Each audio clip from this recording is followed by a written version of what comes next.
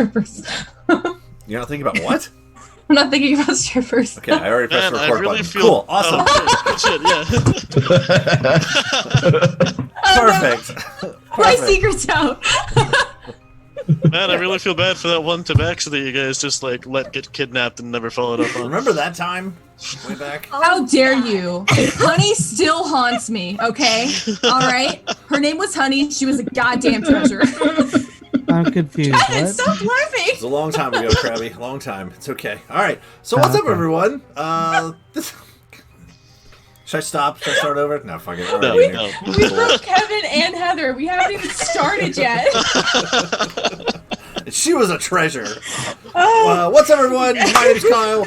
This is Fates and Fables Gearhearts Rising. As you can see, we're ready to play some D&D. It's going to be awesome. It's going to be a good night. I'm excited. So, speaking of D&D, let's get right into it. I'll get into a recap. But as always, let's introduce all of our players, these wonderful people around the world, literally. That's pretty cool that we get to say that. So, take it away. Who goes first? Hi, I'm Nick. I play Volt. I wasn't prepared with a quilt, but I did ask bro for a jolt. Hey. Okay. I literally did not remember until a minute ago. Okay. That's okay. That's okay. It was still pretty good. For on the spot, it was still pretty good. Welcome. I'm welcome, pretty happy with it. I am Cody. I play Frey, and I really wasn't thinking about anything. So just gonna have to deal with that one today. That's fair. That's okay. I was still caught up with the fact that Kayla was just thinking about a stripper for some reason. Look, alright, I was not thinking. It comes. Okay. You know what? Never mind. Nope. It's all good. There's a whole history. Okay, next up. Shut up, Nick. I'm Kayla. I'm not thinking about strippers. I play Alona, who also doesn't think about strippers. Strippers. And she has a well, that's how they say it in the song. They say she's dancing like a stripper.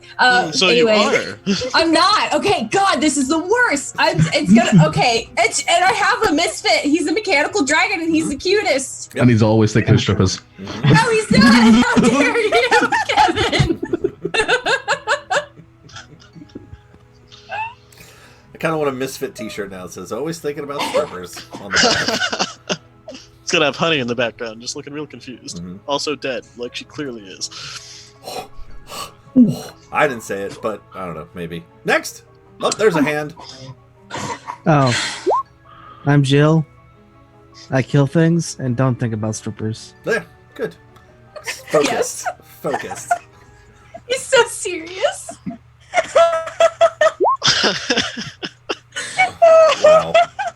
Wow. God damn it.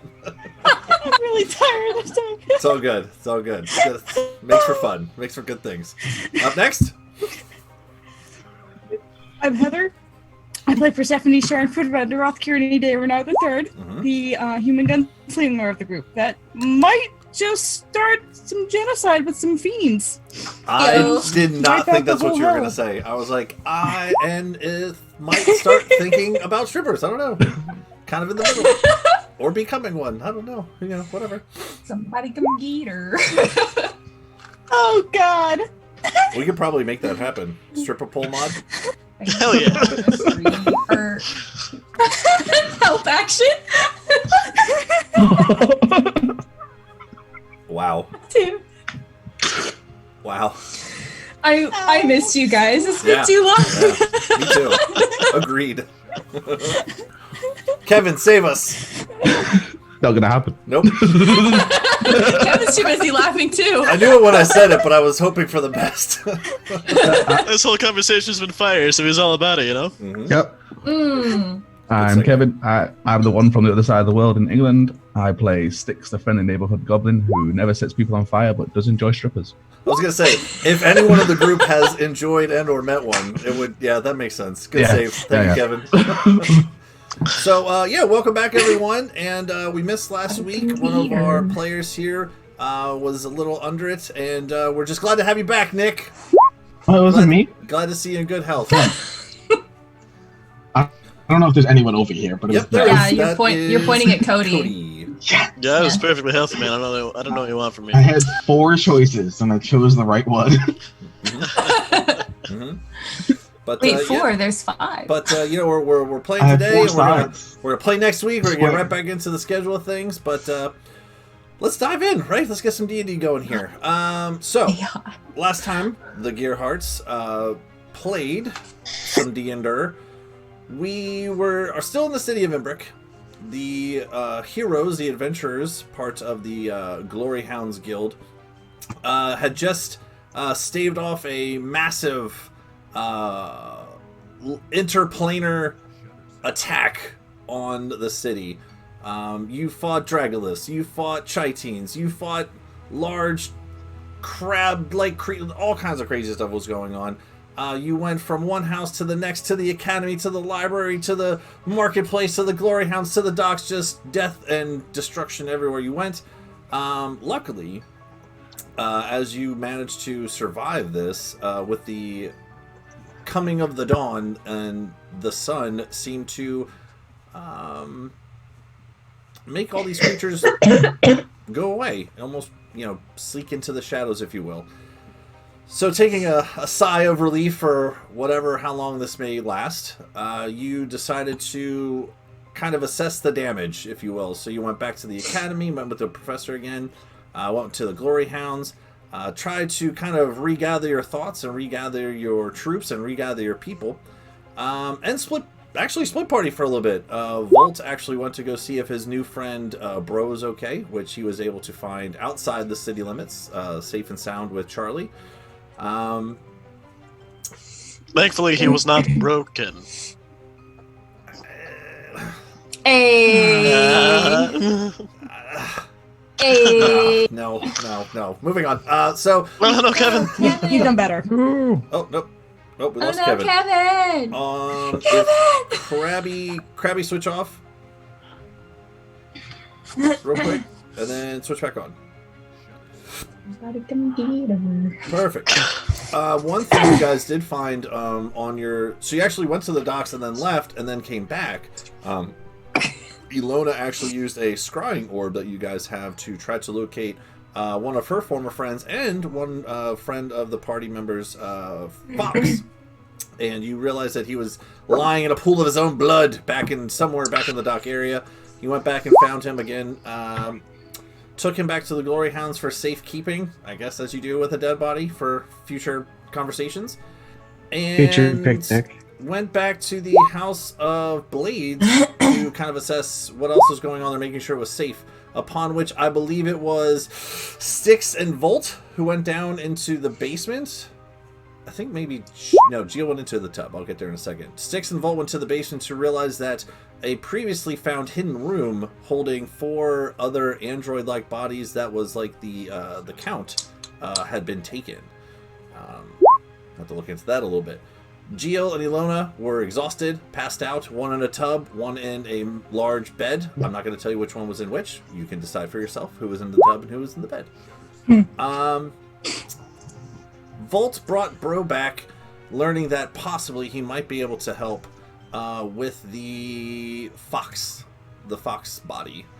You took him back to the House of Blades, where after a interesting spell ritual was cast, a cocoon-like structure was wrapped around Fox, and after a brief moment of wondering if the spell had even taken hold, a spell Bro had never done before, you ripped open the cocoon and Fox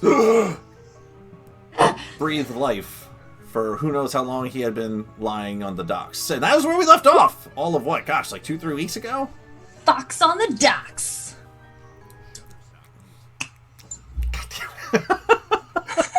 We're getting there as we're going. But that's where we left off. So, picking up, we will go to Gio.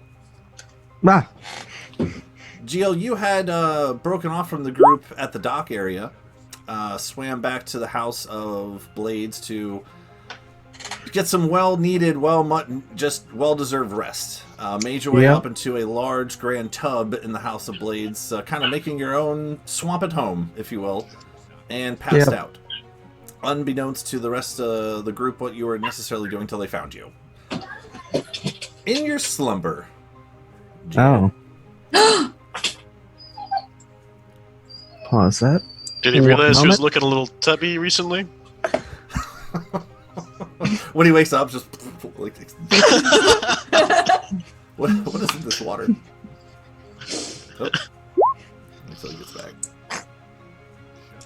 Maybe. Was he washed out? Maybe. Glorious. Oh, sorry. So, I had to do something. no, you're good. So, Gio, in your slumber, just, again, the weight of the last couple hours of just constant fighting and chaos, sleep taking you, you find yourself, first of all, in darkness, but the first sense you get is warmth all around you. And That's nice.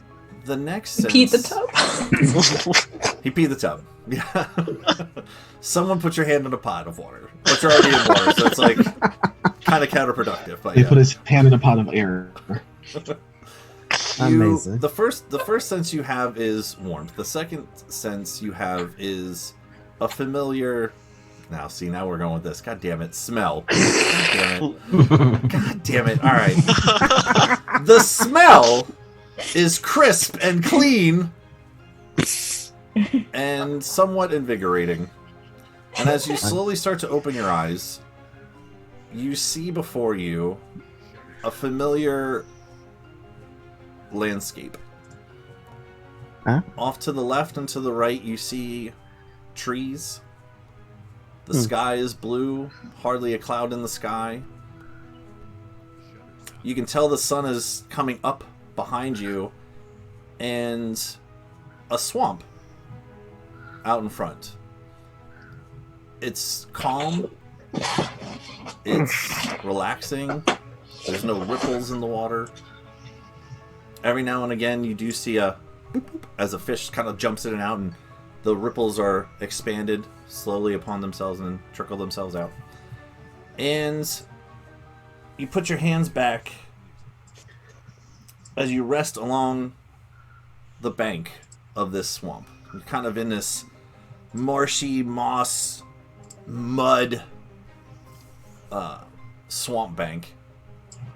And you lay on your hands for a little bit and then get even a little more comfortable and kind of lay back on your elbows and just kind of extend your large lizard crocodilian feet out and kind of dip your feet and toes into the water and just kind of kick a little bit, and your tail kind of swings out to the side, and just enjoying this moment of tranquility, this moment of peace.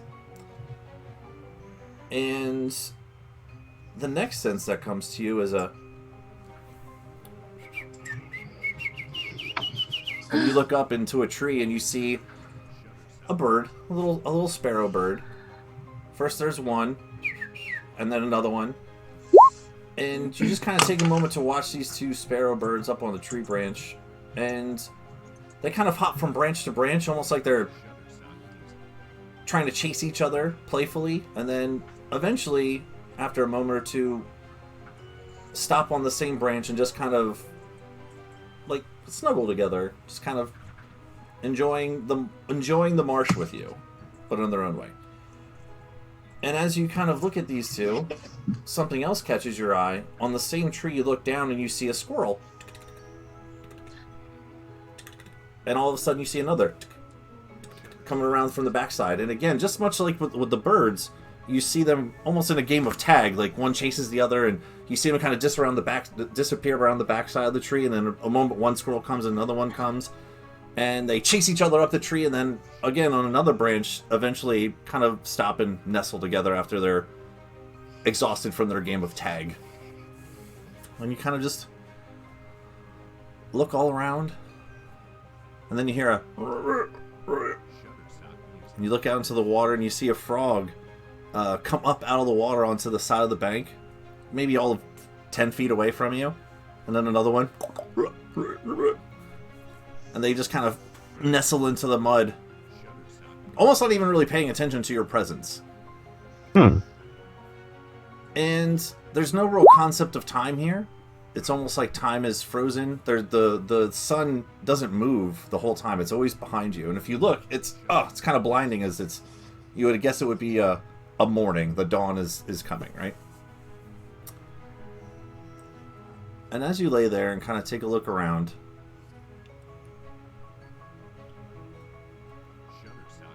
off in the distance, the sky starts to, you squint a little bit, starts to grow dark.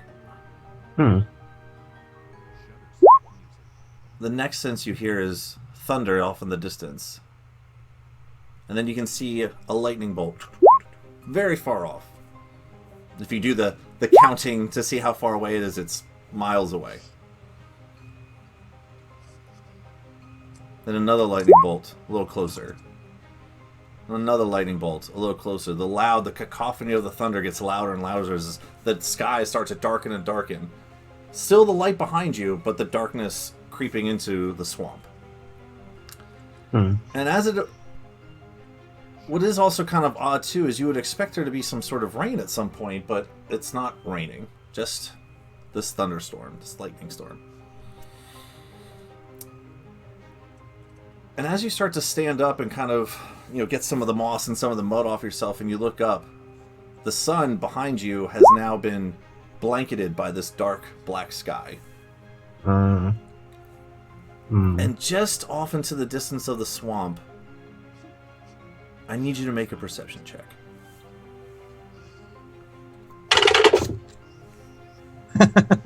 One. Oh. All right. Damn it, Jill. That's pretty in character, though. Good start to the session. That's what you needed.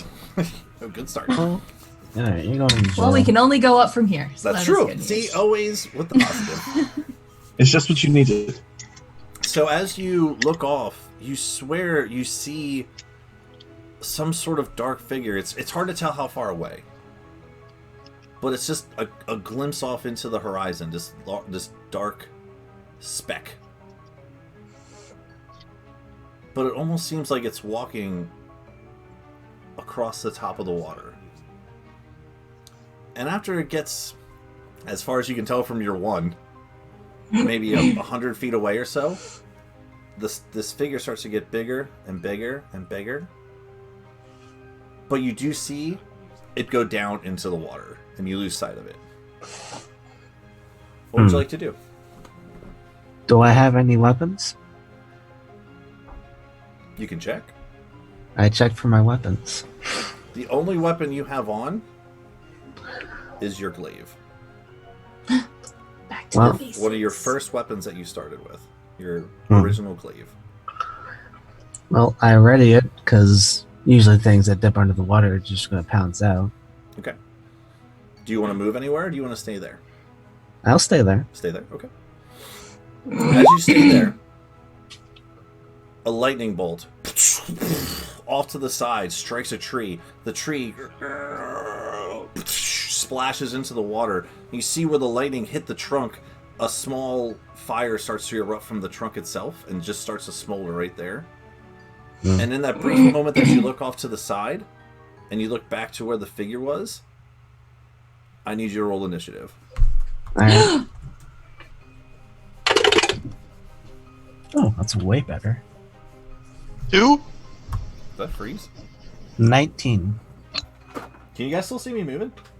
Yep. Yeah, Cool, because you guys Yep. all froze for me, so that's fun. it's because we're cold. It's because we're just chilling.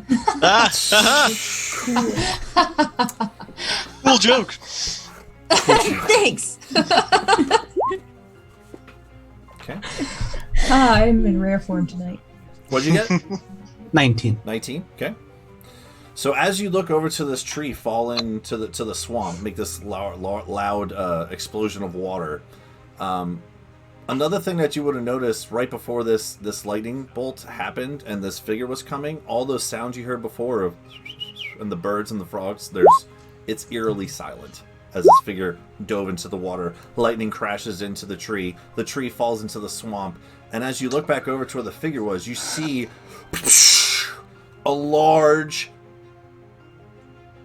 lizard folk, crocodilian type creature all in black. This is happening so fast you can't really pick out any details except for there's a large black crocodile figure busts out of the water at you, but you did roll a higher initiative. What would you like to do? It's about 20 feet away, and it's coming up out of the water towards you.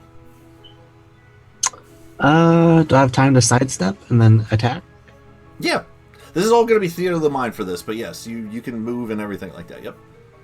I'll sidestep a little bit so I'm not in direct way of him launching straight at me and try to swipe at him. Okay, you want to like wait for him to land?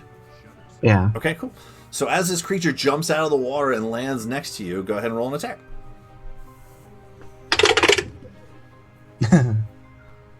2 plus 6. No, that misses. Okay. Yeah. Okay. Jail. Alright, I missed. Oh, I have more attacks. I have more. You do. Yep, you're good. It's been a while. 20! It's been a while. A 20? Yes, that'll definitely hit. Go ahead and roll your damage. Yes. Alright, I use a d10 for a glaive, right? Yep.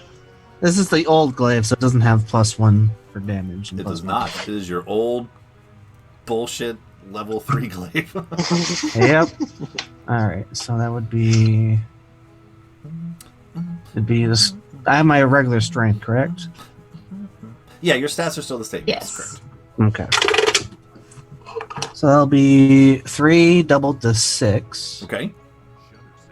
Plus 3, so 9 points of damage. Nice. Oh, that was like a natural 20. I thought it was like a dirty 20. No, it wasn't that 20. No, okay, cool. You're better. Okay, awesome.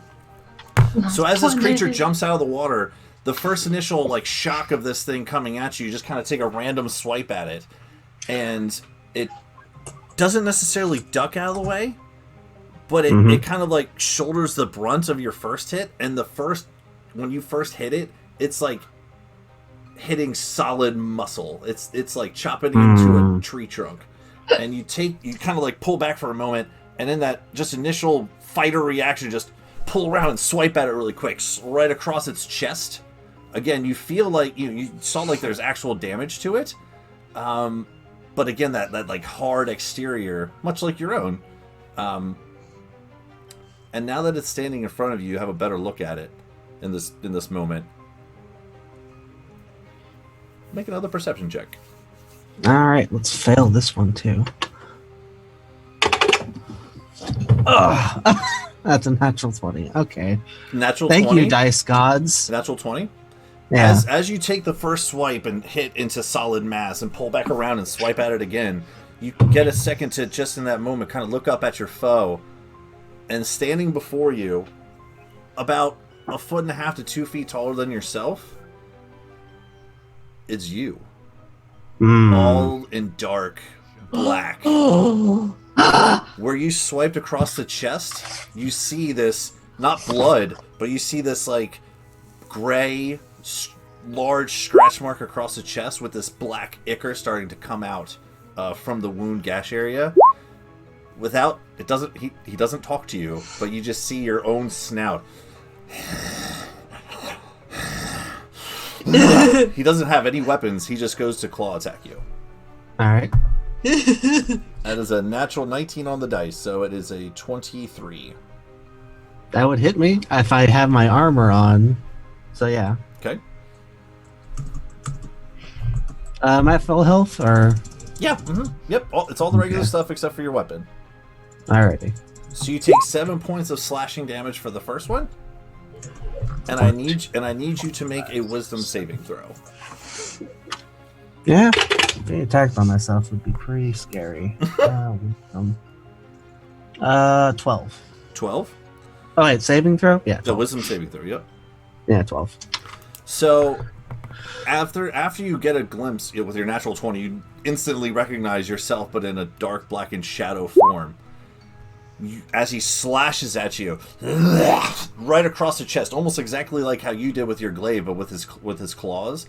And he pulls his head back up, and in that slow pull-up moment, you look into his eyes, and it is just solid black mass with this slight little yellow tinge all around the outside of it.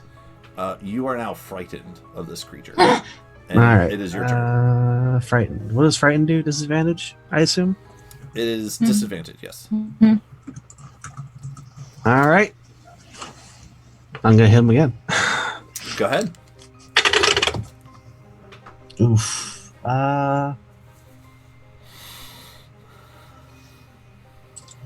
Let's see. So it'll just be +6.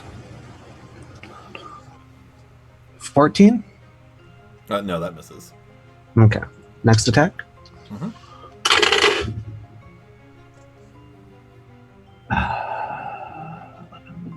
17? That just barely misses. Oof. So Bonus attack. yeah. Mhm. Well, yeah, because you're a polearm thingy. Mm-hmm. Yeah, I missed the first one, but it's too late for that one. 16 plus 6 would probably hit. That will hit. And that'll be a d4. 2, 3, 4, 5. 5 points of bludgeoning damage. Okay. All right. So as you look into its eyes and you feel the shock and frightened of seeing yourself in this large dark form, you just wildly swing and swing and swing, and eventually are able to come around on the third swipe and hit it with the blunt end of your polearm. It still has its like face and snout at you, so as you're swinging wildly, almost with your eyes closed, just into sheer first initial fear factor of it, you just manage to open your eyes at the last second and hit it right across the snout.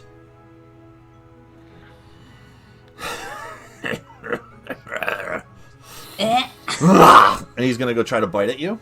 Oh, and you can roll the wisdom saving throw, by the way. All right. Let's do that. It's still 12. Still frightened. Yep. All right. Let's see. So 21 to hit? Yeah. Okay. So as you hit him across the snout and he looks back over at you, he goes to chomp right into your neck. Oof. You take 3 points of piercing damage from the teeth, and I need you to make a strength saving throw. Disadvantage or? For frightened, I believe so. Okay. Let me look it up real quick. I know it's disadvantage for the attacks. Hold on. Fighting creatures have disadvantage on ability checks and attack rolls while the sorcerer is within line of sight. Okay, so Yep. it's a saving throw, so no, it wouldn't be a Whoa. disadvantage. That was the fastest. Oh, it's a I've saving ever heard you throw? talk. Yeah. Oh, yeah, it's a strength saving throw. Oh, okay. Let me re-roll that then. 14 plus 6. Oh, yeah, you're So- good. Yep, you're good.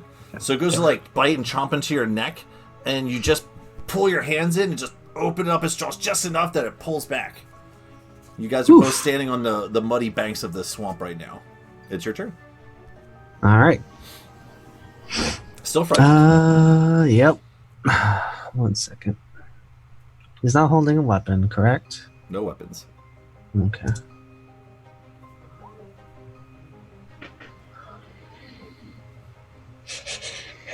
All right. I only have 2 options. Who is in the house, by the way? Volt and Styx are downstairs. Ilona is sleeping. Ilona, did you check on Geo when you came up? I don't think so. I think I went straight to the a room. Okay. I wasn't going to go directly to sleep, though. Okay. Persephone? This is before you I guys mean, went I'm to not the... there this now, is- but I had checked on him when I was looking around. Yeah. Okay. I never saw Jill directly, but I was in the house for a while. Okay. I'm gonna make an. Okay. Yeah, you guys are still at the dwarves. This would have been before that, but after, because Ilona went to it. Okay. Uh-oh. 2 19s. Oh, yeah, definitely hits. Yeah, go ahead. Okay. So let's get the damage first, and then I'm gonna do a trip attack on him, expending a security die. So let me just do the damage first. 6 plus 3, so that would be 9. And then let me add a d8 to that. Plus 5, so 9, 10, 11, 12, 13. So 14 points of slashing damage. And he needs to make I believe, a strength saving throw. Yeah. And the DC. That's only a 9. Oh, he falls down. Okay. Was that your whole So turn? now, Okay. Bonus attack or? I still have one more attack, but since he's on the ground now, I think I get advantage, so that makes it a straight roll. Straight roll. Mm-hmm. Ah, shit. 12 plus 6. Yep, that'll hit. That just hits. All right. Use that one. 7 points of slashing damage plus 3 strength, so that would be 10? yeah, 10 points of damage. Okay. And then bonus action to hit him at advantage, so straight roll. 8 plus 6 will definitely not hit. That does not hit. Okay. Okay, so on the first swing, you trip him. Yep. And kind of like dig into his leg and kind of pull up with your glaive. You don't think it's gonna work, but you actually manage to just hit like the sweet spot, like right behind like the knee and the calf area, and just kind of with the swing / pull, knock him on the ground. Try to swing at him again, but miss, and then you still have your polearm backwards attack, or did you? Yeah, I just did that and it missed. You try to slam it into the ground, and a crocodile rolls out of the way. Okay. Did you roll advantage when he was prone? Yes. Well, I did on the a straight roll. And now I'm going to roll to save for the fear or whatever. 18 plus 1. So as you slam it into the ground and roll it away, you start to build up your confidence into this fight, knowing that you can trip this creature. You are no longer frightened of it. Okay. 1 second.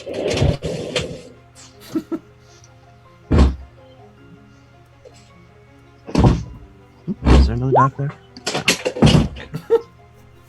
Oh, totally fell down. Alright, go ahead. So as it rolls out of the way, it's on all fours on the ground in front of you, like 5-10 feet away. It looks up at you and just grins and just into the water. It ran away. Mm-hmm.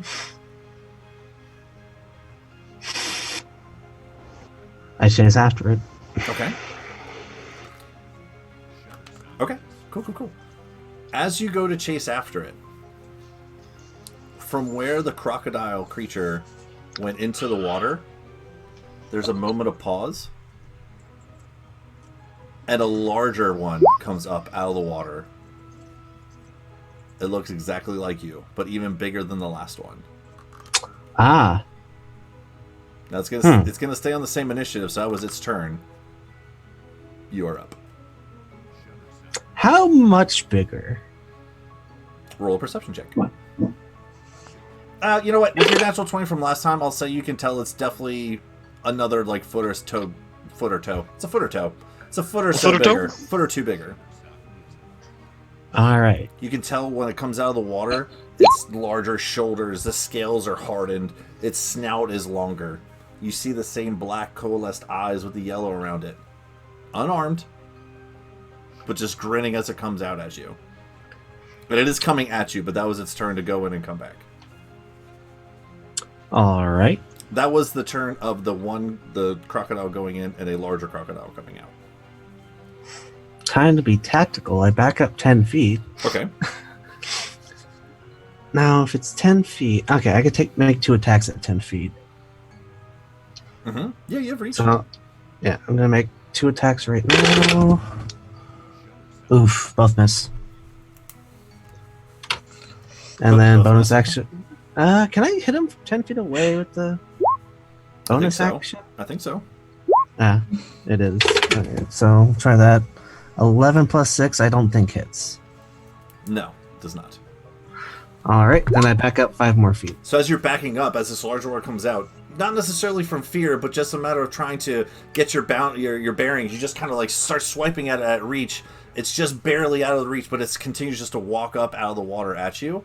And you kind of fling your glaive around and try to stab at it with the blunt end, but still missing just out of its reach. It continues without fear as you're swinging at it, continues just to walk up to you, takes its 2 hands, and kind of like comes around and tries to like almost like baseball bat swing at you without an actual weapon in its hands, just with it's like a weird hammer kind of swing. So I backed up 10, then 5. So when it gets in within 5 and enters my attack range again, I get 1 more attack at it. Sure, like a reaction kind of thing. Yeah, that's the Polearm Master, I believe. Sweet. So I'm gonna try that. 19, so that will actually hit it. That actually does not hit. It doesn't? Oh, it's 19 plus 6, so... Okay, then it does hit. Okay. Okay, alright. Shit. I gotta reroll that. Yeah, 3 plus 3, so 6 damage. Okay. Alright, and that's it. I only get 1 attack. Okay. So, when he comes around with his hands, as you kind of like bat at it a little bit, just to kind of push it back, unfazed, continues to walk at you, and as it's walking up, it just grabs its hands and poof, natural 20 double hammer fists across your snout. Ow. Of course I would roll that. You take 10 points of bludgeoning damage as this thing just right across your snout. 9, 10. But that is its turn. Oof! Alright, so now it's right up on me? Mm-hmm. Alright, I can't really back out without getting attack of opportunity, so I'll take my 2 attacks. Okay. Okay, 15 plus 6 will hit, one of them misses. Okay. And I will do that. I can reroll 2s. It's a 10. So 10 plus 3 would be 13. Oh, no. Yeah. Mm-hmm. So 13. I'm going to try and trip him again. So I'm going to add another d8 to this die. That's a 1. Do I reroll superior die? No, it probably doesn't matter. So on a damage dice? Yeah, but it's not... If it's a damage dice, you still would. I thought it would be for the great weapon, or the big weapon, but I don't think it counts for ability dice. I'm pretty sure it's any damage dice that you roll, if you roll a 1 or a 2. Let me check. Great weapon He's fighting. shaking his head no. It's a fighter thing? What is No, it's great weapon fighting. I don't think it counts for abilities. Yeah, on a damage die for an Natural. attack you make on your melee weapon. natural weapons and unarmed strikes still count as weapon attacks, otherwise monks would be useless. Yeah, so you can use it. No, it's like for the ability from superior. Oh, but you don't have, being you don't a have fighter. two-handed or versatile.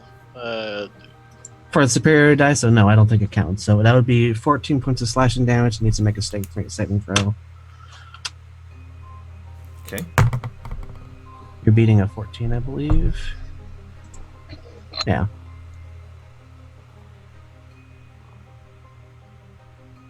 What?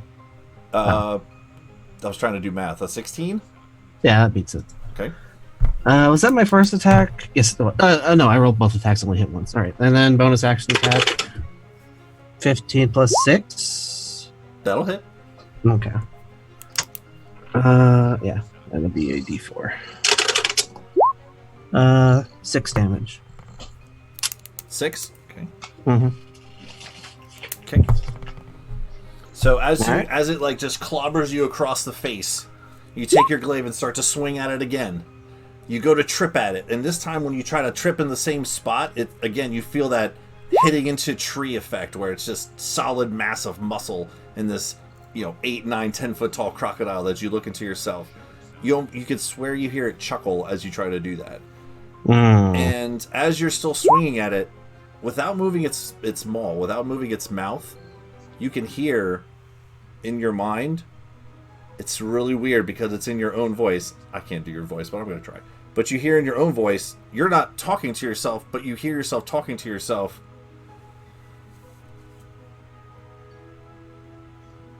All alone. All alone, I see. And as he says that, back behind the water, all alone.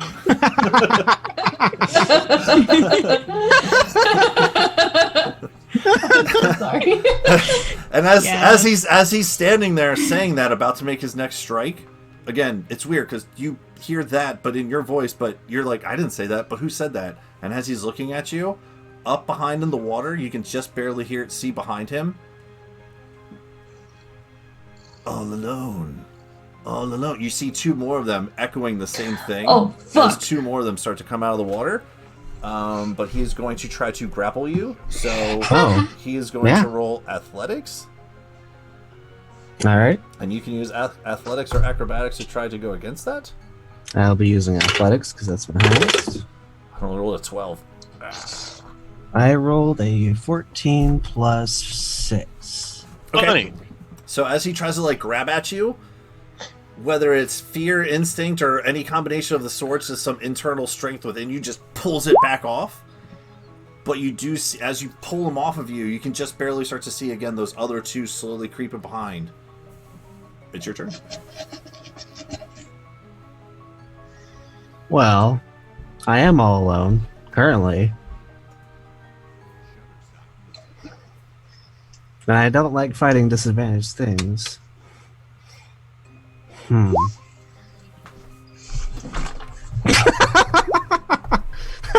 Uh-oh, I'm missing something in chat. Oh gosh, what am I missing?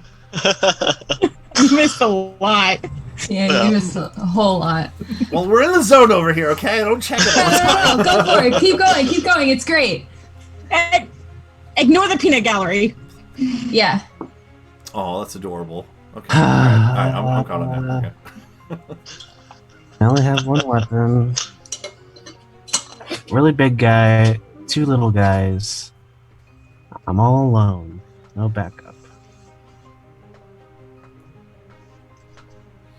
Well, I run. Okay, which I direction? disengage. I disengage from the main one and run behind me. Okay. So disengage. That is my Movement. action. Okay, And movement 30 feet, so Thir- that's how far I get. 30 feet. Okay. So as you hear these voices and you see 2 more and you're kind of assessing the situation again, it's almost like you want to try to strike again, but in that brief moment, you're like, I am all alone. Whether you mean it in a tactical reason, as in 3 versus 1 doesn't seem fair, or I am all alone with none of my allies, none of my friends, whatever that means to you, you turn and start to run, and as you turn and start to run, it tries to like reach out and grab for you, and as you disengage it, it doesn't do it. And you just start to run, and as you run, you see before you is forest. So when you were sitting on the bank before, think of almost like a big U shape. You were on the bottom half of the U, looking out from these trees in the swamp. So you turn and start to run back into the forest, into the trees and swamp. And as you're running 30 feet in, you like jump over a fallen log and you dive through some of the branches and you peer over your shoulder.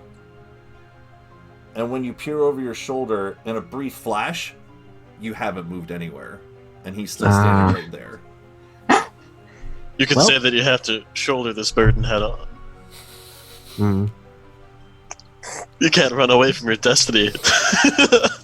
Nightmares are awful. And as you turn around and he's still standing there, the 2 have now come up around to the sides, and you see the one still in front of you and other 2 just as large standing all around you.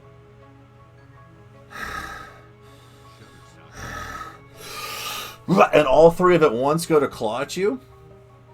And that is when you will wake up. And we will get to that in a little bit. Ilona, you said you're not going to sleep right away. What are you doing over there? So I go to my room. Gonna have a temper tantrum moment. You went into Deimos' room, correct? Yeah, The I go older to brother? Deimos' room. Yeah, Deimos. I go to my room, Deimos' room. Slam the door, throw all your clothes on the ground, and start yelling? No, I just kind of like shut the door quietly, and then I'll climb on the bed. I'll wait for Misfit to get on the bed, realize he can't fly, and then get down and help him up onto the bed. You see him actually, like, just from basic instincts of his normal movements, he'd actually you do see like a as a wing as he tries to like jump up and realizes that he can't, and like awkwardly, like, it's a high bed, so he kind of like tries to like and like to eventually like I'll pull him up. push his little Misfit tush up from the back and pull him up into the bed. Yep.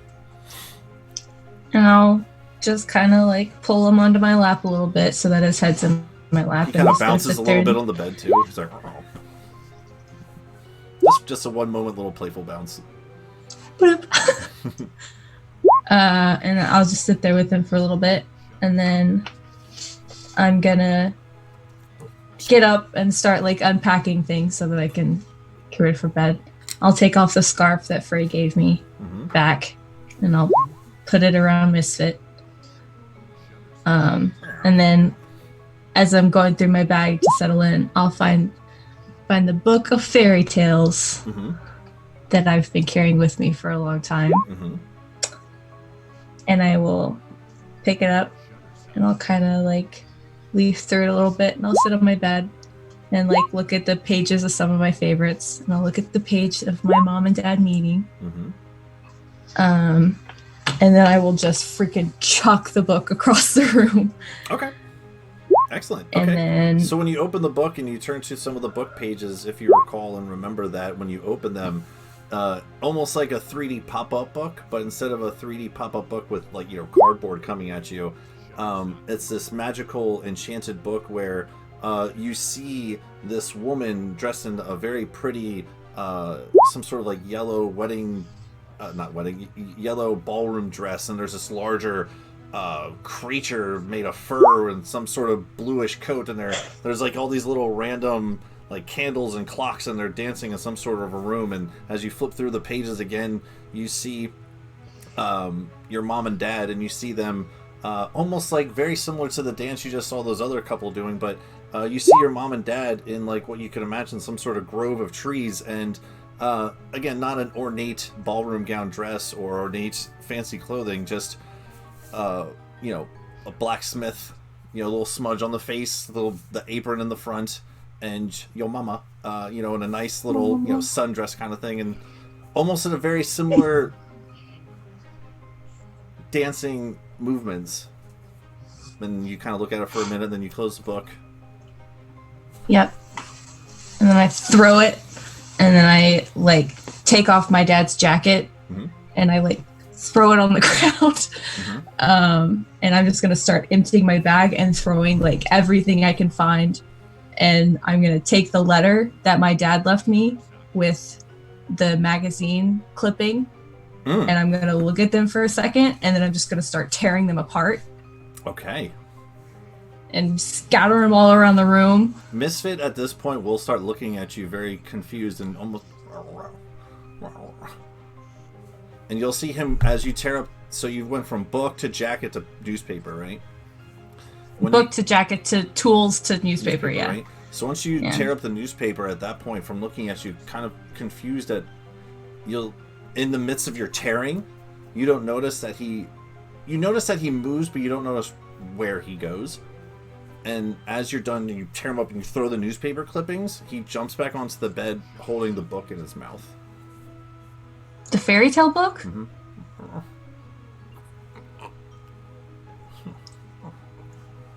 No, Misfit, they're not real. I'm going to throw them again. They're just, leave them. Make a persuasion check. Ooh, I'm going to persuade my mechanical dragon? Yep. Fuck. That's 6.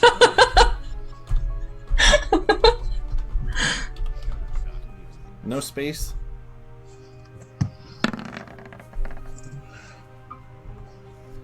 You're looking to roll to yourself, it's /DM roll, no spaces, then a space, and then Did the you guys? D, You whatever. guys could see that, right? No. You didn't? No. Okay, perfect. What'd you say you got? I got, oh, sorry, not a 6, a 4. I got a 4. A 4.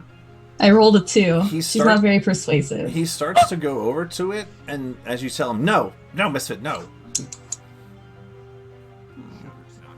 It just kind of stops and just does a little curl at the end of the bed and lays back down. And I'm gonna keep. He rolled a 3. Oh, nice! He and I are on the same page here. Apparently. And yeah, so I'll keep like just like dumping stuff out of my pockets and like all the random like things that I found. I'll get to the Black Knight of Augustine snow globe.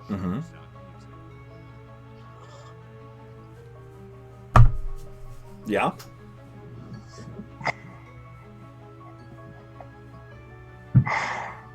And I'm gonna just completely melt and just start crying on the floor, and I'm gonna hold that snow globe. Okay.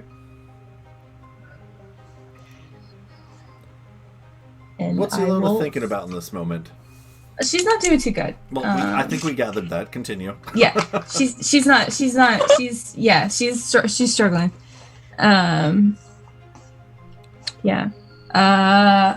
God, so many thoughts. Which god? You could probably call out to any of them. None of them. They're not real either. Your namesake. Ilona. How brave of you to not believe in gods and negate divine magic. That's true. At this point, she's just completely given up on everything she's ever heard and anything she's ever learned about the way that the world works. Because it's not true, and fairy tales aren't real, and there are no happy endings, and her dad lied and abandoned her for some reason, but she doesn't know what that is, and he's probably dead at this point. So she's not doing too good. Okay. But she'll also take out, while she's crying before she goes to bed, she'll take out the star that Lincoln gave her. Back in ye olden days. Mm-hmm. Back in the good old days. Mm-hmm. And I will say, I will whisper the command word for the lowest level of light to shine, which is glimmer. Mm-hmm. And so I'll say glimmer, and it kind of pop up at that. Kind of like shines a little bit. And I'm just gonna put it next to me, so I'm not completely dark in this room by myself. Mm-hmm. And I will cuddle with the Black Knight of Augustine, Snow Globe, and Misfit, and pass out after a very long day. Okay. Deimos's room, an utter mess. Mm-hmm. Just trashed it with your shit. Just trashed. I'm just waiting for him to show up. Mm-hmm. It'll be fine. It'll be fine. Who is this person? And why is my room a mess? Oh god, that'd be What great. is all this shit? So, Ilona, Mm-hmm. as you... Oh no, I didn't want to dream. As you have this moment to yourself to finally just collect your thoughts of the day, of everything that's been happening between your oldest friend Lincoln and what exactly that situation is, from your new friends to portals being opened up to feeling like, can I do anything right? I'm breaking tables and dimensions are opening and people are dying, and on top of all that, you still have all the questions that you still have not been answered. No, nothing. It feels almost like all of these expressions that you've done is a visual WTF. Just throw it all in the air. A visual throw your hands in the air. Just I'm the last shred of hope in this little ball of light and this snow globe. Just even though you've gone to the edge cliff, you haven't necessarily jumped yet, even though it won't take much more for you to jump. You're at the breaking point kind of thing. Yeah. And as you fall into sleep, it takes a little while, just trying to wrap your head around everything that's going on, but eventually you do. And right before you do, Misfit, almost sensing your, besides the visual display you just gave, just the slight tears and murmurs and tossing, and instead of staying at the end of the bed from the last time you told him not to go, but he kind of like crawls up around behind you and kind of like gives you like almost like a full body back pillow kind of feel to it. He spoons me. Basically trying to comfort you in any way that he has probably done before numerous times. So as you fall asleep, sleep takes you.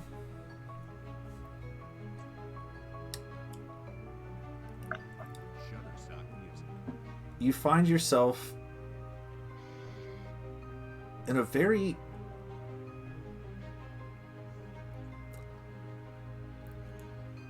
you find yourself in a grove that you've never been in before, but you could swear you've seen 1,000 times. And when you open your eyes, you're standing there, and you look all around, and again, you kind of get your bearings. You have this feeling of, I've been here before, but nothing looks familiar, if that makes sense. Okay. And you look around some more, and you instinctively look down. There's Misfits nowhere to be seen. You're not wearing your jacket. In fact, you're actually wearing clothes very similar to when you were in the bunker all those times. So just very, just basic Ilona wear, default Ilona wear, if you will, right? Cool. Basic shirt, basic pants, rags, tags, little patches here and there where you've had to sew your clothes back together. You're not even wearing shoes, just standing in this grove.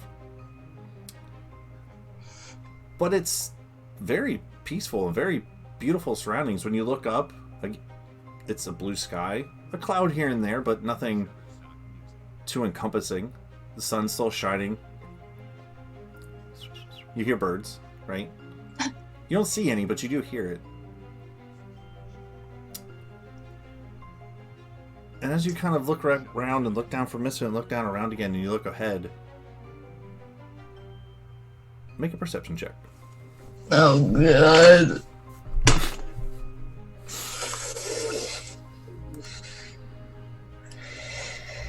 Oh, it's not stellar.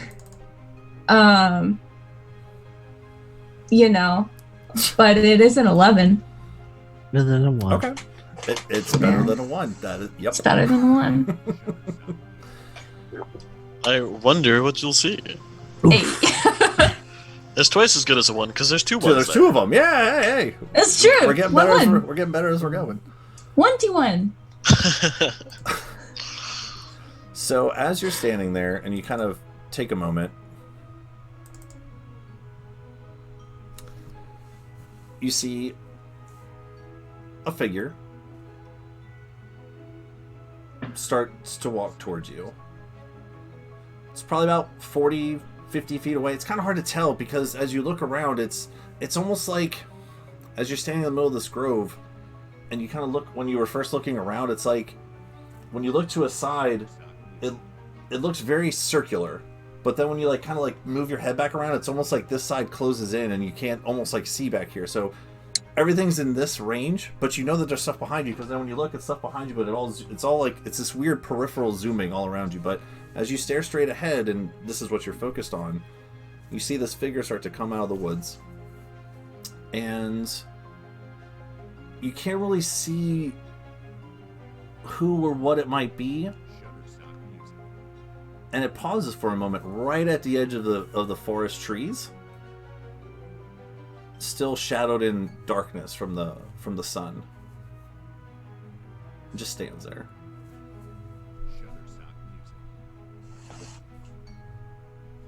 Oh no. Can I take a couple of steps towards it and see if I can see it any better? Sure, yeah, absolutely. As you start to walk towards it, it starts to walk towards you. Ooh. Sorry, I had to fix my camera. And oh my god, is it me? As you start to walk towards it and it walks towards you, you do see as it steps into the grove and the light actually hits this figure, it is a woman, but it's not you. But is it you? It's still very hard to tell from where you're at. Okay. That's where we'll pick up next week. No! Yeah, good session, guys. Stop it! No, stop! We were only here for Jill today. I'll take a couple steps closer and just... I don't know. Am I supposed to know who you are? And as you're walking forward and talking, it mirrors your movement. So as you walk, it starts to get closer. And when you say what you said,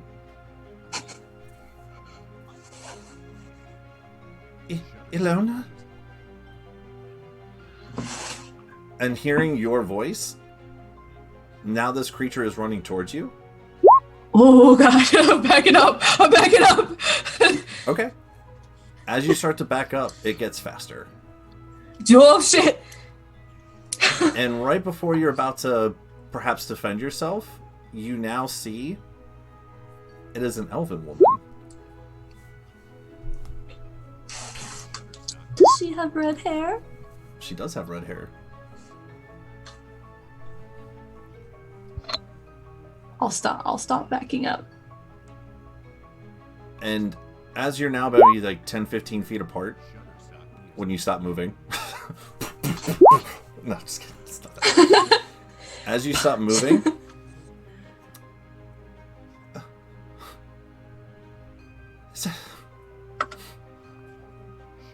it's me. I can't believe I found you.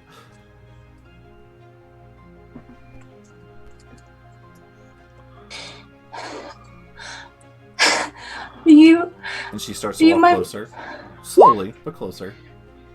And as she starts to walk now, you can see she's wearing this sundress, kind of like a light green sundress, with a little bit like darker trim, like towards the bottom. And it's not necessarily made to, it's not specifically flowers, but it just has a little, almost like smoke flowers, if you will. It just kind of twirls out into like what could be discerned as a flower, but it's all in this dark green kind of pattern at the bottom. She's not wearing any shoes. You can see her little elven ears kind of point out from the red hair. I'm gonna move a little bit closer to her. You're my mother. Yes, it's me. I'm gonna reach out and try to touch her. You find purchase as she reaches out to touch you too, and just instantly pulls you in for a hug.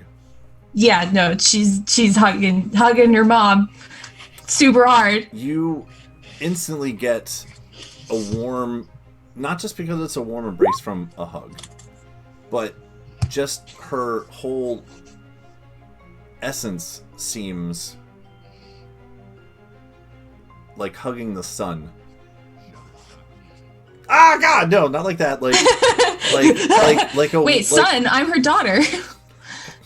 like if you could hug the sun like a warm blanket, like when you're just basking in the sun and you feel its radiance upon you in a hug form. Yeah. And you instantly smell like you just ran through a field of flowers. Mm-hmm. It just wraps around your whole being in this embrace in the middle of this grove. I'm gonna keep hugging her. I'm not even gonna like let go enough to look up. Hi Moo. I'm just gonna. And she continues to hug you, and she goes, "You're big. You're so big. It's been such a long time. I never thought I'd find you." And she kind of pulls away from you. You have your father's eyes. And she kind of like just brushes your hair. She pulls back. She does pull one hand, just kind of like brushes the hair out of your face a little bit, and kind of grabs your cheek, and just still taking you in.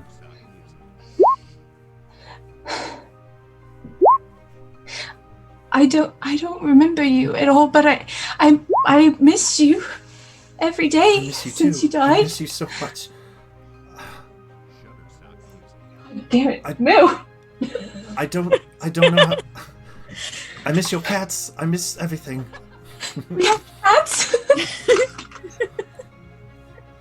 We did, but your father hates them, so we got rid of them. He just fucking hates cats. That's what the mystery meter was every morning. Eventually. She looks at you and I'm so sorry for everything. I don't know how much time we have. Oh my goodness, there's so much I want to. I've run this over and over in my head so many times, and yet here we are, and I don't know what to say. I just... I'm sure you have questions, too. Just let me look at you just one more moment, please, just... And she just, like, now she grabs, like, both cheeks. I don't know how to do this. Like this. I'm gonna, with my cheeks being squeezed, and be like, but what do you mean we don't have time? We have all the time in the world. I just won't wake up. It's fine. We could just stay here forever and get to know each other, and it'll be like you never died. It'll be like everything was normal, and I can just grow up all over again here with you. That's actually not a bad idea. I mean, I would really love to do that too, but I don't know how long. If I can, like, we can't just sleep forever. But I mean, we could, but we can't. But I wonder if we could. What if we just never wake up? That'd be great. We could just stay here. We don't have to eat. But I'd really like to eat. But and she just grins at you wholeheartedly.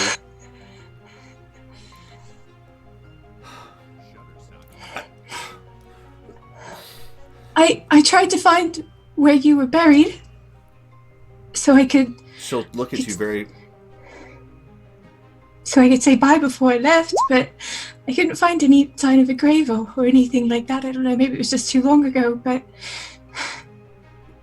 When you say that, after your fun little conversation, and you jump into that, she'll look at you very.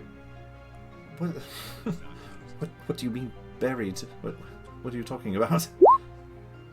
You died. Papa said that you died one day. That it was you had gone out for supplies of something and you didn't come back. That you went out and you were gone.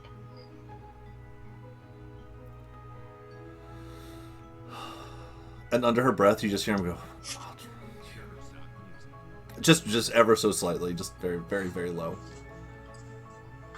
And she still has your face like this. Yeah, all squished. And she just pulls your head in and just kisses you on the forehead and just looks at you and releases and says, "Child, I'm alive. I'm very much alive. I don't know how much time we have because this is an enchant. This is a. Please don't be mad at me, but this is a spell that we're in right now."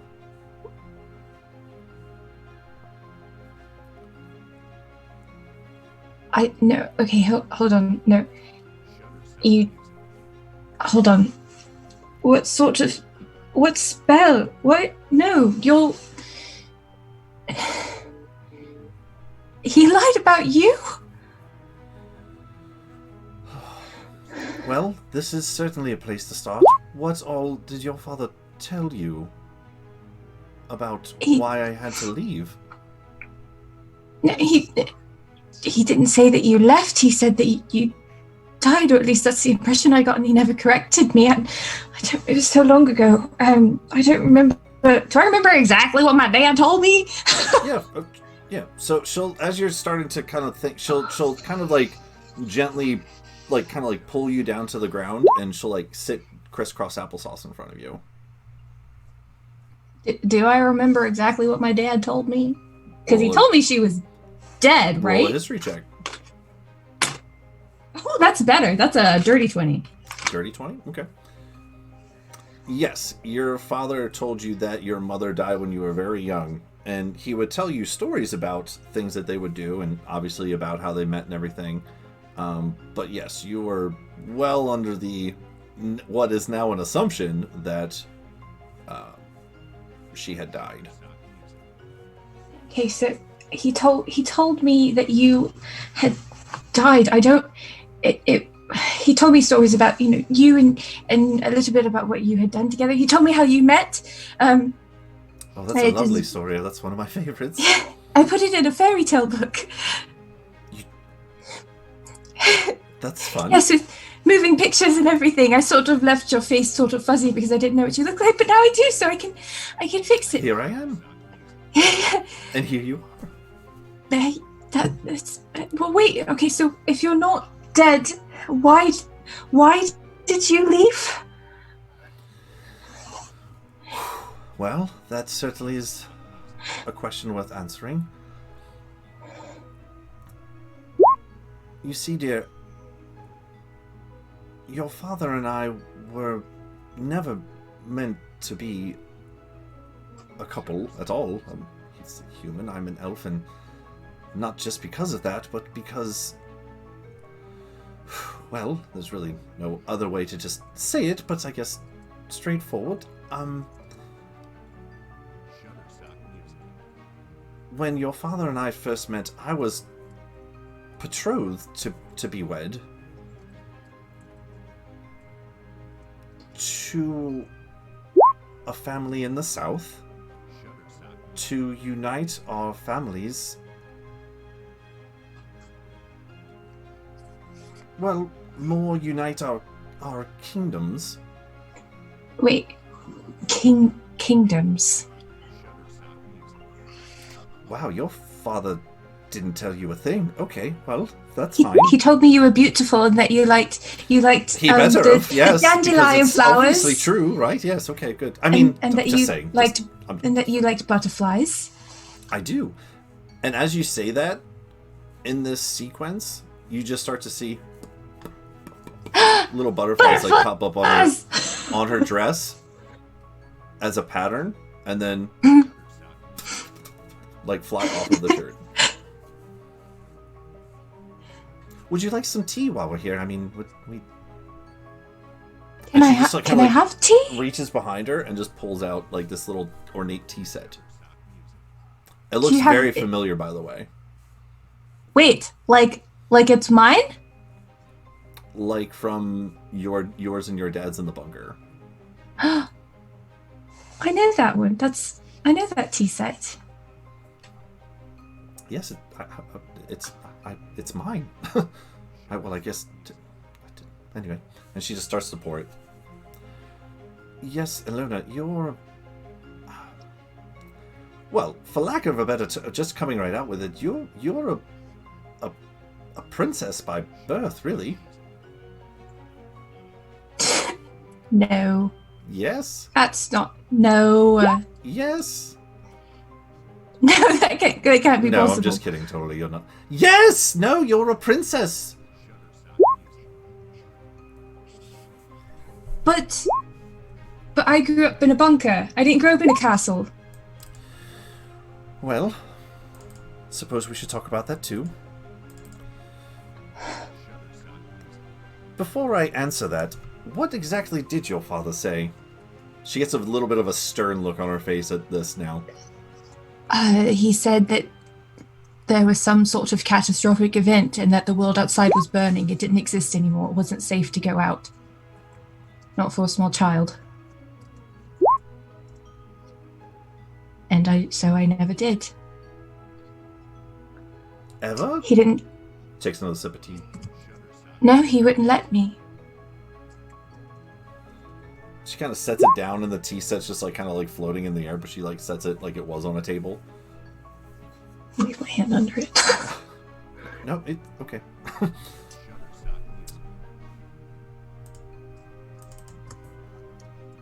Sorry, I was just looking at something. Oh God. What are you looking at? What's gonna happen? Nothing. I can see your head shaking, Kevin.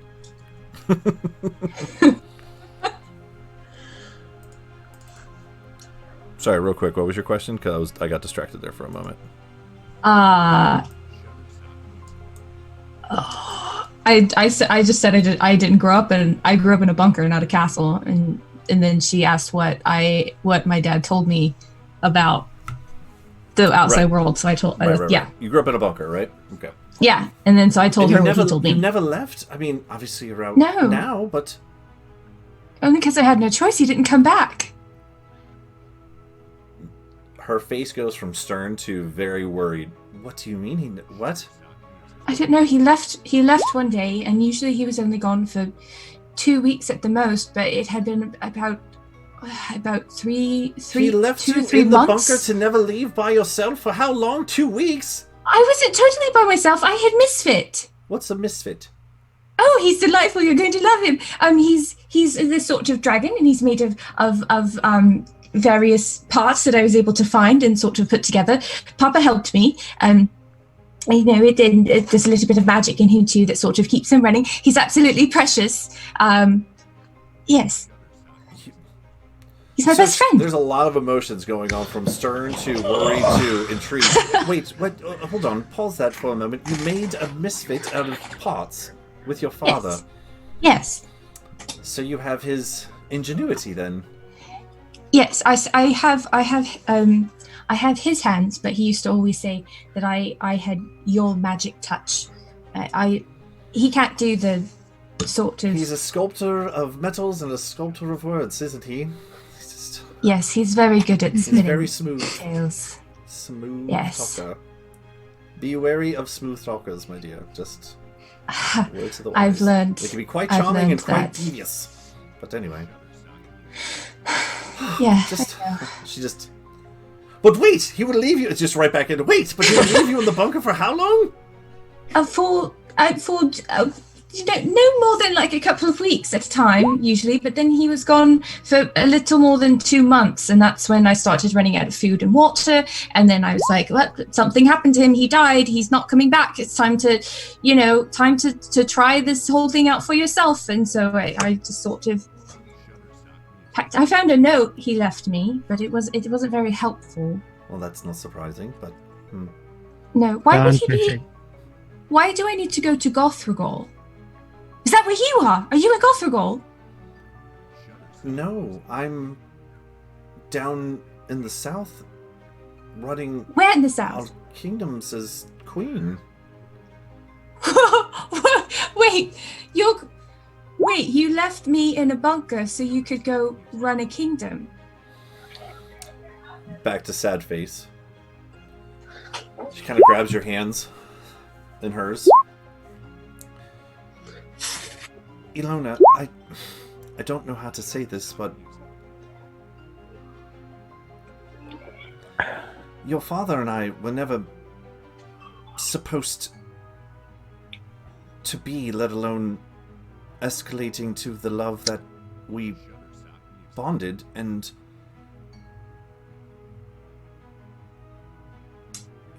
you were the most precious gift from that bond and love.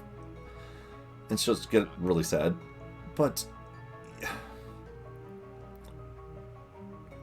where I come from, you...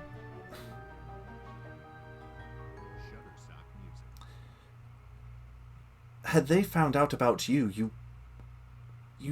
probably would have been killed, child.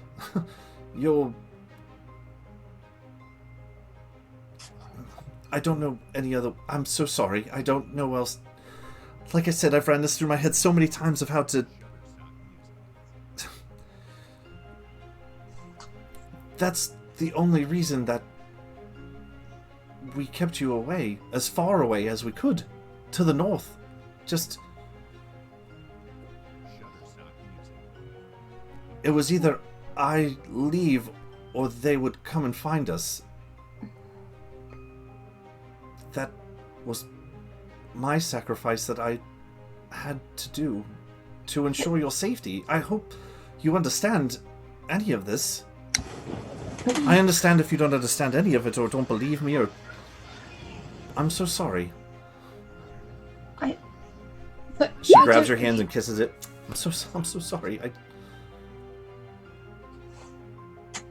But why was I not allowed to leave?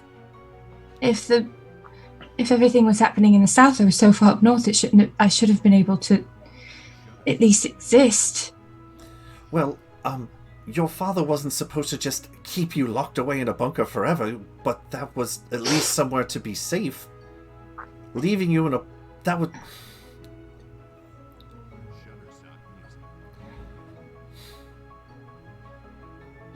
You couldn't even visit? All right? Just tears coming down now. No. I know this is a lot to take in. I know it's hard to understand. I know nothing I could say... Nothing I can say will... Why would Papa not come back? Well, that is certainly something that worries me too. How long has he been gone for? Remind me, DM, it's been like 4 or 5 months at this point? It's like 5 now. About 5 months. Because you've been out on your own for about a month-ish, and it was 4 months till you left. So you were by yourself for 4 and then left, and it's been like 5. It's, about 5 months. Just.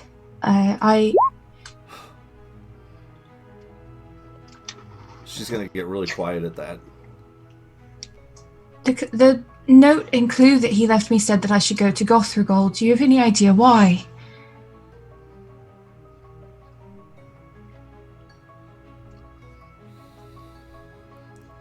Gothragol is a very, very scary, dangerous place. Unless he wants you... I mean, we do have one friend there. Who? Dr. Richard, Oh, shit! Oh, shit! Oh, shit! Oh, shit! Oh, shit! Oh, shit! Oh, that's the wrong notebook. I'm in too many D&D games. Oh, God. Oh, God. I'm in too many D&D games. It's okay.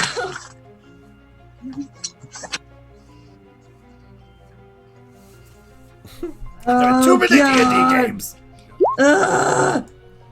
Where did I write this down?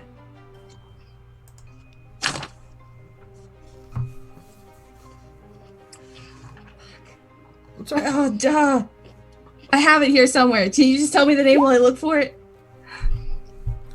Dr. Richard Lewin.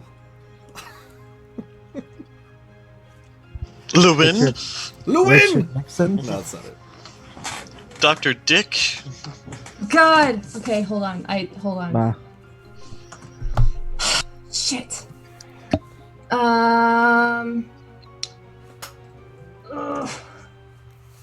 Gotta be Nixon. Yeah, Dr. Nixon. Richard Nixon. Dr. Richard Reimer. There you go. Richard Reimer. Yes, that's the one. Yes. Yes. It was on the tip of my tongue. That's the only one I could possibly think of that he means for you to... Have you seen him? Have you gone there? No, no, sort of, we were on this train, and there were some items left behind, and there's this sort of, oh God, I'm trying to remember what his name was on. It was on something. Roll a history check. Oh my God! I won't make you look I have through everything written down. Okay. It's just chaotic right now. I won't make you look through all the notes. Thank you. It's a history check 22. 22. Okay, so you remember there was a bunch of items. There was 5 in total, I believe. And yes. You found in a secret compartment in one of the wooden box underneath was a scrap of paper that had that on it. Yes, but what was in the top of the box? Was that the spyglass? Yes. Mm-hmm. It was in this box. It was sort of hidden in the bottom. His name was written on a piece of paper, and then there was a spyglass on top. Does that mean anything? Just the name. I've actually never even met him before. I wouldn't be able to tell you the difference between one and the other, but he talked about him sometimes. I think I'm supposed to go there. Well, now I have a person to look for. That's good. I don't just have to walk around the streets shouting his name. Not in Gothragol. Do not know. Yeah, you're not the first person. I would not go there alone. No, I've made friends. From frustrated to mad to happy to sad to happy. You have? It's kind of like what? Yes. Oh, that's wonderful. How many? A lot? I'm sure it's a lot. Oh, hundreds. Absolutely. Yes, that's not surprising at all. Centimeters. Centimeters. But there's a couple that I'm closer to. We sort of travel around together. We have formed a group and we call ourselves the gearhearts, and they're quite fantastic. Oh, all of them. Oh yeah. Oh, okay. Gearhearts. Wait. You said you're adventuring? Is that what you just said? Yes, I'm part of the Glory Hounds. I'm Glory Hound member. I sort of got snuck in by one of my other friends. His name was Link, and he wasn't supposed to put me in, but he did put me in. I didn't have training, but I sort of joined. But I didn't know that I needed to have training to join. I just signed a piece of paper. He said he would handle the rest of it, and I guess he sort of got in trouble and he got kicked out. But I did find the rest of the group by doing all this, so that's good. Something good came out of it. Okay, so wait, what you're telling me is that your father disappeared, so you went out with your mechanical thing Misfit, and you walked around and you met this man who put you into a thing, and then you met some other friends and you went on adventures, and now you met me here. Yes. It's wonderful. Exactly. Ah. Wait. Can I come see you, or is this it? She said So that from I would happy be... Yeah, we're bouncing Back. all over the fucking place. Keep up, Mom. back to sad.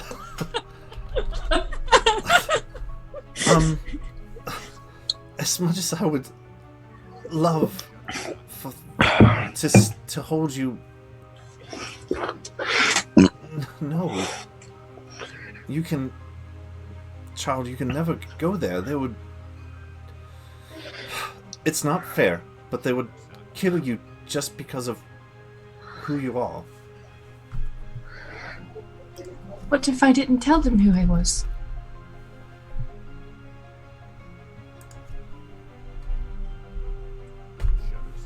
What if I just was Ilona with no last name and they didn't know?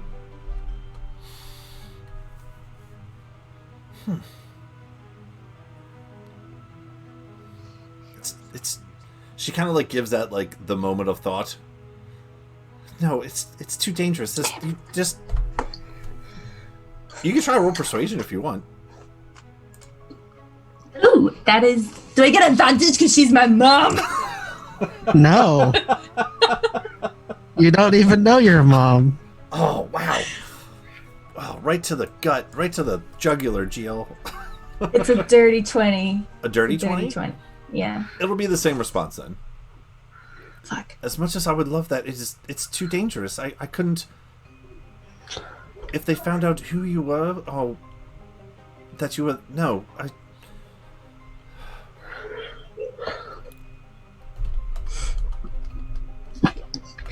I have your locket. I'm gonna hold up the locket. You do. It's broken though. It's missing a piece. It only sort of halfway works. It's just a little piece that needs to. So we've gone from happy, all over stern, the place. discouraged, sad, happy, sad, happy, sad. And at that, she will go back to happy. And she will pull out from underneath her sundress what looks to be a very interesting piece.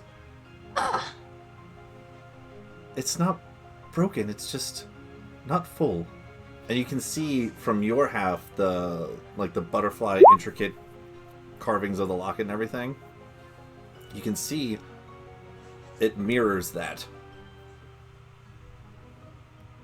May I see it? So I give it to her. Woof. Okay. Yeah. So, as you hand it to her, Oh my god. Can she give me stuff in a dream? she connects the two pieces and just gives it a slight turn, like where the butterfly, like kind of like thoraxy abdomen, I don't know, fucking butterfly parts, but like the bottom part, she just kind of twists it a little bit, and you can see the intricate like gear parts of the middle where they start to like, and you hear a slight little, and then it's just, she's just silent for a little bit, and you just hear this. Can you hear that okay? Yeah, it's a music box.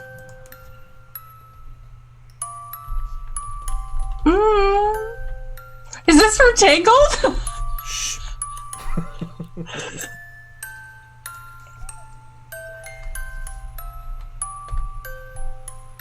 And as you could probably imagine, she just starts to bust down, just crying as the music starts to play. And in this grove, what started with just this little music box, as the music starts to build, you could just hear it like embrace and encumber all around you and echo through this little grove. And I will send you what this locket does now. My God! Yes! And as she sits Cool. there, she hands it back to you. And as this music starts to play, you all of a sudden you look around and you can see the trees start to lose their focus and phase out. No, no, I don't. Okay, I'm sorry. No, but if it's a spell, you can just cast it again. You can cast it again. I'll still be asleep for another 6 or 7 hours. You can cast it again, and then we can just do this more. I have to go. I'm sorry. No, you don't have to go. You have to stay. And as she's saying sorry, you can see with the distance between the two of you, it's just almost like the ground is splitting, even though you haven't moved. The earth is starting to pull you guys slowly apart. She goes, I love you. And you just I'm gonna jump the gap. and as you jump the gap, the music stops and it fades into black. And that is where you will wake up. And yes, it's from Tangled. Oh my God! Been waiting, I've been waiting months. I've been waiting months to play that song. By the way, months. It's so funny. Months I to love play it. that song. So. Well, since we never sleep ever. Yeah. Go fucking figure. Yeah. Let's take 8 sessions to do a day again, so I can't play a music box song. I will send you over in a moment what your locket does now. Yes. Also, REM sleep only happens in the last 3 hours of sleep, so you wouldn't have 6 to 7 hours. Damn, I still have 2 more hours. It's a spell, though. So, as long as you're asleep, we will go to Volt and Styx. Oh yeah, they brought a dead guy back to life. Yeah, they did. What? Where am I? Huh? Ah! You see this figure pop out of this cocoon and instantly starts to look around and sees a goblin and this little 15, 16-year-old white-haired kid standing next to him. Ha! What? Where am I? Who are you? Ha! Ha! Whoa. Fucking video. Evan, what is going on with your... Where'd you go? Ah! Where'd you go? Oh, there you are. Oh, shit. He's over here now. Ah! Wow. No idea. And as he stands, and he actually kind of pop up and stands up in the middle of this Whoa, cocoon. Sit. You were hurt. Sit. You were hurt a lot. You were dead. Yeah, you died. Yeah, you did. So you're Fox, right? We're friends of Frey and Alona. Yeah, you might know them. Whoa. You apparently have cookies in your pockets. Yeah, he immediately looks down for his little satchel thing, his little handy sack thing, his little pocket pouch. Yeah, where's my pouch? You have it on you, unless somebody stole it from you. No, Frey has it. Yep. Haven't gone through it yet, but I've got it. Okay, hold on. Is that Lot going in front of on. everyone? First of all, yeah, my name is Fox. Who are you? And where am I? And you said Frey and Alona. What? Okay. Stop. Yeah. And I died? Well, okay. Yes, no, you did. that's all right. No, that's Okay. What's right. the Everything last else, thing you remember? What's the last thing you remember? And he'll go from this defensive stance to instantly change over to I don't know what's it doing. No. Yeah, he's a friend of Frey. I don't know. Oh, by the way, I'm hugging bro and be like, you did it! You were really strong for ow! Let go! 14-year-old. Well, it was to bro. Yeah, I know. Yeah. No, I know. I need to sit down. And he just after you let him go, he collapses on the ground and just holding his pipe still. That was intense. Ugh. I need to just give me a minute. You're gonna take your time. Rest as much as you want. What is time, man? Oh God, bro. Just need a moment. Ah, who's that? He just points at it, bro. Okay, never mind. Okay. That's the one who saved you. Oh, thank you. He just gives a thumbs up, a little halfling thumbs up from the ground, eyes closed. Okay, last thing I remember It was dark. It was scary. I was fighting a big thing. Really gross. Kind of bad breath. That's about it. I was down at the docks. I remember that. I was down at the docks. Yeah, that's where we found you. Because basically, we've been in the city like a couple of days, and then there was a big attack on the city like a couple of hours ago. A lot of people that died. Alona was looking for you. You got caught up in the fight. By the time we got to you, you were dead. So then, cleric magic doesn't work very well. Go figure. So we have to find a druid. Hey. It works well. It works well for you. It works well for you. Yet. You'll get there because cleric magic's working all right with you, but in the city it's kind of weird. Are you a cleric? I'm half. Oh, he like kind of burned you there for a hot second. Did you notice that? Okay. Well, he lights people on fire. Yeah. Well, then that all makes sense then. Yep, totally. So anyway. Yeah. We found your body. Did you say Frey, by the way? You said Frey. Yeah. Like Frey is here. Is he here right now? Yes. No, Alona is. Oh my god, Alona. I'm going to run off. Frey lost Akra. Dude with the mask. I'm going to stop. Don't know what that means. His last name? Frey Hold Akra. on, wait, what? Yes, Frey, Akra, and Alona. Little small half-elf girl. Alona's here too. Yeah. Cool. While Vode's running up the stairs, he's writing Frey's full name in a book and then closes it. Okay, so roll a persuasion check. Both you guys. Oh, I'm running upstairs. Yeah, Volt ran to get me. Oh, okay. I'll persuasion my book. Persuasion my book. The book decides persuade your book, sir. 19 total. Okay. Okay, so one more time. Frey lost, not like Frey found, Frey around, Frey Frost. You did say Frey lost. Frey lost, big hulking guy, a lot of weapons, no top. He likes to go topless a lot. Okay, yeah, okay, that's right. Okay, got it. Okay, got it. He's got a thing against shirts. I don't know what it is, but he's got a thing against shirts. That's like a whole. Yeah, that's a dark hole you don't want to go down, man. I'm kind of nosy. Yeah.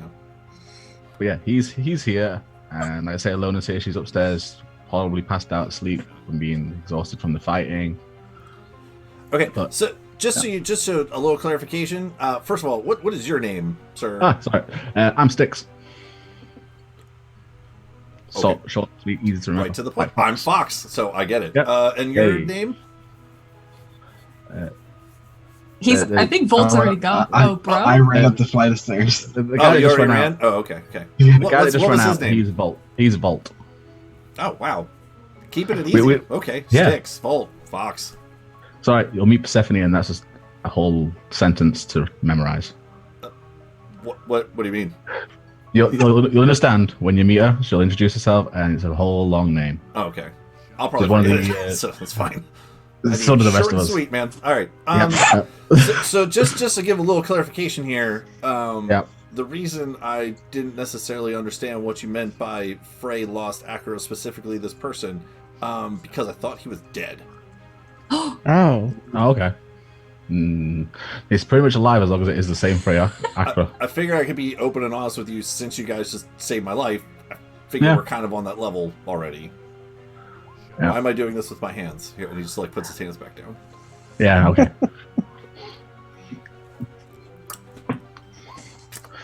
So, do you want a drink? Yeah, that'd be great. Yeah, do you have to get off the table? Like water? Water would be great. I don't have water. The worst on person me. to ask for water. Yeah. I'm sure someone will know where there's some water in this place. I just have alcohol because alcohol's easier. But do you want to get off the table and sit in an actual chair? And as he's like kind of like taking his bearing for a moment, he still has like this like cocoon, like essence, like just little bits of like, almost like what you consider like snail slimy, like on him, like little parts. Like, okay, yeah, Viscous. Yeah, there you go. It's just like, oh god. And he's like kind of like hopping off the table. Oh god. Okay, hold on. Now it's just like, it's continuing to like spread as he tries to get it off of him, What is happening to me right now? And he just sits down in a chair. So yeah, water that'd be great. And now that has the excitement of like getting brought back from the dead has taken over, the moment has passed, and he kind of sits in the chair and kind of like slunks into it a little bit, just okay, all right, just give me a minute, just gotta a lot to process. He's just gonna kind of like sit there, stare. Yeah. Oh, you go up to get Alona? Yeah. Now, this is relatively early on that this is happening. Mhm. So, how far into Alona's sleep would you have gotten? Because you did do Well, some it other stuff would've- before you went to sleep. The ritual. Yeah, I think she fell asleep. We did some stuff, and then we did the owl ritual. So Yeah, it probably so- be towards It's the been a end little of bit her of time. dream. Yeah. Yeah. Yeah, Oh, because towards the I end think of the I dream? actually No way. She's Well- she only went to sleep a couple, like an hour or two before you guys. well, because I went to sleep like before Volt even got back to the house. Yeah. Yeah. So you've been sleeping all of Like- 3 hours. My temper tantrum took 5 minutes. Right. You've been sleeping all of like 3 or 4 hours. Wait, how long does my mama chat take? It's a dream. Okay, well, we're about to find out. I lose all politeness, and I'm not knocking. I'm just opening doors at this point. Okay, as you come in, Misfit sits up first. Oh my god. Oh my god. Misfit, bring up Alona. Just full panic. Bring Alona, is that what you said? Don't look at me like that. Wake her. Yeah. Okay. He kind of like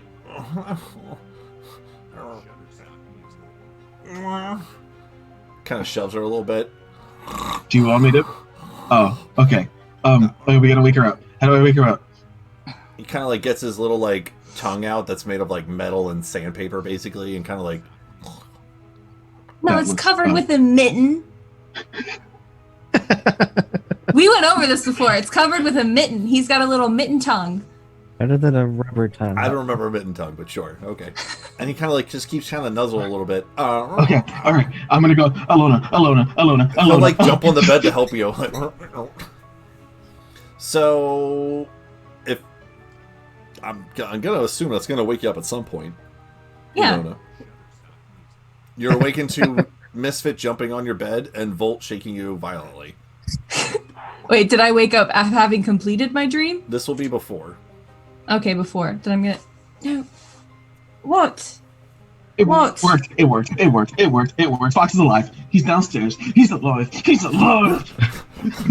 Misfit doesn't even he's know what we're alive. bouncing about at this Okay, point. no more talking. Come on. Go. I'm gonna pick Misfit up and we're gonna run down the stairs. I'm looking at the floor. What you doing here? Never mind that. Shit thrown everywhere. Whoa. Do I see the ripped up mail? Make a persuade the room. No, Okay. perception check. Please. Persuade the room to reveal its secrets. 24. Ooh. I will say that, I mean, Nice. you definitely see shit thrown around the room because Deimos' room is very, very militaristically put together. It's like So the mess before is the bed was taken apart, it obviously the it mess. was tucked and pressed. You know, stuff on the desk is like in its section where a pen goes, kind of thing. So yeah, I mean, you Okay, would so do definitely I see that she ripped up the shit dad's thrown letter? around. Alright, I'm gonna see if I can pick up the dad's letter. I'm gonna take it and just put it in my pocket. I'm gonna fix it for her later. I mean, even with a 24, you wouldn't necessarily know what it is, but I mean, you could pick it up if It's you want. ripped up It's- paperwork. It's paper. Yeah. Yeah, angry people rip stuff. Okay. Are you still taking it? Yeah. Oh, okay. Do you want to take it sneakily without her seeing? Oh or you no, just we're wanna grab full panic. I'm just grabbing stuff. And Yeah, then I mean, I'm gonna press Ilona's- the digital Ilona's on already the out. outside of the room. it? Okay. You guys go downstairs? Elona's already run downstairs being like, Fox! Fox! There So- she comes. So Styx, as you see Fox kind of staring for a second, as a couple moments pass, and then you hear Ilona coming down. He goes, Oh god, no! Fox, no! goes, His breath really smells like that. I'm like checking all the rooms. I don't know what room he's in. No, he said downstairs. Yeah, but there's like a billion rooms downstairs. There's multiple rooms. I'm just behind you yelling, living room, living room, living room. Fuck! It's go to the living room. He gets up out of his chair. Hello, hey, Alona! Oh my! And as he runs over and gives you a hug, and as you hug him, you feel this. Oh. That's his, Oh my! You're so covered in stuff. I am. I know. I'm sorry. I'm gross. Okay, but oh my gosh! Yeah. I died. He's still hugging you. What's up? It's been a while. How are you? You look great. You look great. Misfit! See. Yes. Just kind of scrubs him a little bit. He knows certain areas of scruff. Right there. I'm really glad that we found you. We've been looking for you. Oh, I met one of your old friends, Free. He's not here right now. But he will be here to talk to you later. But it's so good to see you. How have you been? Well, I died. Yeah, that. Yeah, okay. I was there for that. That's That still was- fresh. That's still a fresh thing. Yeah. But before that, you know, you good. I mean, I was living a pretty decent life, just hanging out at the docks for the Glory Hounds, just fishing. It's pretty great. Oh, you want to know the crazy part? Till So you know some that- random ass stuff happened, and Yeah, you know that Goliath random ass things stuff. made of things. It did things. Yeah, the Goliath things that did things. You remember whenever the bodies went missing and we went looking for the bodies and we couldn't find them, and then it was just like, oh well, I guess just sort of a weird thing. Turns out that's not a weird thing. Turns out that they're connected. I don't fully understand it, but they found some in Azeros, and apparently it's all sort of connected. Styx can explain it better than I can because he has a notebook and there's like cities and numbers in there, and it's all part of this whole big plan. But it's all it's connected. That's sort of weird, right? I give Fox guidance so we can understand what just happened.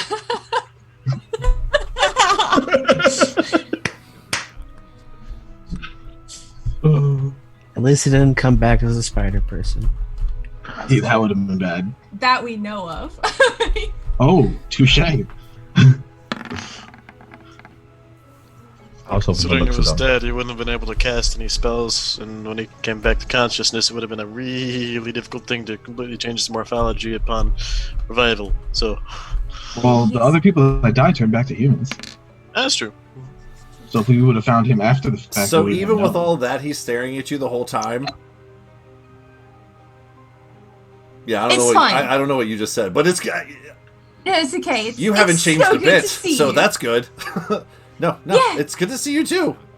I just I really don't know where my bag is, which I'm kind of and you like I would Frey give you. has it. You know, I usually have stuff, but I don't. Yeah. But sorry, but No, it's okay. I don't need any sweets right now. It's past bedtime. You know, if I get too much sugar, I won't be able to fall asleep. So, you know me. No, Frey has it. All right, so I'm gonna try to rewind what you just said there. Something about so we did a thing. Yes, so we looked for bodies. Yep, got it. That's how we met. Right. That's how we I became got that. Yeah, friends. yeah. How could I forget? Come on, no. I'd be offended if you did. Right. So we did that, but then that was kind of a dead end. That didn't really. Dum dum. I like this guy. No, Styx is great. Mm-hmm. Styx is fantastic. But yeah, that was kind of the end of it. I thought just some random grave robber guys. That was about it. Well, because that's what I thought too. And then I met the Gearhearts, which is the name of the group and look, I got a little pin. Oh, so you actually. Oh, cool! Like, you're in a group now.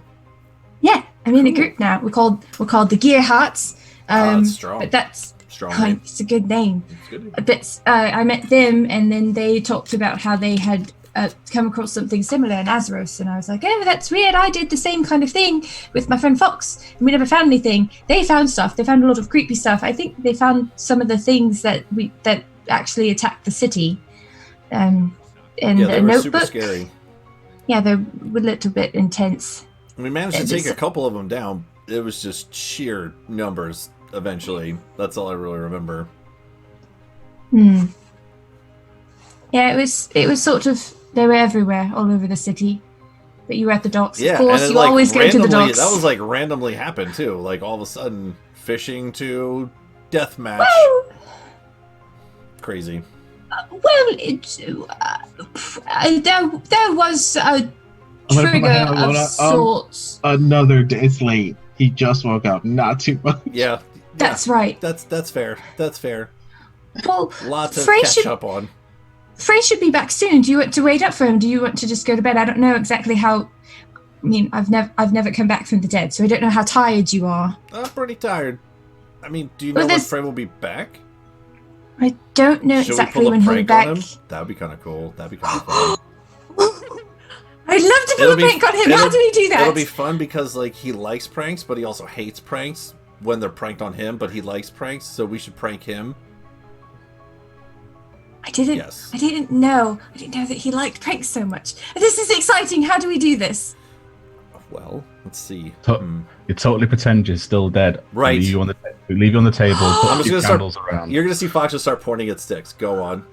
We lay him out on the table, like cover his eyes, and have all like a morning service with like candles and stuff like that.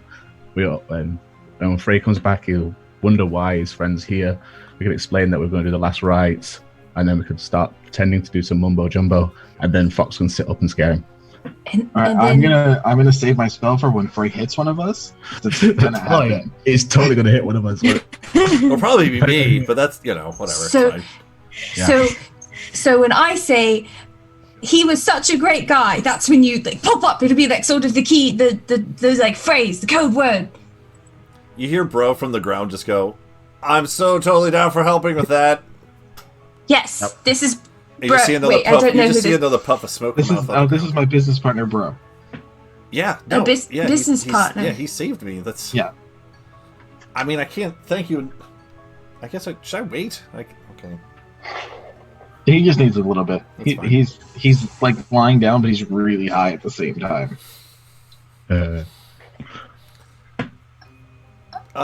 Yeah. All of this sounds great. When do you guys know when he's going to be back? Should we practice? Should we do like a practice run or just like wing it? I don't know. I think winging it sounds like it would be more natural. Let's wing it. I don't know when. There's a way we could find out, and I'll summon Acheron. Oh, the bird! I get the bird again. Hey, buddy, boss man, what can I do for you? Do me a favor. Wait outside. Keep an eye out for Frey and Percy. Who? Just kidding. I totally know who that is. That was just an owl joke. Yeah. And you guys see Styx talking to his owl. And slow clapping the owl. So, way outside. Keep an eye out for Frey and Percy. When they start to head back towards the house, let me know. You see Acheron like turn his head that 180 towards Fox, and he comes back towards you. Who's the new guy? Who's that? Friend of Alona and Frey's. We're gonna pull a prank on him. We're gonna pull a prank on Frey, not on Alona, because she's already here, so it'll be pointless. Oh, okay. But I need to know when Frey's returning so we can get it set up. Deal. We'll make sure it's set up. Look out for the guy with no shirt. Yeah. Cool. Yeah. So, Akron. Yeah, he'll let us know when Frey's on his way back. That owl still creeps me out. So buff. Why is he a buff owl? He works out. Well, after I fed him to a dragon, I promised him a bigger body. What? Yeah, you weren't there for that. No, that's another thing. The owl takes off. 2 days. The owl takes off, and as Volt says, that owl scares me a bit. He's so swole. It goes down the hallway, comes back and lands on Styx's shoulder, and just goes full defense. just does like a little like swole with the shoulder, and then takes off again because he heard you say that. Oh god! So he came back. Okay. Tell him that's right. He knows it. He knows. Okay, so while you guys plot for a little bit, we'll fly over to Frey and Persephone, who've been waiting so patiently here. Yep, transitioned. The other plot. Yeah. So as you guys, where we left these two off, you went over to the Dwarven House of Rhodes. You took Dennis and Bob with you to get Dennis repaired. Bob was really worried.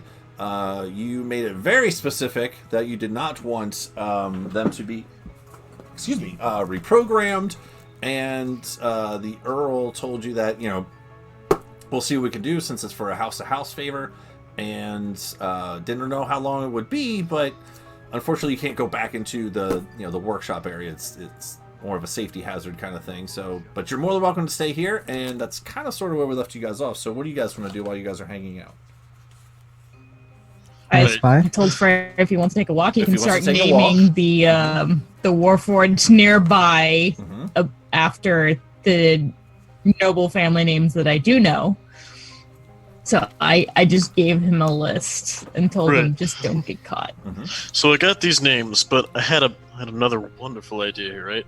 So I want to name at least one of them something really childish and offensive. What's the worst one you can think of?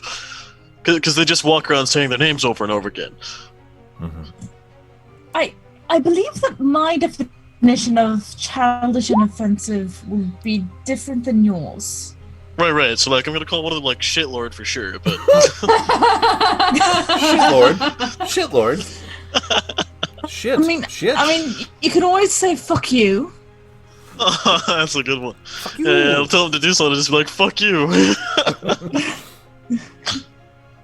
Butt nugget. You guys.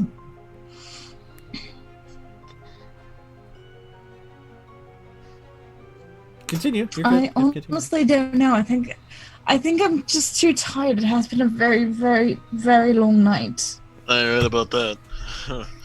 All right. So we got fuck you and Shitlord for sure. And then, what were the names of those royal families again? So you have my family: Persephone, Calypso, Deimos, Andromeda, Hector. And then you also have Valus. I'm going to ruin some of these.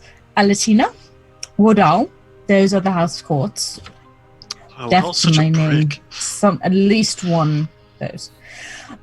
You might just want to name like 6 of them, Wodal. They hate Whitehall as much as I do. I don't know, but it'll definitely be curious, and they will possibly start wondering if it's somehow connected to the wedding that has gone awry. No, so there's that, and then there's Elmdeck, Erimnol, and Helgrick. They're in the House of Rhodes. Can you go check it? I'm down the basement. Okay. Oh, hey. So the ones that we named Wodal, you think they'll start like swirling invisible wine glasses? I'll go check right now. I think it's like inherent to the name. It's a Wednesday, babies. Brilliant. Oh, at least one of them try doing that gesture while you name him and see if he picks up on it. Well, that could be game just changer. as an experiment. Because then I can name. I can name "fuck you" while flipping it off, and then. Okay, well just text me whenever. Oh, this is gonna be fun. I'm afraid they're gonna steal You two should never be alone. Like I said, I'll take 2 seconds here and I'll go look.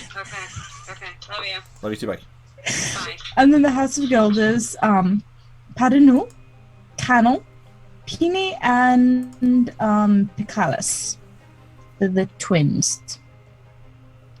You just try to mess everybody up. They're gonna be walking around town like the fuck is going on. Alright, so make sure I heard those right. If we use all of them. Oh, and my parents. Got to include them. So, Zephyros and Daphne. Can't leave them out. Alrighty, one moment here. And I know I missed a couple of them. Last game, so. So make sure I got those down right. I got Persephone, Calypso, Deimos, Zephyros, Daphne, Valus, Alatina, Wodal, Enbeck, Arimdal, Helbeck, Pathano, Cano, Pini, and Callus. Close. So the House of Rhodes was Elmdack, Erimnol, and Helgrick. You also forgot Hector and Andromeda from my family. Right. And then the House of Gold, Padanul and Canal. I mean, if it ends up being close enough that they can tell what it is, but it's messed up enough that it's an insult that might definitely draw some curiosity. Look, I'm just gonna be straight with you. I'm not opposed you know to I'm, it. You know I'm good at hitting things and picking things up, but you didn't ask me to help with the sub too much beyond that for a reason. I'm probably not gonna remember all that. Which is half the fun, honestly. That's what I'm saying. If it's close enough that they can tell that's what it's supposed to be, but off track enough that it's insulting, I'm not opposed to it, because then they'll start wondering if it's some rival group or rebellion forming that's against the nobility, and that will definitely draw the attention away from us. I'm definitely Just calling don't camel get caught. and peenies. That's gonna happen.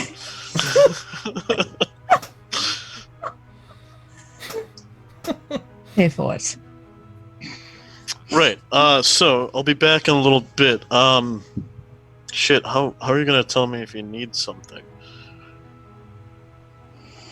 I guess you could just threaten someone with a gun to go find me. That's your usual way. I didn't even pull out my gun this time. I know. I'm fucking with you. Although I'm I'm actually very I'm just saying. disappointed. I figured at least the surname when we were talking to that one. Like, he doesn't even know that. Never mind. But if nothing else, I can send Bob out. So if you hear him calling. Yeah. Okay. I mean, that makes sense. Bob, you all right?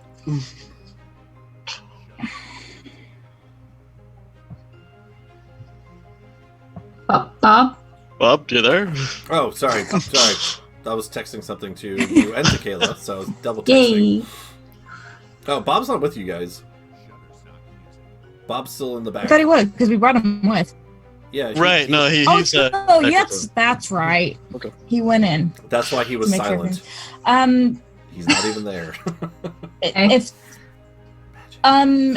you see a mechanical bird flying around in circles, that will be my signal, because I have a few that I can send out. Okay, good enough. wind them Honestly, up I don't and think they're going to be toss them gone out for the too window. horribly long, but, you know. I kind of doubt they'll let me go in most places, really. Right, anyway, I'm going to go. And if you catch some that are not immediately close to this house, you know, get someone else around the street. At least it won't draw the attention to here. I mean, I can do that just on, like... do that once we start heading back, really. That shouldn't be too hard. Just don't get caught. Yeah. Yeah, don't worry about it. If I get caught, I'll just knock him out. I won't remember anything. That was a joke, like the gun thing. Don't worry about it.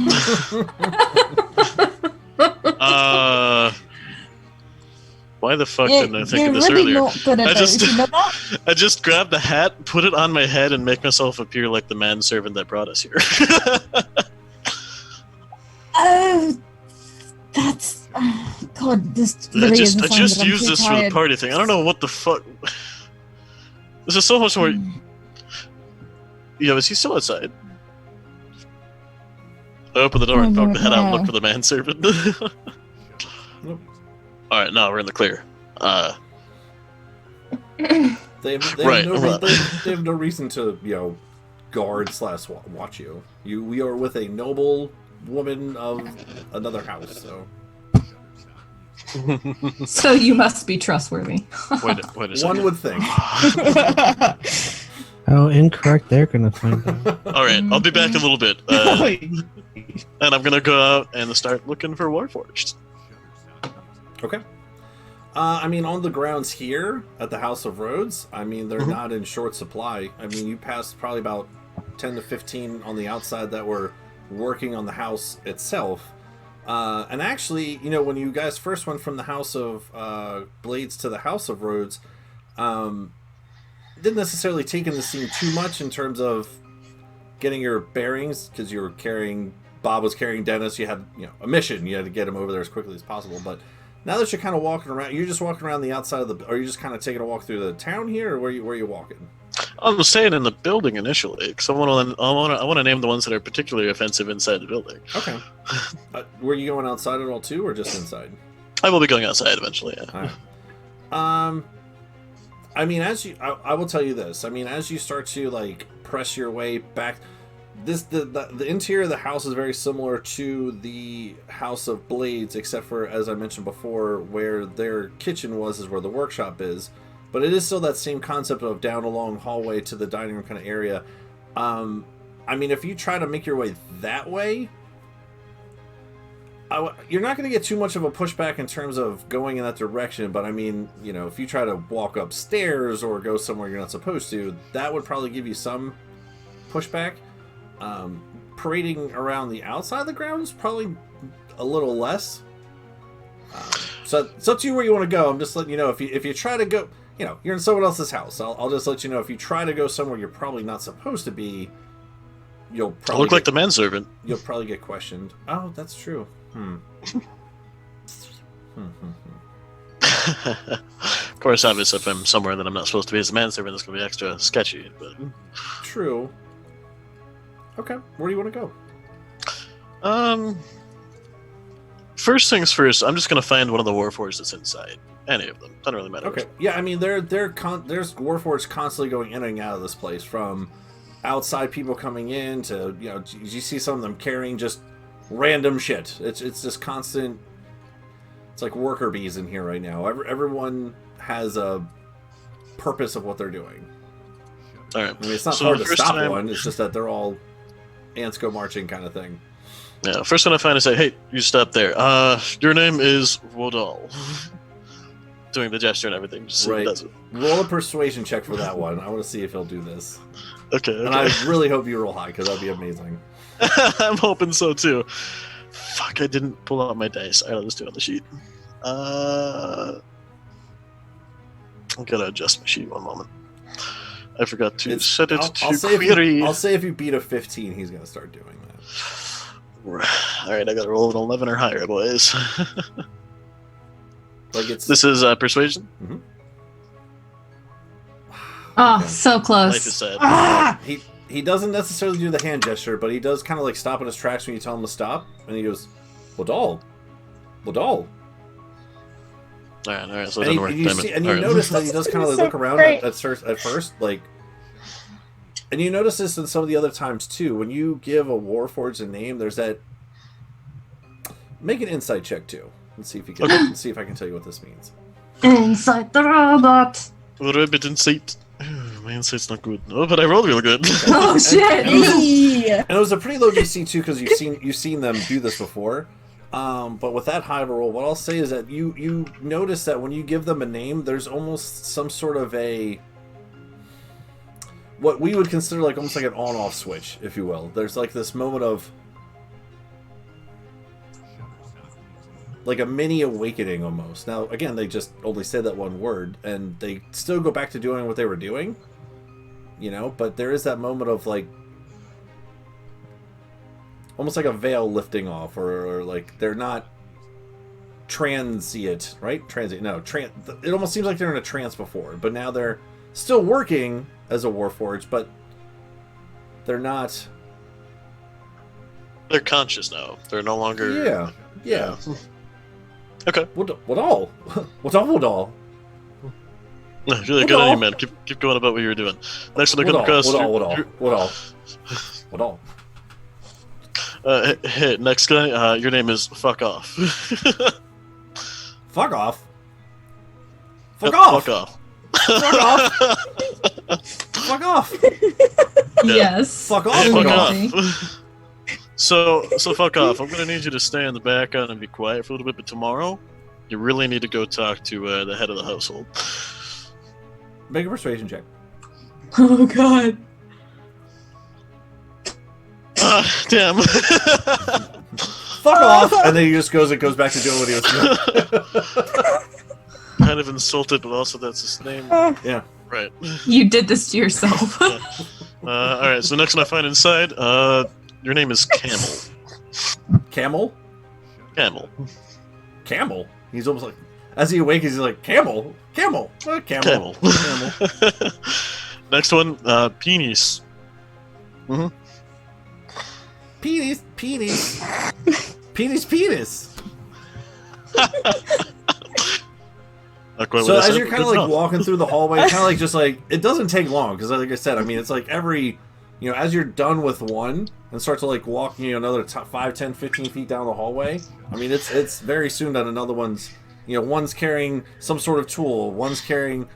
It'd almost be like probably be a lot faster if like one person would carry multiple things, but it's almost like each one of them has a specific like hammer, concrete, like it's very. Like, why not everyone just carry one big thing? But it's Okay. And one last one inside that I'm going to name Up Yours. Okay. And then I'm going to go outside and start naming them random nobles. Oh my god. Okay. Alright. Cool. I need a piece of paper. Okay. Gotta write this down. I'm going to try to do that outside of viewpoint of anybody. Unless I see any urchins or regular street folk around. Camel. Up Interesting. Yours. Doll, fuck off, camel, up yours, and penis. This is where we're at. This is where we're at, guys. Yep. D&D, y'all. D&D. Do I find any like urchins or anything like that outside? Or anywhere in the nearby vicinity? Urchins meaning Well, like anybody Homeless who's people. like living on the streets. homeless people? Preferably on younger Embrick folks. Island? No, you would not find a homeless person on this side of town. Life is sad. I was going to increase my Not over workforce. here. These guys are great. Bored kid. Exactly. That's what I'm saying. All right. You could always all right. dress up as a drow and go scare the bejesus out of a child and have them go deliver mail for you. no, I don't think I want to do that. Oh, but why? Well, it tends to go poorly when you do things like that. But it's Especially such witch a hunts. good idea. I don't know. It worked pretty well last time. I guess that's fair. So as you go outside, are you sticking around the house or are you walking around? And are you still dressed as this guy? Just need to know what you look like. I am. When I start heading out, I'm going to find a quiet corner and just shift back to Frey. Simply for the fact that I don't think it'd be good to have the servant walking out of the household. Okay. I don't know where it needs to be. What's your passive perception? 14. Okay. Cool. Done. Neat. And do you have a hat? You have a hat of disguise? Is that what yours is? I do, yes. So you have a top hat Damn right. with white hair, Wait. black mask. Did Jill give Frey a top hat or a bowler hat? What would Jill have given him? Well, Jill said he had specific hats that he gave to people. I don't remember what they were. I was asking Jill. Oh, I had a bowler hat. Okay, so everybody else had top hats then. Yeah. I mean, I transformed my hat disguise into a bowler hat whenever I wake up. So It's adorable. I like how that's the first thing. When Everyone's like getting ready, getting dressed for the day. He's just like, bowler hat. Nope. Good to So go. I've got a top hat on top of my rad fucking like boar head cloak. It's so ridiculous looking. I love it. Yep. Basically, you can still take your picture, just put a top hat on it, and majestic. Wait, don't you look like the servant guy? No, I turned that off when I was going to go outside too. So, Oh, okay. I missed that part. Sorry, go ahead. Yep. When I'm outside, I'm gonna try one more thing. Okay. Gonna pick one of the Warforged and walk up to them and say, "Your name is Hellbeck. Your name is Hellbeck." So I give the "Your name is" phrase followed by a "Your name is Hellbeck." So his name is Your Name, Your is, name is Hellbeck. Hellbeck. Yeah. Gonna give that a try because we haven't tried it yet. That's Gotta go genius. macro If on that this works, place. if that works, that is genius. So as you he'll stop. You'll see the veil come off as you explain it. He goes, "Your name is Helberg. Your name is Helberg. Your name is Helberg. Is he in a loop? Your name is Helberg. No, okay, alright, you're good. Yeah, alright. No, carry on, you're Your good. name is Helberg. Your name is Helberg. It's like this fucking guy. But in Warforged, one words. Yep. Your name is Albrecht. And he just goes back to... Have a good one, your name is Albrecht. So, as this happens, right? This particular Warforged kind of walks back over. You notice that he was carrying some of the outside supplies, and he walks over. And it takes a moment. But you see the Warforged that you just talked to. I have to do it this way. It'll be way more fun. Okay. Does this work? Can you just pick a few names and spread it throughout the whole city? If it works, I'm gonna Amazing. fucking do it. So as you're kind of standing there, right, and he kind of walks up and says, your name is Albrecht, and just walks over and goes back to work. You kind of like pause for a moment, and you hear it again, but then you like hear it again, and then you Yes. hear it again. Oh And my as god, you look yes. over, you see like you see another one kind of like stop for a moment, and you see that same kind of like shake off thing, and you hear like, your name is Halbert. Your name is Halbert. There is now 5 of them. Oh my god, yes. The whole little construction crew that you just, the one that you got, and 4 other ones that are like working on this little side of the wall. I'm gonna sprint over to one that hasn't been named yet, grab him, look him in the eyes, and say, your name is Shitlord. I can have at least one, damn it. Your name I is think it's Shitlord or Shitlord. Shitlord? Like just Shitlord straight up. Shitlord straight up, he's Shitlord straight special. up. Just Shitlord. He is a lord of shit. He has to be on his own level. So okay? there was the one guy that you talked to, and the Shitlord. 4 over here, and that one went over there and kind of, did the thing. So the one that you grab is actually coming out of the house, walking in that direction. So when you stop him, and he goes over, you hear, your name is Helbert. Your name is Helbert. Shitlord. Your name Shitlord. Your name is Helbert. Your name is Helbert. Shitlord. Like just it's like seagulls, but different. So But robots. But they're still working, which is they're like kind of like looking at each other as they're talking. They're like, hammering and putting concrete blocks back in and trying to fix some of the bricks in the mortar, but like Shitlord, and they like point to the sky. And I'm just gonna run back inside and try to walk, but be really excited about it, and go back to the room that Persephone's in. Persephone! I learned great things. What? We got a fucking game changer. I'm gonna walk inside, shut the door. So, right. One Warforged. I had this fantastic idea. I mean, I got Penis out there and Shitlord and all them, and fuck off. It's great. But there's this one Warforged. I named him. So I said, your name is Helvek. And he's going around and saying that over and over again because this is his name. Your name is Helvek, and it's working. All the other Warforged are now named. Your name is Helvek. It's going everywhere. Fantastic. We can spread this so much faster. Percy, what's your passive perception? Like 20,000, whatever it is. My passive is 20. 20. As Frey is explaining this to you, Yeah. on the other side of the door in the hallway, you can just barely make out kind of, since it's through the door, it's kind of muffled. And you get the sense that they're kind of going past each other as this happens. But you hear, Wadol, fuck off. That's it. That's all you hear. But it's like, fuck off, Wadol, Fuck off with all. fuck off, Wadol. Just on the other side of the door in the hallway. Frey, your perception's a little low and you're so excited you don't really hear that, but... Oh, but the gesture thing didn't work, unfortunately. Win some, you lose some.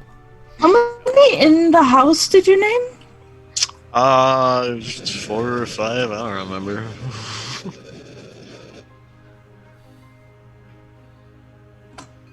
We didn't ever do it. Campbell, Oh penis. no, I mean, it's totally Campbell's fucked at this fantastic, point. though. Campbell, penis, Campbell. Campbell, penis, Campbell. Honestly, Percy, this shit's spreading. At this point, I can't stop it. The whole work crew That- is going at this point, so... No, that's fine. So they can't pinpoint the starting point for it.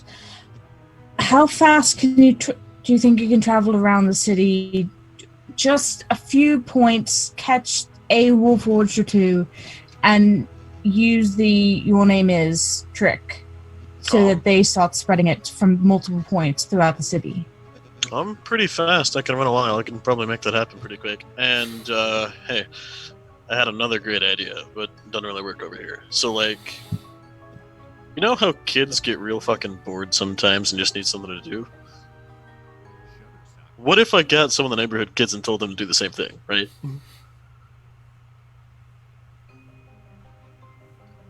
As long as it can't be traced back to us. No, don't worry about it. I've got this hat. I'll look like someone completely different. And you may not even need to tell them.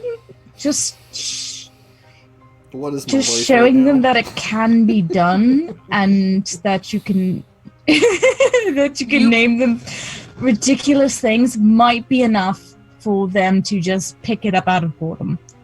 That is a great idea.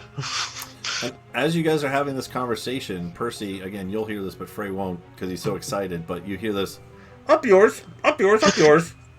What? And that is where we're going to take a quick break because I have to go to the bathroom real quick. Stick around for us, everyone. We'll be right back after this commercial break. Oh, that's great. I'm so happy. Yeah, so that's pretty good. good. All right, be right back, everybody. Oh, hi. I was told to introduce myself. I'm Voltao, a 15-year-old storm chaser. My friends call me Volt. I got the nickname because I like storms. I know, shocking, right? Did I get that pun right? Is that okay? Is that good? Okay, good. Well, I'm from a small island named Akari in the Sea of Radiance. My home is known for elementals fighting off the coast every 10 years. I was on the beach for one of these fights, watching a giant snake made of clouds fighting a water elemental. After that, I was hooked. It made me want to become a storm chaser, so I headed to the mainland to see if I could find any other storms that aren't on my island. Some people tell me I get excited when I talk about storms, but what can I say? They're so cool. I really hope that I can find other people who like storms. Yeah, like crazy storms, like when the wind blows from a cold to a hot and makes a tornado that can destroy an entire village by just going through it. Wait, we're out of time? No, but it was just getting good. Freylost Akra has always been a strong-minded sort, even from his early days among the orphans abandoned at the gates of Grimjaw's compound. He was hand-selected to undergo training to become an elite shock trooper under the god, Tyr, to maintain order throughout the known lands. He maintained this reputation during his training, holding a standing record for, returning other platoons as lost flags, as well as a record for the most successful captures on training missions and the most, disciplinary paperwork for refusal of orders. He was an excellent shock trooper with a bit of a mind of his own, and may have risen high among those of lofty ideals were it not for that day. That fateful day, wherein he was ordered to take part in the summary execution of a small village of reformed criminals for not more than seeking a better life than the one levied upon them by the prisons they had slowly broken free of. You see, while the rest of his squad saw hardened criminals, Freylost saw people trying to make the most of what they had, far away from any who could come to harm for it. While the rest of his squad fell too, Freylost fell away, off into the wilds until he hit a point where he could run no more, drifting off into sleep. In his dreams, he was made an offer, a chance to understand why the world behaved the way it did, why it could be so brutal, so unforgiving, and more importantly, how he could change it. All he need do was step away from his home and squad, and continue seeking power under the guidance of this new force. He awoke with an unfamiliar mask, an unfamiliar guide, and an all too familiar need to take action. Oh goodness, where to begin? Growing up in a bunker alone with only her father and her mechanical dragon, Misfit, Ilona Lewin often felt isolated and alone for the first 24 years of her existence. Forbidden from venturing into the apocalyptic wasteland she was told lay beyond the bunker door, she often dreamed of having her own adventures. After her father left one day and never returned, she had no choice but to leave home and was enthused to discover the world that she thought had been destroyed was so alive. There was so much beauty, so much wonder, so many new friends to meet, and Ilona wasn't going to waste any time. She set off with nothing but her father's coat and her mechanical best friend to find answers to so many of the questions she had. Did bees really have leaves? What did the ocean look like? I wonder if there are actually fish larger than dragons, like I've read about. There were so many adventures to be had. So why had her father locked her away and kept her from knowing such a wonderful and magnificent place filled with so many great people? Ilona made friends with anyone she had even half a conversation with, but soon found herself closely bonded with a group of adventurers training to be part of the Glory Hounds, a marvelous skill that she had already accidentally sort of stumbled into. But she is officially a member. Probably. Choosing to stay with these gearhearts, Ilona soon began to learn that this world was not as perfect as she first thought it to be. So many friends in this world would lie and hurt people. There was a darkness to the world that even she couldn't avoid seeing. But never fear, this girl was raised on fairy tales, stories where monsters were always slain, good always triumphs over evil, and the heroes always stand victorious. It's going to take a lot more than evil plots and devious villains to make Ilona, regret ever leaving that bunker. Well, hello there. Name's Gilash Woodtick. My friends call me Jill. I'm a lizard folk, as you can plainly see, and this here is my introduction. I was born in what most Soskins call the Savage Swamplands. I, however, called it home, till I was run out for hunting too much. Ugh, bunch of bull. They were just jealous I was better at hunting than them. Where was I? Oh yeah, left swamp. Yeah, I left the swamp. Eventually found myself in the company of some soft-skinned mercs. They needed some muscle. I obliged. Spent a long time with them. Grew fond of them. And then one day, they died. A rival company, the Red Buzzards, thought we were moving in on their turf. So, they killed all of them. Except me. Thought they could make a spectacle of me. So they sent me over to an arena to fight forever till I died. I wasn't happy with this. So, one day, during a really nasty riot, I snuck out and escaped. I got nicked on the way out though, so had to lay low for a few months while that healed. Eventually, when I was good and ready, I heard rumors of a new merc company opening up in Azeros, so I made my way there to hide myself among them, gather some strength and information so I can kill me some red buzzards. And that's how I met the Glory Hounds. Persephone Sharonford Vanderoth Kearney de Renard III, fourth child of Viscount Zephyros de Renard, daughter of the House of Blades. At your service. But don't let my good breeding fool you. My family not only rules Theros with the other three houses, but we also control its military. As a child, instead of playing with dolls and learning how to arrange flowers, like my sisters, I studied combat and tactics with my brothers, and I was rather good at it. Then I discovered engineering and constructed my first firearm, Requiem. Life was going well, until I overheard my parents discussing an arranged marriage for me. Having already been thoroughly disillusioned about the bliss that is usually associated with marriage, I did the only thing I could. Claimed I was going for a long visit with Great Aunt Rosalind in Upper Azeros, took the longer route by land, and remained in Lower Azeros instead. I calculated it would be around 2 months before anyone showed up looking for me, by which time I would be long gone, a false name hiding my trail. Unfortunately, I miscalculated.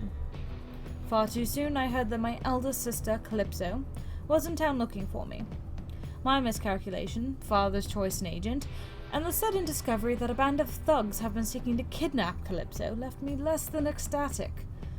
I had little choice but to reveal my identity to my new allies, and escort my sister back to the safety of our estate in Imbrick, hopefully drawing out the brigands in the process.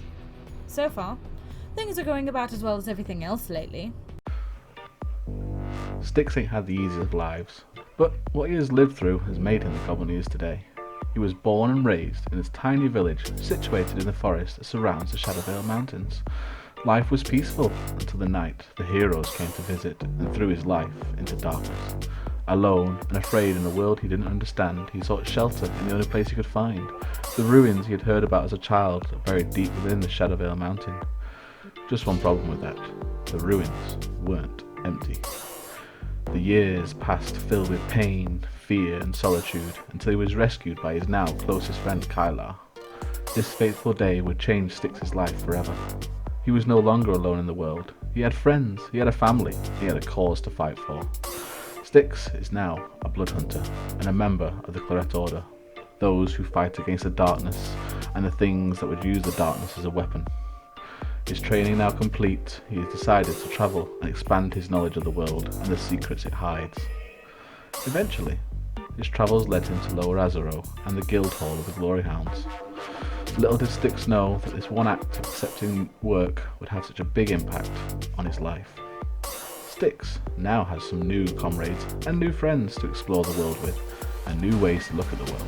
He has found a talent for magic he didn't know about, and through this magic, his familiar, Acheron. The shadows of his past are once again looming behind Styx, but Styx knows he has friends to help him. He ain't alone anymore, and he ain't afraid anymore. He's still the same goblin he's always been, but one thing he knows for sure. It's true what they say, mate. What don't kill you can scar you for life. But the drink helps.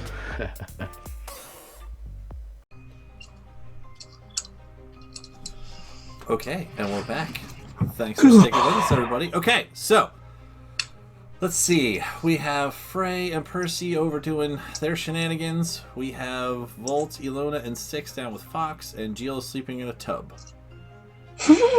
Think we got that accurate, right? That's about where we're at? Okay. Yep. Yeah. Sounds right to me. Alright, cool. Seems legit. So we can pan back over to Ilona, Volt, and Styx. What do you guys want to do? You have Fox there, hanging out. You got Burrow on the floor. What are you guys doing? And right now it's, 6, 7, 8 o'clock in the morning. Oh shit, it's so late. Mm-hmm. This is gonna mess up our sleep schedule for days. Nah, just stay awake. As long as you play that way the whole time, Kev. We could. Oh god. Okay. I can't sleep when he's making that face. So, Fox, are you excited to see Frey? Yeah, I mean, it's been a while, and I mean, truth be told, I never thought I'd see him again. Yeah, you said that he was dead. Wait, he was Like, dead? You thought he was dead or had died or something like that. What? Well, I mean, I don't really know how much he told you about me or anything. But yeah, we were part of a group, and we were on a mission, I guess you could call it that. Not to get into all the details of that, but the long and short of it is that we were ambushed in the night, and it was a slaughter, really, of not just our group either, but prisoners that we were escorting. Were you ambushed by Drow? How did you know that? So he did tell you that. He told us a little bit of a different version. What do you mean? Well, okay, so he told us that the mission was to clear out a city of people that had sort of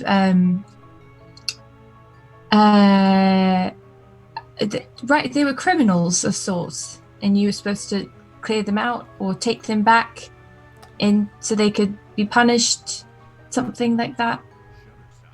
That's about the long and short of it, sure.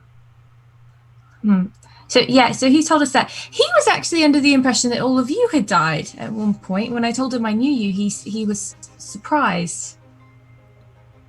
Well, when I woke up, I don't really know how long I was out for, but when I woke up, there were bodies everywhere. I think we need to get you a helmet. You keep going unconscious. And it was... Yeah, okay. Sure. It was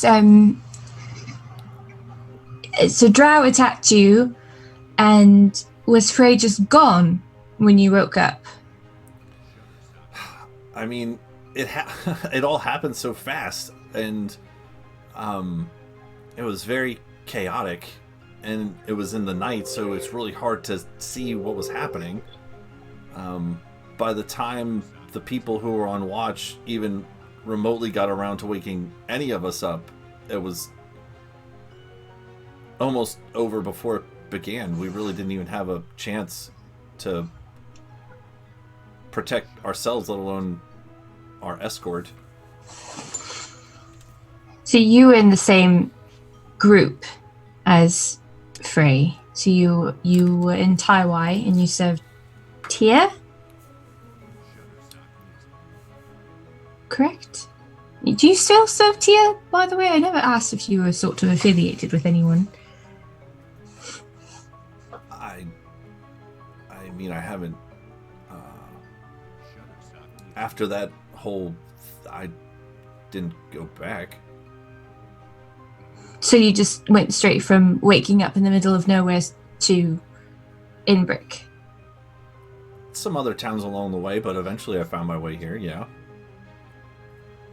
It's a pretty good town. They've got dinosaurs, so, you know. Yeah. Yeah. I'd never seen one before. Heard about it, but where we're from, it's way far west of here. So, I mean, we did a bit of traveling, but I mean, never this far. Yeah. It's really kind of. Never mind. But anyway. So did he have a mask whenever? Yeah, that's like the third time you guys have said that. What are you talking about? Like a mask? I don't understand. So he had this one mask. It was like red and white, and it sort of looked very cool. When I first met him, I thought he was a superhero, and he was trying to keep his identity secret. It was actually sort of exciting. But now he's just got this plain black one. It's sort of like wispy. He looks over at Styx and Volt like. Yeah, it's like he's like in his third phase. What? Where most people don't talk about it. He gets like a full black suit. He does a little bit of dancing, but it's not too crazy. You said he dances? I think I've seen it once. I was hiding. I don't think I've ever seen Frey dance. Yeah, he only dances when he swings. He does a lot of spins. He swings? Yeah, with his hammer. Oh. Yes. Sorry. Thought you meant I'm gonna need on a swing. He probably was on a swing at some point, but He doesn't seem like the So swinging he type. doesn't wear a shirt, but he wears a mask. That's what. I don't think he has a choice in the mask. Oh yeah, he can't take this one off. I think the mask is wearing him. What? We should probably let Frey explain this, because this is sort of Frey's business. Sure. Not Well, I mean, if you don't know when us. he's going to be back, where are we? As he kind of like looks around again, like, can I get a shower here or a bath or something? As he like kind of like tries to. Oh, I could take that stuff off. I'll do presentation. Get all the gunk off. Okay. Ah, there he is. So as you There's cast, so you Fox. cast that, all this like meniscus goo, snail stuff just onto the floor. He kind of like steps out of it and kind of steps off the. He's been like standing. Well, he was in the chair, so he kind of like gets up out of the chair. It's all like gooped on the floor. Thank you. I just kind of still feel gross. I don't know. Oh really yeah. how to explain Think there's a bath upstairs? it. Okay. I mean, I don't. Whose house is this? I don't want to like. Oh yeah, impose. the Day Renard's house. Yeah, the House of Blades. You probably know it. Oh gosh, we're in like a Richie person house. Oh, okay. Yeah. Oh, great. That's fantastic. That'll go well. Persephone.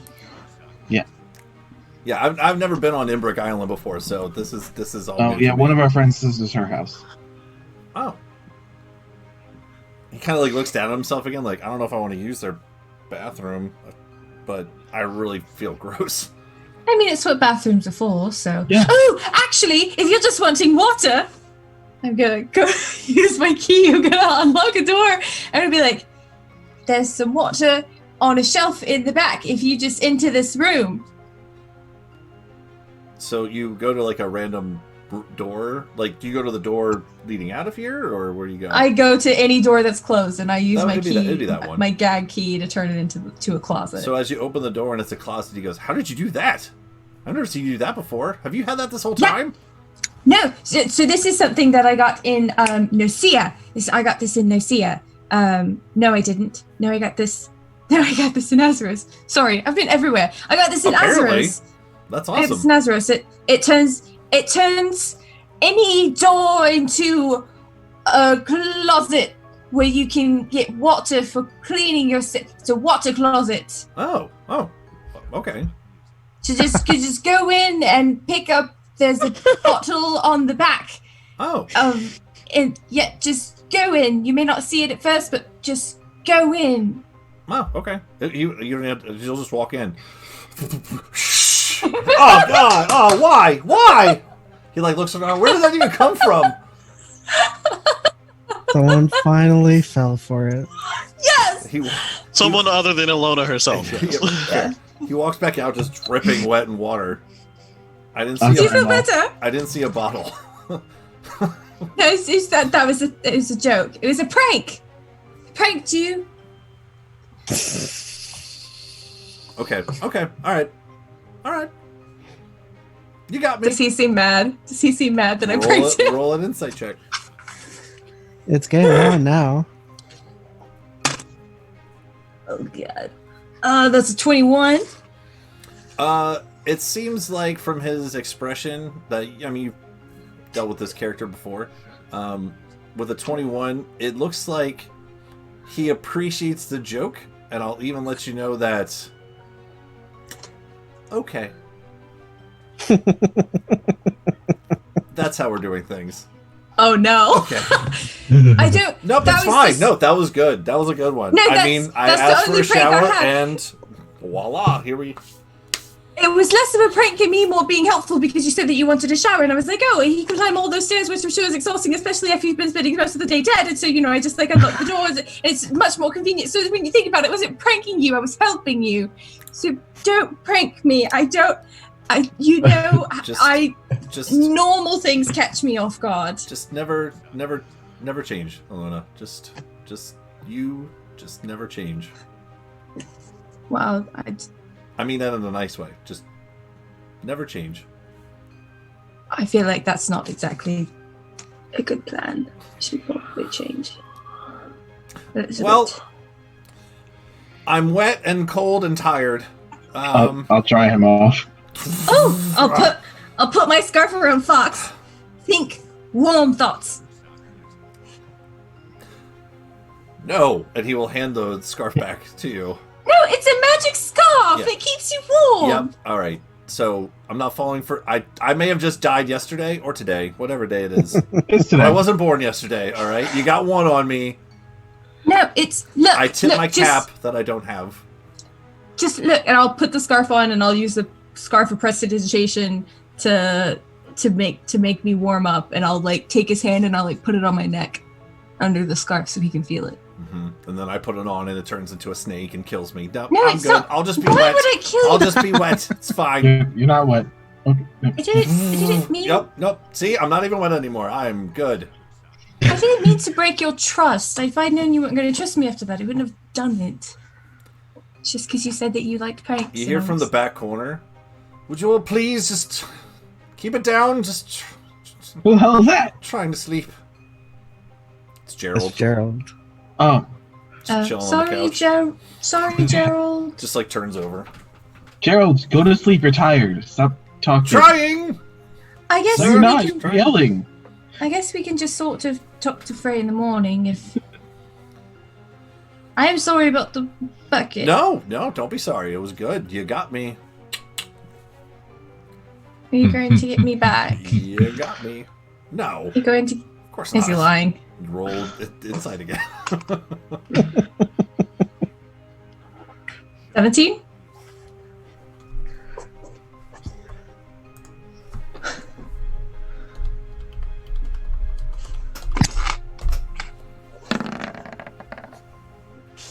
Nope, he's telling the truth. Oh, fuck. I don't mind that for a second. What you do? Alright, good.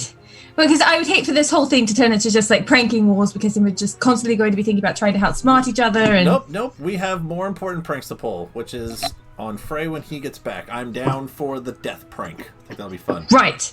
Okay. So I guess we should go to bed until that point. Right. Come to think of it, I mean, if I go to bed or we go to bed and then he comes back, but then I won't be in bed, I'll be sleeping. Unless we camp out on the study. Unless we hide you, and then we pretend that we got you in the morning as a gift for Frey. That's not a good gift, though. That's got him a dead body as a gift. Yeah, that's creepy in a way. No, I didn't mean it like that. Look, it's so tired. It's been such a long day. It's so what? You're so tired, or it's so tired? Do you know what I mean? This has been the longest I've ever stayed awake. Ever. He's usually very strict about her 9 o'clock bedtime her dad gave her. Yes, I always go to bed by 9:30 at the latest. My dad always made me. Okay, well, you have 3 hours. It's only 6. No. See, it's true. 9 at night. 9 at night, Volt. When it's dark. Man, for us to pull this prank, do I gotta go lay back in the goo thing? Do I have to do that? Not the goo thing, no. We'll put flowers and stuff. Yeah, we'll clean the table, put a cloth down, put some flowers and stuff around, and a cloth over you. Do you want gold coins or silver coins? Dealer's choice. Whatever. Okay, we're doing a mixed match. One of each. Electrum. Ooh. No, do silver. That is a silver fox. Okay. It is a silver fox. I like that. Nice play on words. I'm not usually one for play on words, but that sounded good. Like puns and stuff. Ugh, but that was good. I like that. I do have a painting kit. Do you want me to make you look like really like decaying? Okay. Now we're talking. It seems like some of you guys can use magic. I mean, is there any magic stuff you guys got? I just don't have a lot of stuff left. Okay. I could electrocute you. So we're staying awake all night. Well, I don't think we need to stay up much later. They should be back soon. They only went to go fix a robot. I mean, a person. A robot? A person robot? What is it class? What do you class? It's a warforged. Yes, that's the word. Warforged.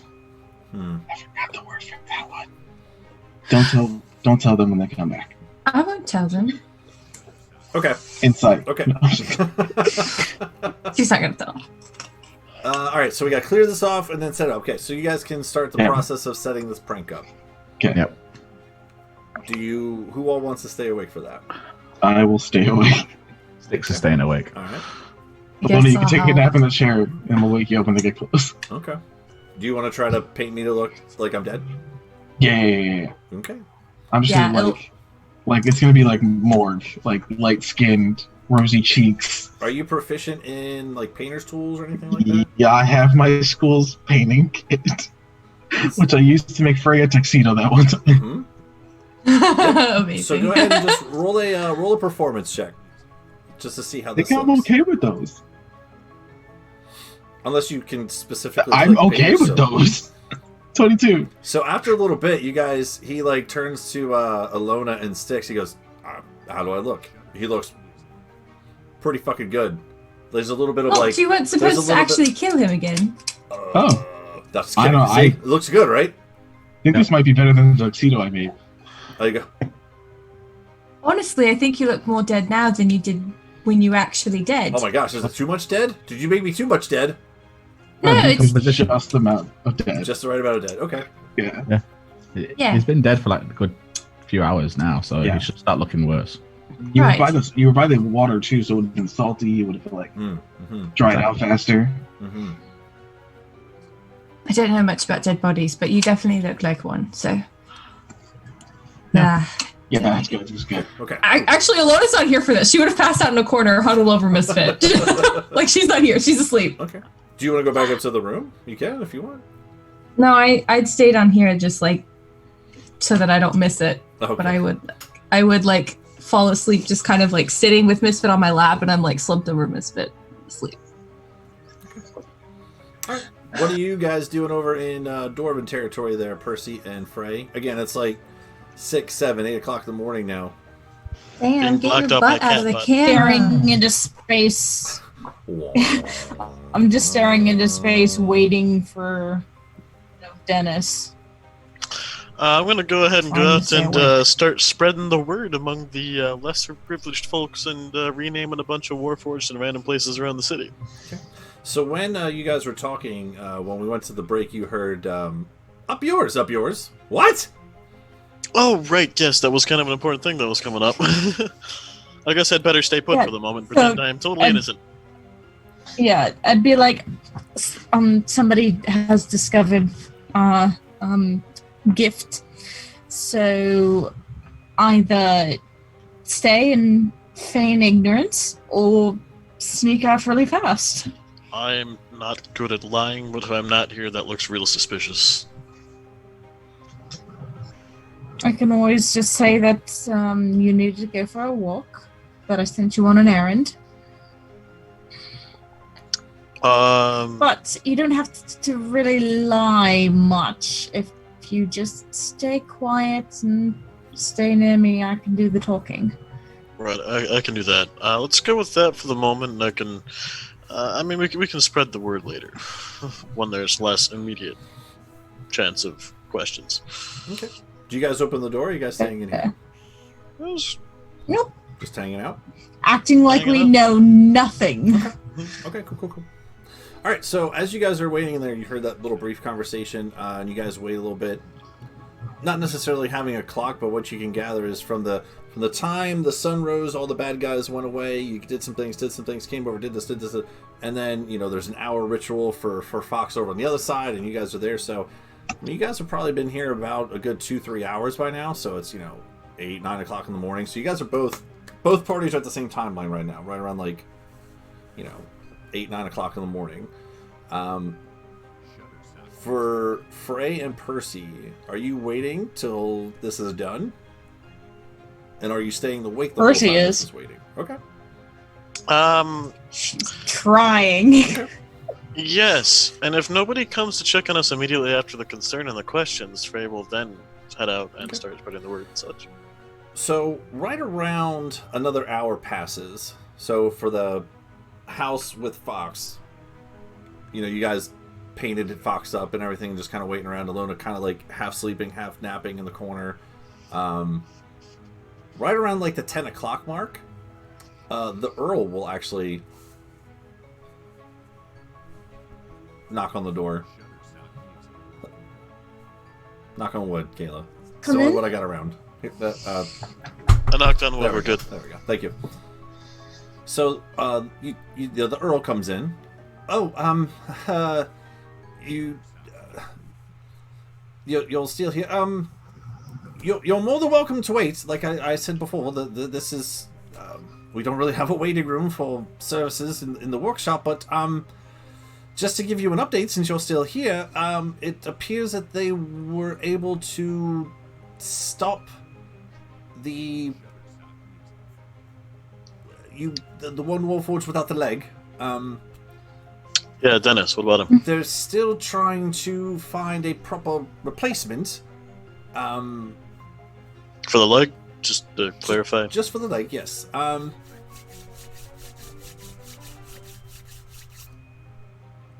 I don't know if you want to wait here any longer. It might be...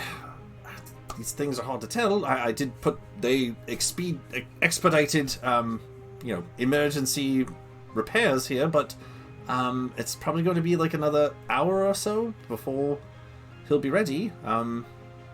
You're more than welcome to stay. I just wanted to give you some more of Is it this long? All right. Cool. Do you guys want to do Thank anything? you. It's going to be another hour, just letting you know. How quickly would you say I can get around? Start naming things. From the house, are you staying on the island, or are you going back to the mainland? Start on the island, primarily. On the island? Okay. And who are you looking for? Are you looking for children? Warforged? On the island, I'm not going to worry too much about the local populace. As far as, living people. Especially not at this time in the morning. Okay. Go ahead and roll... Let's do an investigation for this. Yep. Let's see how much ground you can cover and how many you find in an hour. Okay. So what I'll say is as you're walking around, a lot of the Warforged that you see are around other people. So maybe you feel it's kind of like, you're trying to be kind of stealthy about this, so maybe this isn't the right group to do it, I'll say with that 3, go ahead and roll a d4. 1d4. Well, 1d nothing is not a number. One moment. And 1d1. There we go. 4, okay, better. Cool. So I'll say over the course of the next hour or so, again, every time it seems like you have to kind of stealth this out in terms of like picking your prey, targeting this, so you don't want to get caught doing it. There's so much hustle and bustle from people and Warforged, this whole like chaotic repair job going on this morning that you're able to find 4, so you can knock 4 more names off your list if you want. Not necessarily the numbers you were hoping for, but your name is Persephone. Your name is, let's go with and that's his name at that point in time because I said that out loud. Your name is that? No, your name is Your name is Fuck, damn it. All right, next one. And then your name is Hector. Okay. The last one, your name is Hector. Your name is Alatina, and we'll call it good. Cool. All right. And then I definitely make my best effort to get back before. That's fine. So, about the time that you get back, it's probably about another 5 or 10 minutes or so, and you hear another knock at the door, and it's the Earl again with Bob and Dennis. I think the gods. Dennis, you all right there, bud? So, there's been a little bit of a hiccup here. I know there was a special request for you said memories or names not to be reprogrammed, but I'm so sorry. I take full responsibility. I told my mechanics to just fix the leg, but when they heard them speaking, as I mentioned before, we've been having a couple of Warforged come in here with the same problem, and they reprogrammed them both by accident. I'm terribly sorry. You're telling me that not only did you go against the one fucking request that we had for a very special Warforged, you reprogrammed the other one too. Well, I didn't, but my workers have been, and I will let you know that they have been dealt with accordingly, and dealt with how? They're being punished accordingly to not following the recommendations that I gave them. I am sorry, Lady Persephone. There's nothing I can do now. Wrist. What's that? A slap on the wrist. Is that all you're giving them? They'll be. Did you not inform them of the one condition? Well, that's what I'm saying. I thought I did, but I can't just sit in the workshop with them the whole time. I do have a. I'm insight checking him. Go ahead and roll insight. I want to know if he's fucking with us and what punishment. I want to join in this check because I don't trust this guy. I haven't from the start. Oh, that was really good. 18. 14, not bad. Okay. So what you will gather through this conversation is that I'll tell you a couple things. So when you guys first talked to him and requested him, to above all else, number one, make sure that they weren't reprogrammed. He told you that some Warforged had come in and people were requesting them to be reprogrammed, like it's some sort of malfunction, get them back to, it's like a reset back to default settings kind of thing, right? And he said, absolutely. And if you recall, I had you guys roll insights then, and you believed him. Now with this new insight, and not trusting him that this has now happened, now you're not so sure from not only that original check, but that he's necessarily telling the whole truth here. Again, Do I get the feeling that the suitable punishment was just a stern talking to? Oh, you mean like the slap on the wrist? What did you roll? Yeah. What did you roll? 18. 18? You're kind of getting the feels that this, with that particular, that he's full of shit. Huh. Again, I'm terribly I sorry. don't think you are sorry. I mean, this is why I wanted back there. I wanted to make sure that nothing went amiss. I had your personal word. Now, what exactly do you expect me to do about this? I had your word and you broke it. Again, I'm terribly sorry. There's nothing that can be done now. If there's any further conversations... Apologies do nothing. If there's any further You conversations that broke your need to be word. said, you can have your count and countess contact me. They know where I live. This is a favor to your house to even fix this Warforged in the first place. A simple thank you would be First fine. he's going to hand on her pistol, pull it out, but keep it down at her side for just a long moment.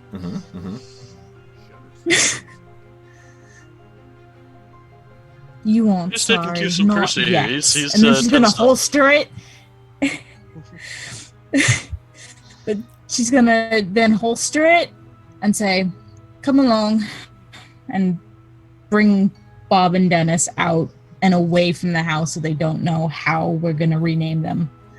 With Dennis, you'll see that the leg that was fixed is similar in like design from before, but it is like a little off color. So it's at first glance you probably wouldn't see it, but I mean if you like look at them specifically, you can tell that this leg is like a little like lighter color, if you will. But it seems to be functioning. But there's definitely signs of repairs being done on that leg. So we're reasonably certain that they didn't just swap them out for a different Warforged, basically. Say that it looks without having. We the can roll- tell it's still them.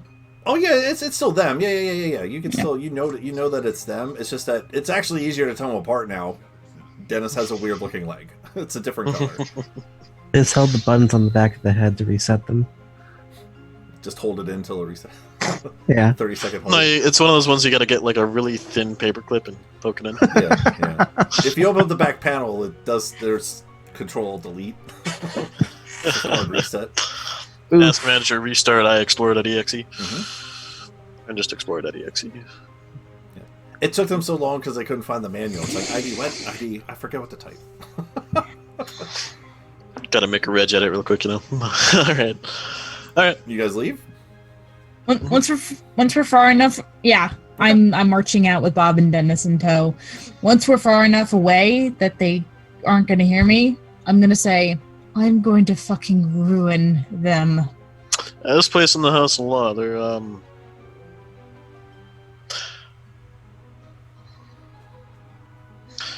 you know, one tenet I have always agreed with is that lies could be punished pretty fucking heavily here. Taking such an extreme breach of trust. I think Tyr's right about that. These fuckers need to pay. Some lies can be useful, but when you give your word that you're not going to do something and then you break that word, that's unforgivable. How can we reach them? How can we hit them where it hurts the most? You know, I was kind of on the fence of it before. Ideas. Whole like renegade thing going down, but I really think we need to make contact with the father, his group.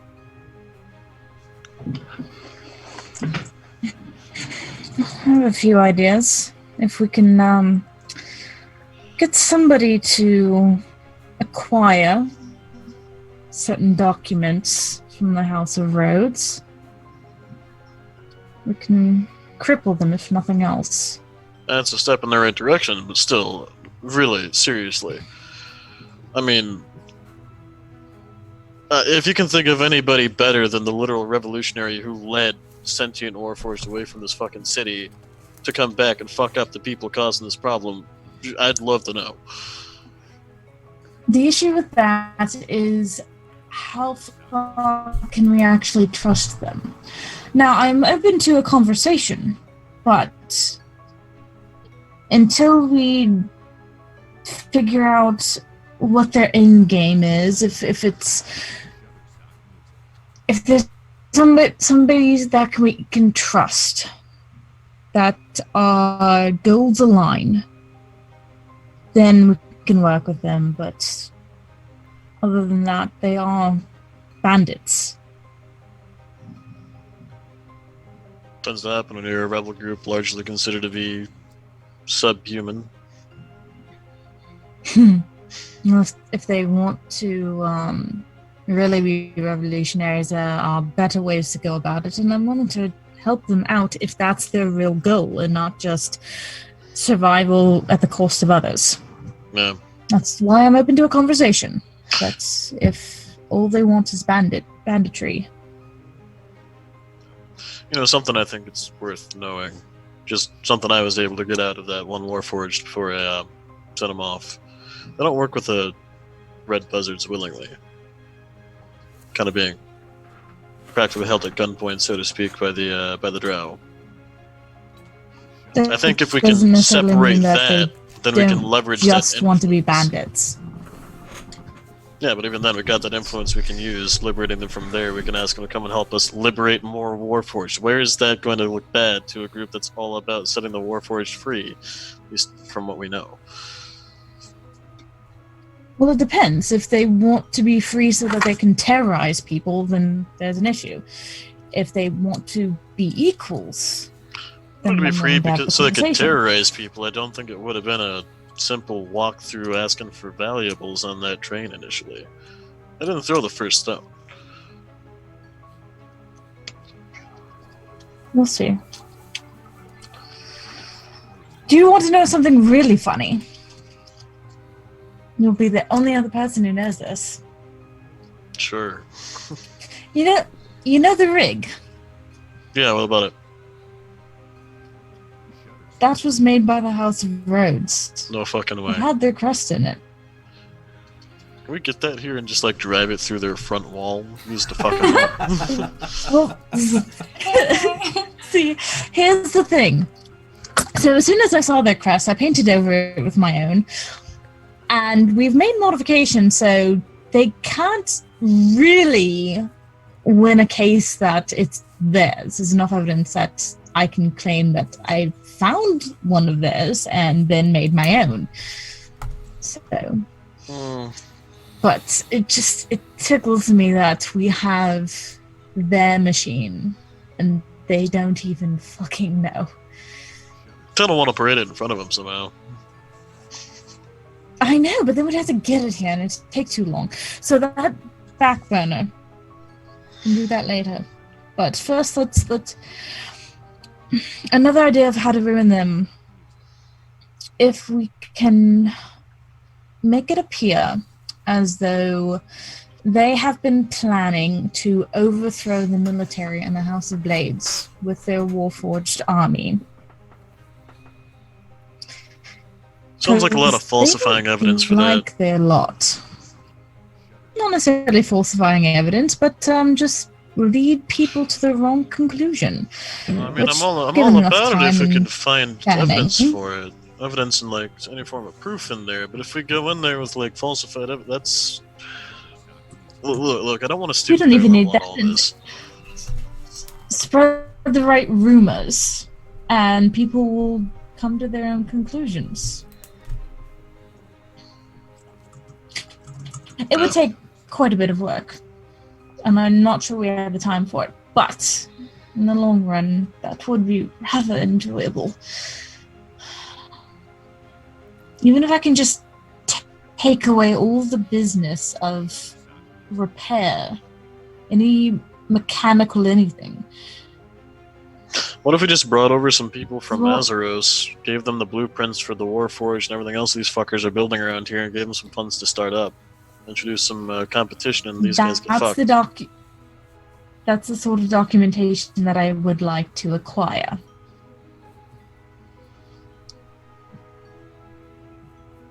If we can get that, then we can systematically break them. Yeah. Yeah, no, I'm on board with that. I think that'd be great. That's some definitely long-term plans, though, and I don't think we really have the time for that right now. Boss! They're coming, Yes. they're almost here. Okay. Quick, As get soon ready. as we're in the Place front positions. door, Wait, hold up. So, just outside, I'm gonna turn to the person like, alright, so I gotta go name some more of these fuckers. When I know God damn it! No, Cody! Jesus fucking Christ! That's alright, Please. that's okay. As so how far, because you're probably about like 50, 60 feet away when he contacts Styx. So when you turn around, he'll the swole guy's leaving. Wait, why is he going? Where's he going? He relays at the Styx. Yep. Phrase being asked, someone go and get him. I'm gonna run out there. Hey, you said you were asleep in the corner. Well, when they said they're getting close, I'm gonna run. Yeah, Styx said positions, everyone. So Volt runs out. Any Luna? You guys? I was gonna point my finger and just message Frey. I don't feel like getting up. Okay. I ran a lot. Okay. And Ilona runs out the front door as Frey. You hear this in your head. Come inside. It's important. Everything okay? What the fuck's going on? Hammer in hand, turning around. Yeah. Okay, he's coming back now. Never mind. Okay, we're good. Ilona busts out the door. You see. Good job, Ilona. Run into him. Oh God. Well, you I would was probably running to fall back. me Yeah, actually. Yeah, Percy would be first. Yeah. because I was close to the door. Right. What's wrong?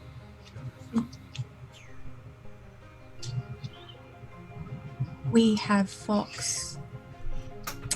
We're going to perform a ceremony. I'm sorry, we're gonna go back inside.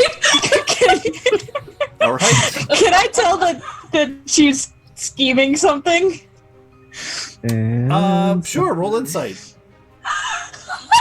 And Ilona, I guess you would probably want to roll performance or deception. Probably more of a deception at this point. 30-20. Oh boy. Deception, I have disadvantage. So, yeah,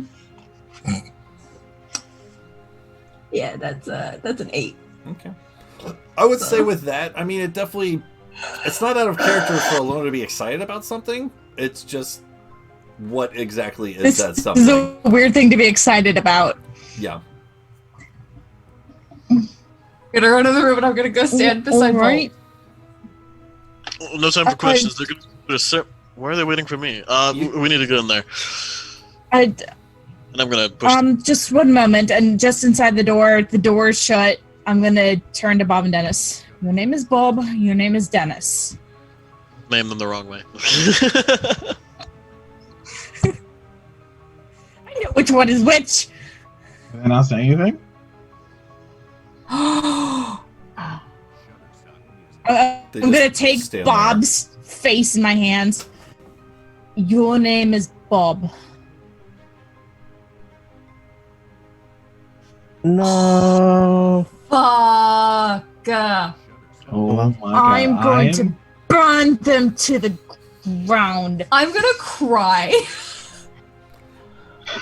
And We already went inside, so we didn't see this. What's interesting too, Persephone, is that I mean, you do know that like sometimes Warforged will like one-word respond sometimes. Though all the Warforged you guys have met like way back in the desert and everything like that, one-word responses are very rare. I mean, they even remember the Warforged that picked up the train parts and put them on the tow truck, if you will. I mean, it wasn't any words really. Just there was a one Warforged that was kind of talking and getting all going, but no responses.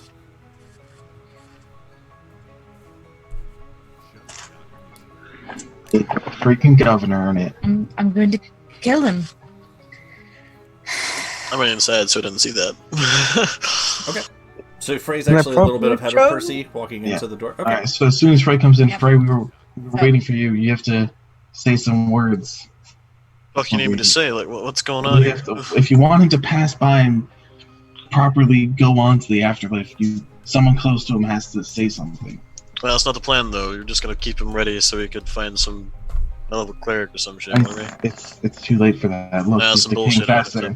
Look at him. He's decaying faster than normal. And as you look at him, just with your basic perception, I mean, you see your friend, just like before. It seems like some of the wounds might have been cleaned up, but more you're kind of getting the idea that maybe your friends might have cleaned the wounds, kind of thing, like basically preparing for a funeral, burial, kind of thing. He looks peaceful. He looks just. So you're supposed to be in a cold fucking room. Would you like to make... I've been keeping him cold as much as I can. Would you like to make a roll? Come closer. I'd like to try. Okay. Probably not gonna do I would very well. say go ahead and make a... I wouldn't say medicine because you know that he's dead. So I would just say a basic, like, investigation. Just to kind of take in the scene. Okay. 10. Okay, that works too. Okay. Yeah. Same thing. It looks like your friends set up a very nice funeral for your friend because you're their friend. Looks very peaceful.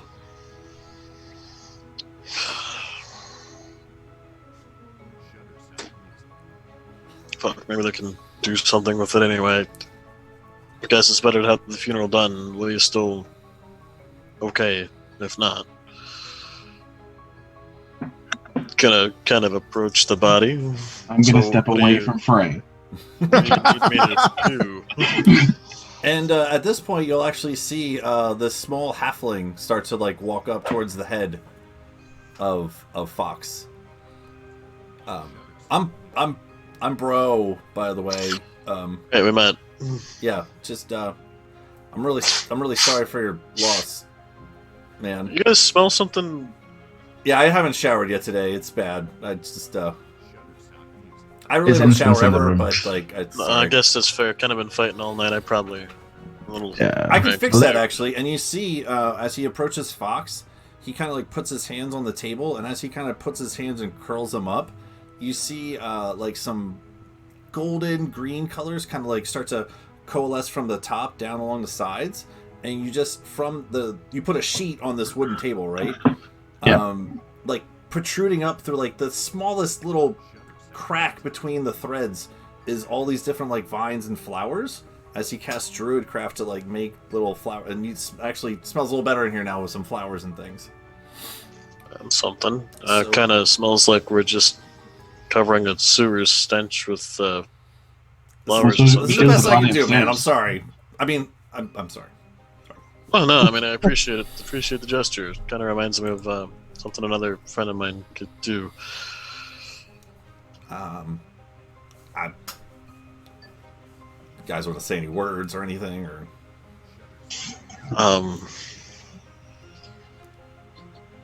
Fuck, I don't know what to say. I haven't seen the guy in a long time. I feel kind of responsible for his death, so.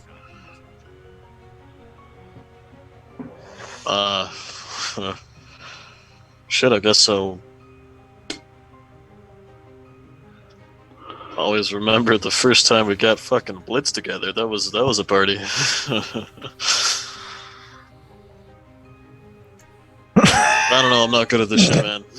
What do you want from me? No, that was good. Yeah, bro's like, good. no, Oh, that was God, why? He was such a great person.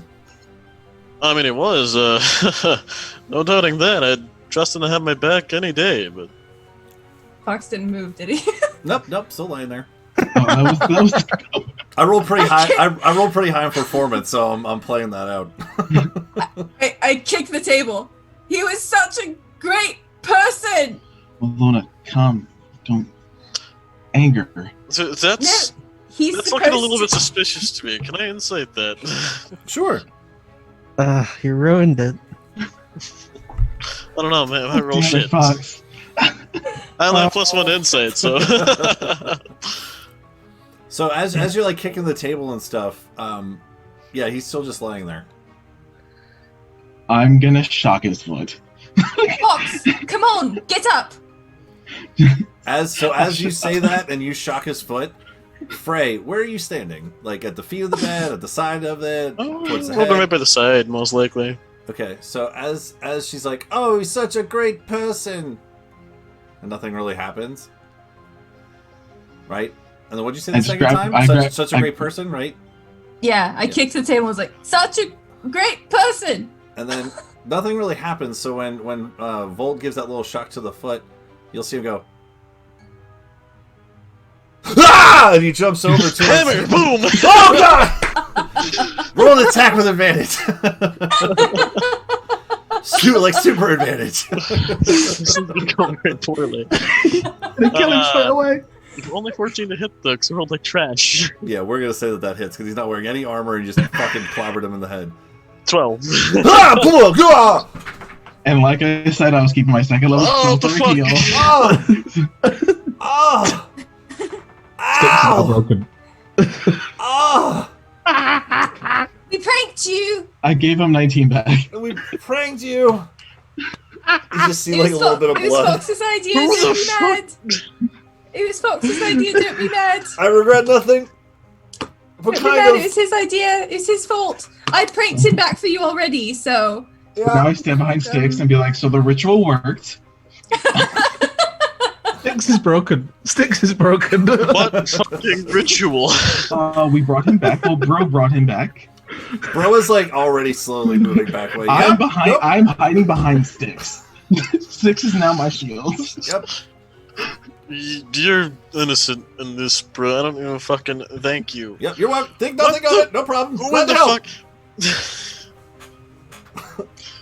Fuck, I should fucking know, but you remember the time that you... I always get hurt in pranks. I don't know why I do them, but they're so funny. But wow, that one really... I did heal Fox for 19. That one really hurt a little bit. But the one fucking time that you, like, filled my foxhole... Foxhole, get it? With water overnight, and I had to wake up and fucking... Yeah, that was pretty I good. hung you from a tree. What made you think this was a good idea? I never said I had the greatest memory. But it's good to... And now that he's like, shaking the cobwebs, has 19 points of cure wounds, so it kind of shakes the cobwebs out a little bit. He kind of looks up at it and he goes, "Wait, you really... Okay, you really... Right, kind of have a step mask. back a little bit. You should... You look... different." You can see he's holding back like a smirk as he looks at his friend who before was this strapping young lad with no shirt and a face with locks of hair, and now is wearing, let's do the checklist, the skin's a little paler, he has a boar head cloak with a top hat and a black mask and a fucking cacophony of things on with Gotta white take hair. the top hat off and put it behind me. Oh yeah, that made it better. He used to have this scarf on too. He actually looked quite dashing. I'm that's the sure word. he did. And he'll like kind of like sit up off the table. And what kind of warrior handshake would the Grimjaws of Tyr have had? He will extend that to you. You can make it up right now.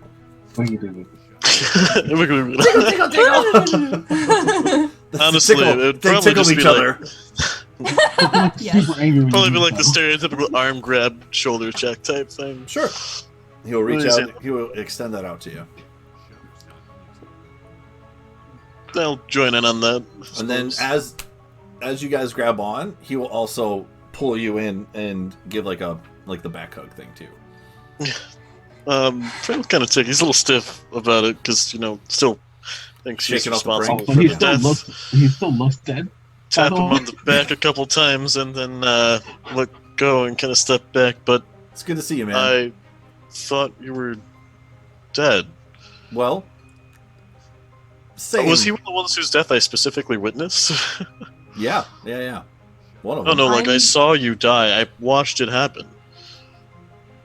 I could say the same to you. I didn't see you die, but I also didn't see you at all afterwards. I just assumed the worst. But I saw you die. You had a sword protruding from your chest. What about Cyprian, Daren, Boer, all of them? Are they okay? With each name that you say, he just gets more solemn and solemn. There was nobody left. It was the prisoners too, the women and the children and the whole thing, man. In fact, and he like starts to pull up his shirt a little bit, and when he takes it off, just to blend in, I guess, but that mark that you saw from before, make a medicine check real quick. As they're having their like bromance reconnection moment, I'm gonna kind of like look at Styx and Volt and be like,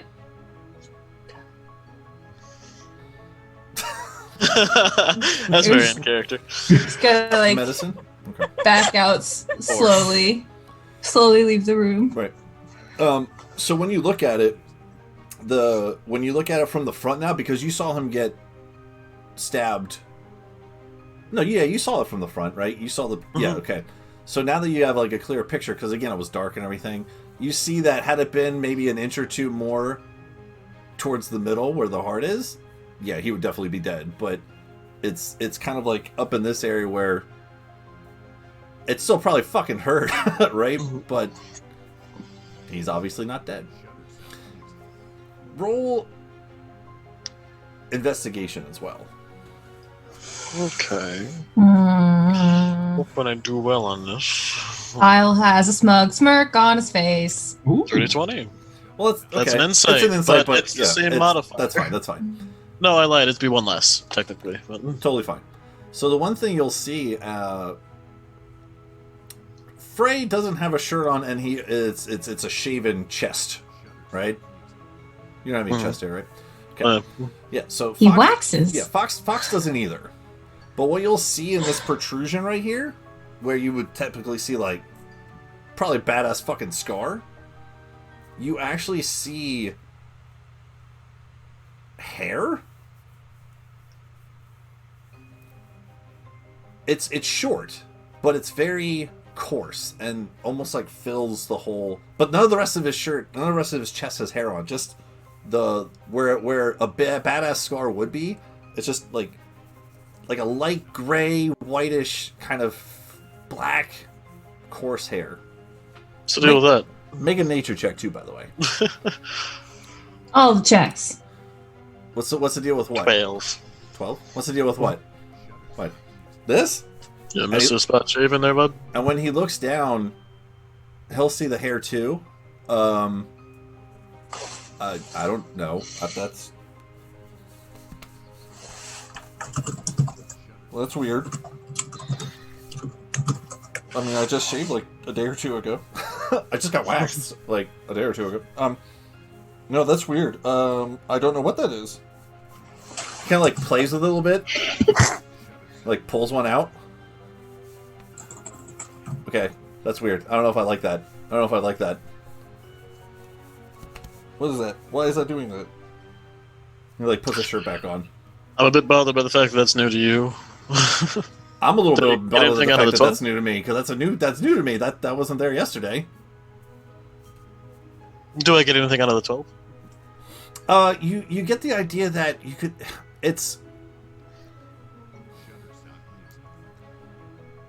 It almost seems like it's too. Okay, so it's short and it's like so like coarse and compact that it doesn't make sense for it to be human hair. Let's put it that way. A little higher probably would have got you some more, but good enough.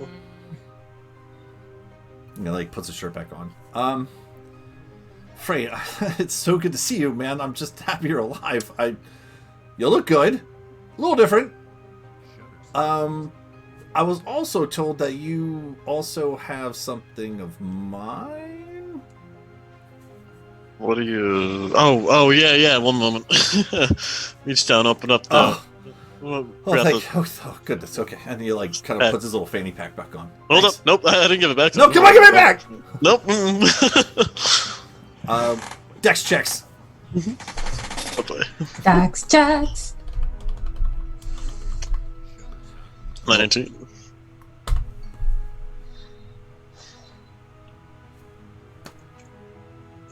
Oh, hold on, I'll roll again. It's probably not fair if I roll a d29, right? I mean, not Probably really. No. not. Shit! Give it back! Come on! Nope, it's mine now. I just died yesterday. Come on, man. Looters rights, you die. This is my nose in your possession. Ooh, give it back! And he's gonna punch you in the stomach. Ooh, I don't know if it's he's a gonna, monk. I don't know if it's gonna hurt or not. I'm gonna try to just straight up like tense the core and take it. You do. It doesn't really hurt any. And at that, he's gonna be like, "Wow, you like got a little more swole since last time." Yeah, but a bit busy. Also, fewer, cookies and shit. Just drop it back in his hand. Puts his fanny pack back on. Well, I mean, and he kind of looks around at all of you. Thank you. Alona backed out of the room. Yeah. Who's ever still there? I mean, thank you, guys. I don't know what to say or how to repay you. Well, you could start by telling me what you've been up to since, the thing. That sounds awesome. Could we maybe do that after I sleep for the next, 8 days? I'm exhausted. I just died, man. I just feel like I need 5 minutes. Look at my face. I'm just kidding. Fair. This is just he kind of tries to wash it off, and it doesn't come off. There we go. That's still. Bolt did that to you, didn't he? Wow. How'd you know that? It's done something similar in the past. It doesn't wash off easy. No. But more important, one thing I kind of do need to know: what happened to Sergeant Dominus?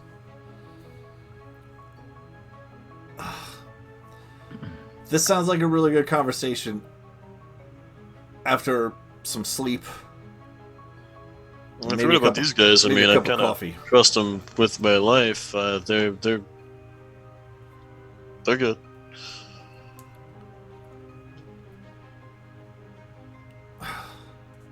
I'll make breakfast when we wake up. Who said that? Just going upstairs and going to bed. Okay. Who all left, by the way? Ilona, Volt. Okay. Percy and still Six. in You the guys are still there? foyer. Okay. Oh. Cool. I'm gonna hug Bob. I hadn't Dennis on even my way out. entered yet.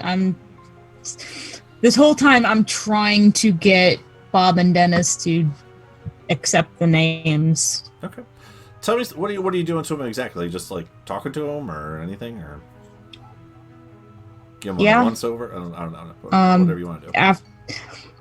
Yeah, it's a few minutes of trying the your name is, Okay. and then when that doesn't work, seeing if I can maybe figure out what they did to them, and if while I'm doing that, just talking about you gotta come back.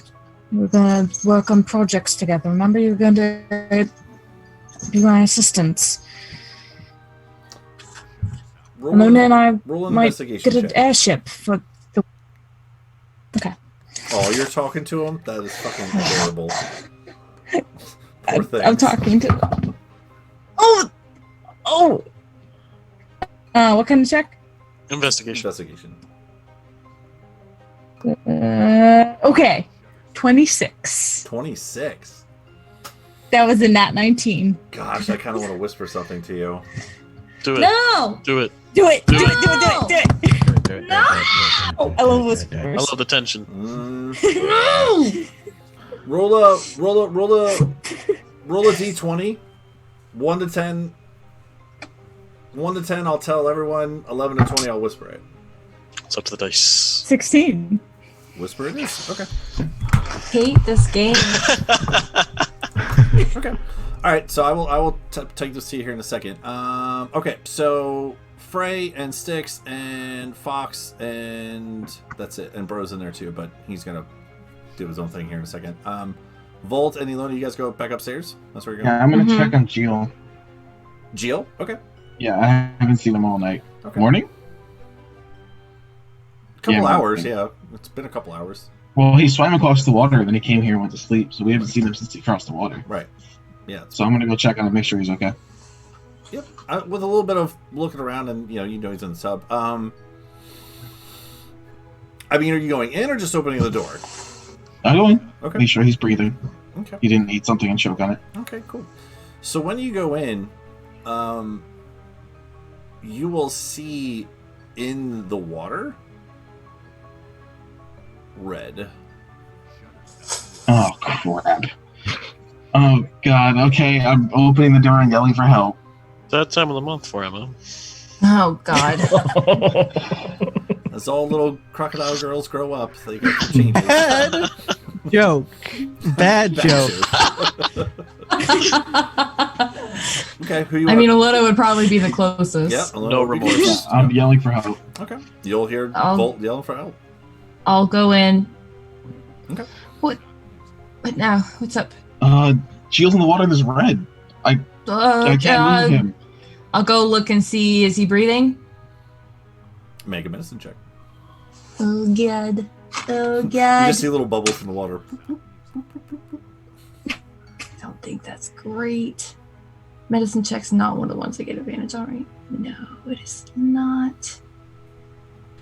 No, it is not. Medicine? It's a 12. A 12? Not really familiar with the ways crocodiles sleep in water and things. Alright, He's got okay, really, stand back. he's I'm got gonna really thick scales and skin. It's really tough to. He's literally stand back. I'm going to try something. Okay. So we're gonna stand back, and I'm gonna say, "Jill, look out a gargoyle!" Okay. Oh. Okay. He's been triggered. No. I will say that's kind of fun. Roll a performance check. Let's do that. I like that. Performance. Yeah. Did you have Oh, advantage God. for picking a specific thing he hates? If he was awake, sure, but he's sleeping, so I'm kind of damn. differentiating the difference there. Plus, what's happening to him right now, he might not hear it. It's another 12. A 12? Hey, Another 12, yeah. Gio, Yes. just roll me a straight Constitution check. Just Keep going in. regular old Constitution. Come on, do good. Where's my character sheet? I really want to do bad so that he can hear it. Yeah, his check actually needs to be low. Oh, too bad. 19. That's God what- 19? Damn it, Jill. Really hoping for that to work. You kind of step back as you say it. Alright, I don't have anything else. This is gonna suck for both of us because it's wet, so get out of the room. Wait, no, hold on. I might have something. Hold on. Do something lighter than I'm about to do. Hold on. Just one second. Just let me think. And side note, without doing a roll, it's kind of hard to see, like, you get the idea that it's blood, but since it's in water and things, unless you want to do some sort of check, it's just blood and water right now. Don't really know how much or how little. I'm Looked like a going. I'm going to. God. Okay, I'm going to. Bap over the head with a wrench. I'm. That was my third plan. Yeah, all my stuff is in my room, so I'm gonna run to my room and I'm gonna grab my wand of pigeon summoning, and I'm gonna also gonna grab. I have like a little tiny like coin purse like thing, that has an amulet of weather detection. So what I'm gonna do is the first thing I'm gonna try is I'm gonna go in and I'm gonna like open the bag and I'm gonna submerge the amulet in the water, like right next to his ear, because it yells the current weather forecast. Yep. So I'm gonna put it right next to his ear. I love it. Okay. So as you put it in the water, it's kind of hard to hear because it's underwater for you guys, but I mean, you do see a lot of bubbles come up. Roll Constitution saving throw there and again, Jill. I mean, a Constitution check, not a saving throw.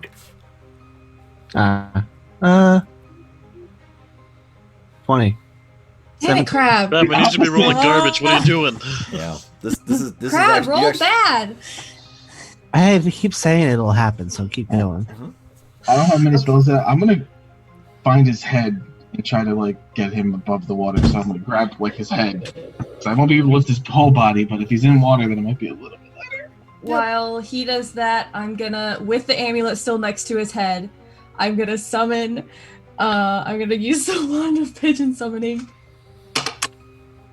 Oh, so I rolled a 16, which means I can either summon 16 individual pigeons, or I can summon one giant pigeon with 16 hit points. So I'm gonna summon a giant pigeon, and I'm gonna have the giant pigeon stomp around in the bathtub, like on Jill, and I'm gonna yell again and be like, Jill, look out, a gargoyle! Okay. With the weather thing too, like with the weather thing too. Okay. So as Volt pulls his head up out of the water, and you pull the weather thing out of the water too, and activate it again. Well, you do your pigeon. Volt, you watch as Ilona pulls out this wand, and at first glance it just looks like a pigeon feather. But as you give it a closer look, real quick, as you're kind of like lifting, like what is she doing? It does actually have like a wand where the feather would have that stalk that connects to the bird. Instead of it being that, it's actually a wand. And as she fluffs it around in the air, you start to see this magical, almost like a blob, start to coalesce over the top of Geo. And as the blob gets a little bit bigger and a little bit bigger, you just see this as two pigeon legs come out the bottom. So a blob, but with pigeon legs. And then as it starts to grow a little bit bigger, you just see as more like feathers, as a neck pops out of the top, and then and it just starts to stomp at Ilona's direction as she waves this wand around, like, what is happening right now? And as this pigeon starts to stomp, and she goes, Jill, it's a gargoyle! You hear the weather vane go, it's warm outside! It's warm outside! It's warm out! It just keeps repeating it. That's what you gather it was saying under the water as she pulls it up. It's still saying it as she pulls it up out of the water. Oh my god. Gio, make a Constitution check with disadvantage. Hell yes! There we go. Yay! I 9? A pigeon. No, it's a All right. 6. Yeah, 6 plus 3 is 9. 9? Yeah. Gio, in your dream, when you were surrounded by those 3 large Geals, basically, and they surrounded you in their large, dark, shadow luminous form, and they all at the same time came down to strike at you, and you wake up, instead of feeling a claw like scratch across your front, you're kind of like halfway in the tub like this. You awaken to still a claw kind of a feel, but a different kind of claw, as it's repeated as he's clawed, and you wake up in a frantic panic of chaos as a large pigeon is on top of you. Volt is up at your head holding your face. You hear, it's warm outside, and gargoyle just somewhere randomly in the middle of the room. All of that is happening at once. What would you like to do, Jill? It's warm outside. Gargoyles, it's warm!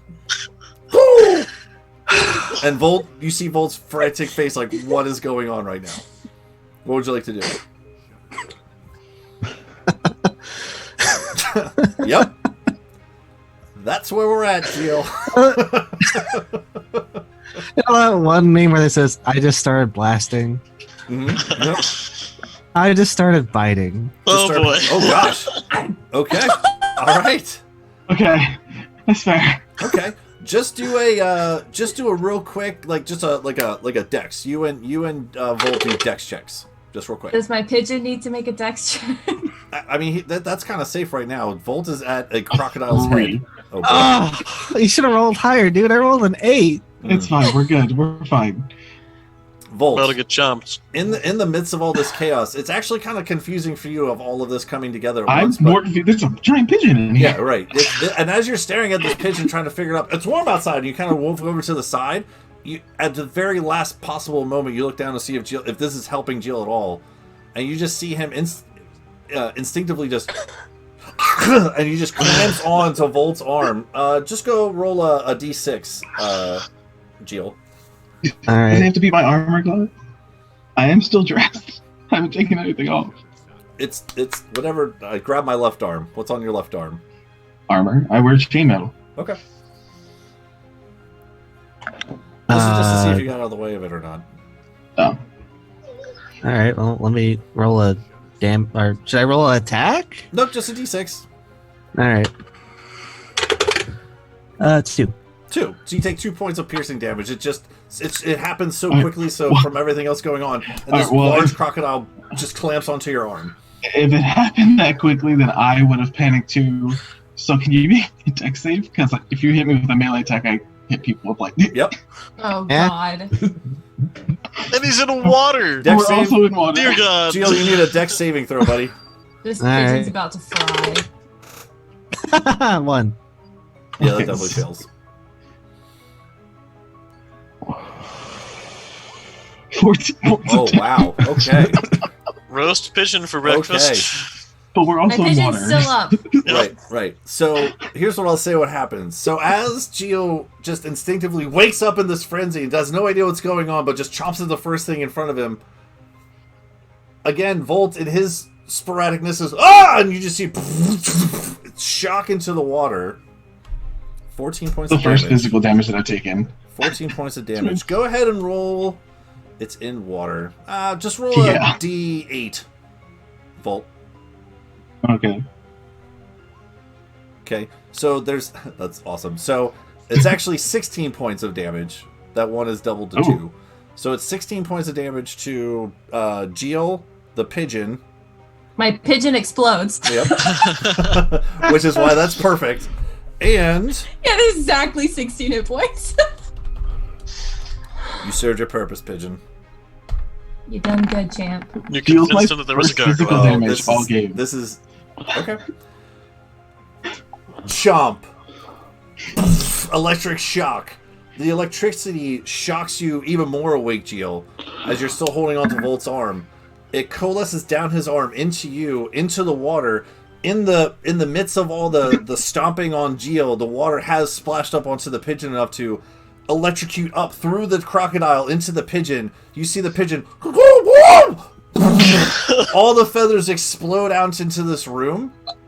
And on the side of the tub, you see this Oh no. from Geo flashing around and the God. lightning damage. There is a very large crack on the one side of this tub, and water is starting to come out of that. This red and again, it's water, but it has this red coloration to it as it starts to slowly drip onto the floor a little bit more, a little bit more. Do I see where the blood's coming from? He's just held on unless he wants to let go. He's just Jill, look up. Jill, it's Volt. Jill, let go. Jill. almost like Lockjaw from the lightning. He's just like that.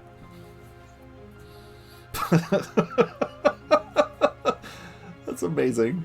That's amazing. What are you guys doing? Do you have a crocodile on your arm and your pigeon just fucking exploded? I'm not gonna be able to get him off of me. He has to let go. So lockjaw to the guy. I eventually let go, obviously, because it's.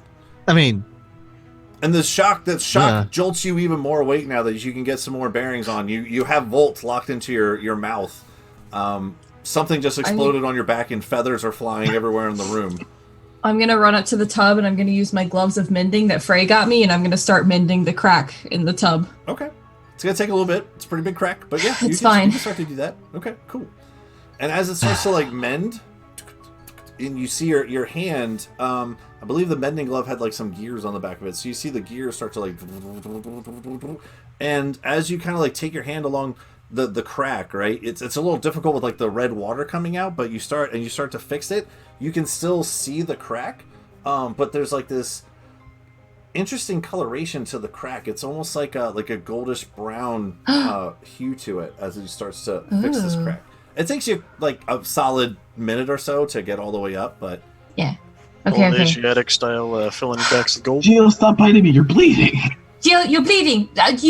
Before Volt shocked you, you were bleeding before the. As Jill gets out of the tub, Jill, you look down, and across your chest, right here, is a long, deep gash wound. And what happened? And when you let go of Volt's arm, you actually kind of like move your jaw around and spit out like 3 or 4 teeth. I didn't do that part, but I'm gonna help you with the chest part. It's not a strong heal, but it's my last one. Oh, that's actually 11. I'm gonna give him It's got a one really of my healing potions. It's a really sweet scar now across the chest. So what was a deep gash wound slowly does start to like mend itself. You even can kind of see like little like sparks of lightning, kind of like almost like the lightning is like little stitches. It kind of like pulls the skin and scales back together. But you know, chick stick scar, so that's fine. But it is fucking like end to end over here, shoulder to like mid abdomen area over there. And you're awake now. When did that happen? Did that happen on your way back to the house? Feathers are still falling. At fur. Or where'd the pigeon go? Oh, he exploded. It's fine. Did something attack you on your way here, Jill? Start pinching myself. Did you lose a fight to the bathtub? No.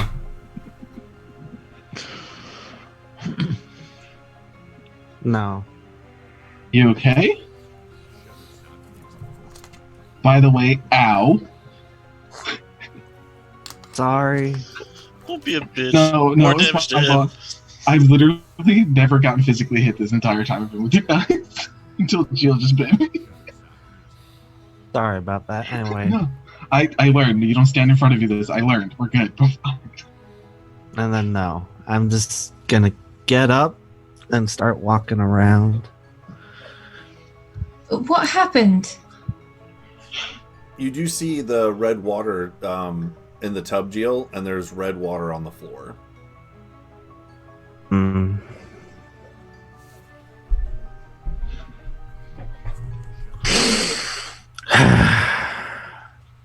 Bad dream.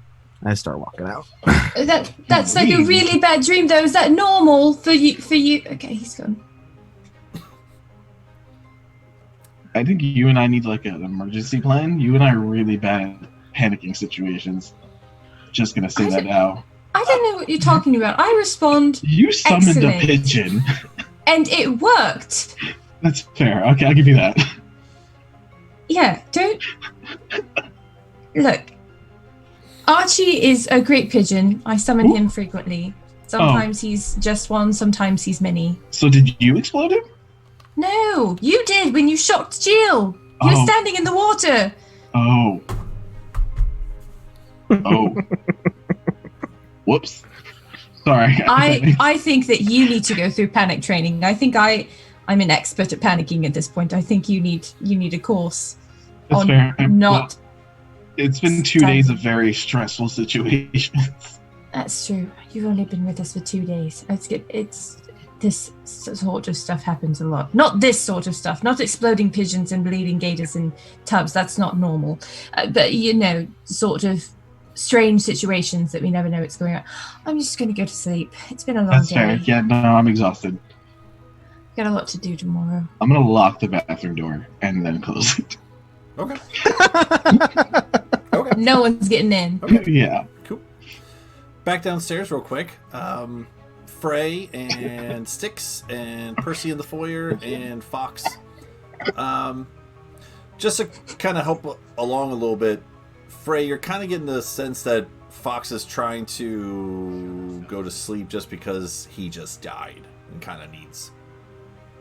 I mean, I'm all for talking, man. I just maybe just get like a little bit of shut eye, and maybe we could talk do you still? I mean, you look like you do. Do you still get some swollen? You know, you still get a little workout in the morning when you wake up.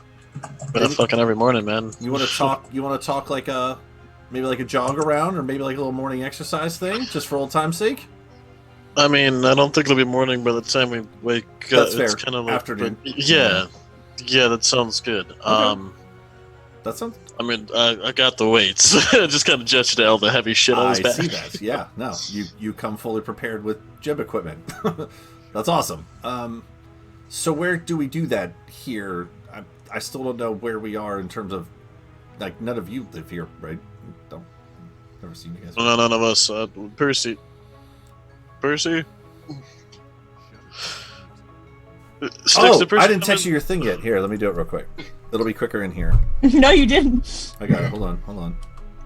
Yeah, we should probably check on it out. So, did everything go alright with the with Bob and Dennis? No, so right.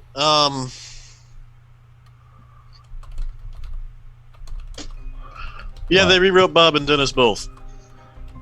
Yeah, despite like explicit, specific instructions not to. So Percy's outside with them. Okay. Yeah, we're kind of working on figuring out a way to really fuck them up, though. Yeah, let's go and see how she's doing. Let Fox sit and chill. He's got a rough day. We all have, but he's had a rougher day. Do I see a way to deal with that without damage? Roll investigation. Well, more of a tinker's check. That'd be my god! Did they actually put a governor in? Governor or advantage because tinker tools, right? Yeah. Right. So Fox, yeah, you get some rest. There should be some open rooms around here somewhere. Only one. We gotta check on our friend. Okay. Yeah, man. That I just sit there. You'll be fine. Just have the blanket off the table, cover yourself up, dude, and go sleep. Cool. Whenever you wake up, there's like a big ass dining room. That's probably the best place to meet up. Yeah. So Fox finds a place to sleep. Bro's just kind of hang out. I mean, he's already got some sleep, and Volt took off. He's just gonna sit here awkwardly for a little bit of time. Just as I'm leaving the room, I'll turn to Bro. Bro, you can either go chill, help yourself to stuff in the kitchen, or get There's some a more kitchen sleep. here? Yeah, just down the hall. There is leftover brownies.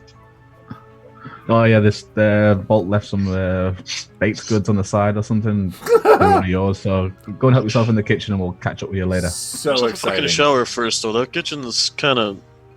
Well, I guess it's probably kind of a mess now, but we try to keep it sort of clean.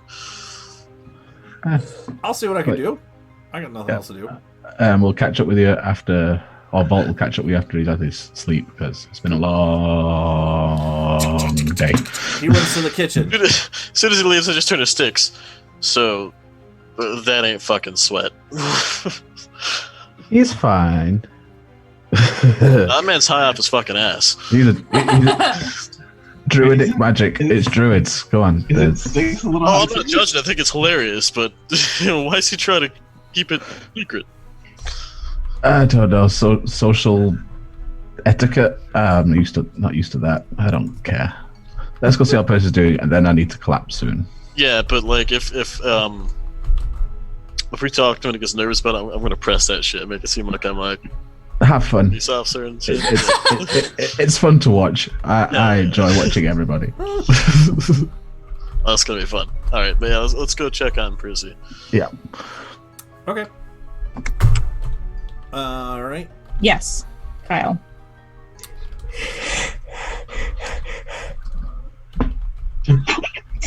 Sorry. I had to yawn and breathe at the same time.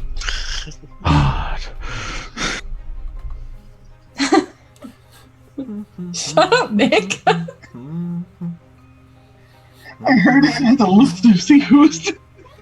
Oh, can I remove it? Can you remove it? It would take some time. You'd have to be very careful, but you feel with a 21 that you could. It would be very hard to do. Does it seem like it's storing or transmitting? Transmitting. You recall from your conversations with the professor before that he uses like those tubes. Remember the tubes where Like he had variations to get a little bit, and you guys had suggested some other things like, "Oh, that's a pretty good idea." This looks different, but you deduct that it's what I said. Okay. You see this little halfling run past you towards your kitchen, by the way. You might be a little busy to notice that, but, you know, or if you care at this point. Corner my eye, but I don't even care. At this point. No. Okay. Okay, so I'm going to... Styx and Frey are soon to follow. They follow him out, so you're the last three left in the foyer. I'm leaving it for now, and I'm going to say, how could you forget who you were? We don't even know how this miracle came to be, and God help us. And do I hear the others coming? Yeah, they follow shortly after Frey, because that door is open. Okay. Like, I imagine that you're kind of in the sword foyer, but when you're in the study, Mm-hmm. it kind of goes like this. So they're in the study, so you have to like go into the door to get in there. So, like, if you yelled for each other, you would hear it, but I mean, you can't like hear things or see things without being in the room. If that makes sense. Yeah, no, but if I can tell they're coming, then I'm going to turn and go. To Bob and Dennis. No, to those two. Okay. Frey and Styx and stuff coming. Sure. Okay. I'm going to signal. And then I'm going to pull out my notebook and write, "They're listening," and show it and point to the device in Dennis's chest. So what you guys see is Dennis's chest cavity is open, and not that you would necessarily know what it is. I mean, you can roll intelligence just to see, but there is some sort of contraption in his chest cavity that she's pointing to. We'll pull out the journal that Alona gave back to me and kind of write in it, so they know about the all of our plans now. All right, they probably heard everything from when we left, and it's not the sound isn't staying here. They're receiving it live. Live from Upper Azure. Live from Imbrick Island. I'm going to gesture. I'm going to gesture for us to go back into the study and close the door. Mm-hmm. Yeah, and they're not going to follow you unless you tell them to. Yeah, no, that's why I'm leaving them out there. Oh, little good person. You need me to tear that shit out their chest? So, I can probably do that. I can remove it. The problem is they've heard everything. That they heard about the rig. They heard... What else were we talking about? I mean, they heard that I want to burn them to the ground. How about the plans to kind of like sabotage them and shit? Yes. We need to get whatever they're storing it in back. Well, they'll definitely be on like high alert now, though.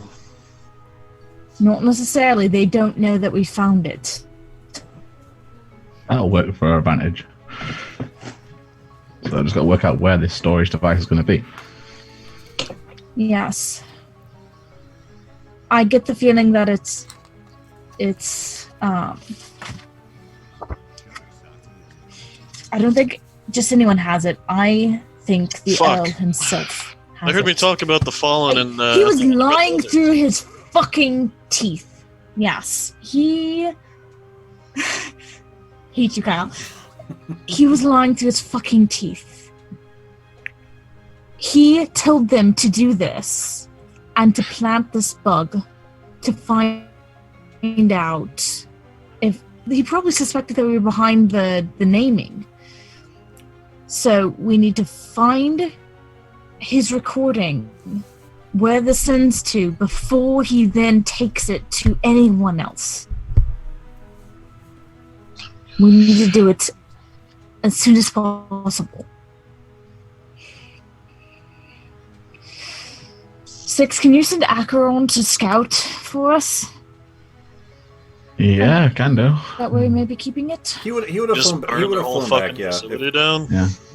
I can ask him to keep an eye on the place, but that's about it. I'll go get him to watch out for. I don't think I've actually met this Turn him guy. into something that can go slinking through the house. It'll take a little while, but Mouse or cat? I don't really have a 'Cause while. If yeah, I'm out of. I'm just thinking, a bird can't really get into the house. Not unless he happens to sneak in through an open window and act like any bird that gets stuck inside and doesn't know how to get out. It'll take me about an hour to change him at the moment, so I'm out of magic myself. I can do it, but I've got to do it the long way.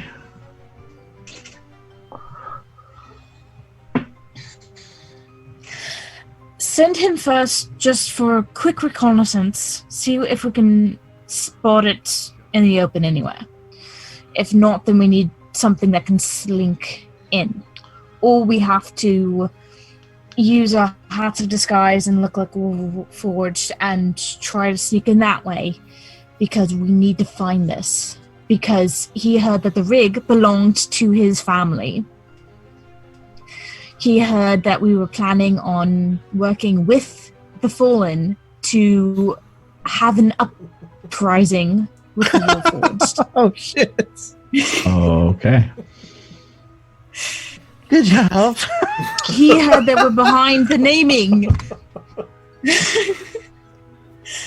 I love the fact that I can't even see crap. I just hear, oh shit! Just from out of nowhere. So I had this thought that he might have done something like this. I just hate that phrase, too dumb to have the thought. Oh, still have thoughts. He was lying through his fucking teeth, though. He was not punishing them. If anything, it was a slap on the wrist. I don't even think he did that. He was lying through his fucking teeth, and him saying, any more conversation, send your parents. Send the Viscount and Countess. As if I may be the fourth child. Wait. I may not be inheriting the title. He has to send for the father and mother when the father was replaced by a robot that only he would have the ability to make. Yep. Oh. Just I don't think he can. But he's the only person who could feasibly have the knowledge in this area or the facilities. Yeah, he's got. And they were taken out of the basement recently. Percy, we gotta get the fuck in there. I don't know if he has the capability. Actually, looking at this device, does it look similar enough to the RoboDad, or does it look like on par with what we know we can make? What did you roll? A 21? 26. A 26? 26 to find it, 21 to tinker. To tinker it? Mm-hmm. Without taking it out and seeing how it works from the inside, it's hard to say what this thing runs on or how it runs. So, like with Android Dad, for instance, right? Like, it was dead, so you can fucking tear it apart and find everything else out. But with Dennis, if you want to be careful about it, you know, it's lodged in his chest. So, with that 21, you can deduct, like, the only way And the noise really... is going to clue them in that it got busted. Perhaps, depending on how well the check is when you, if and when you try to take it out. But yeah, from your investigation, like, unless you take it out, you can't see what it's doing in here. It could be gears, it could be a hamster on a fucking wheel. I don't know. You know what I mean? Like, there's no telling how it works. I don't know that they actually have the capabilities. Yeah, but it's been working with fiends from the other side and working with the Spider Queen, and who knows what magic they've see the followers have given. He was really insistent about us not going in the back either. This is a big deal. He's the only person who has the facilities in this city. Other than, like, the college, I guess, but how the fuck would they head into the college? Without even a roll, I would say that you would guess that's actually probably pretty true. that you guys have seen, and Percy, that you would... That actually makes a lot of sense. The academy and the workshop are by the only two that you know of. There might be like a handyman shop here and there, but you know, it's like Bob the Mechanic kind of thing. But those are the two big ones.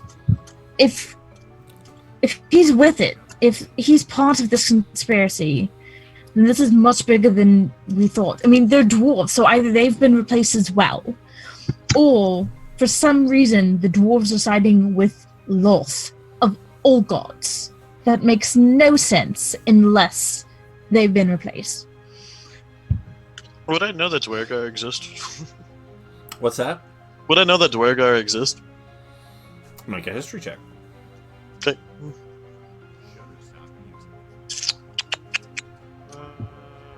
That button right there. Nope. What's a Dwergar? What?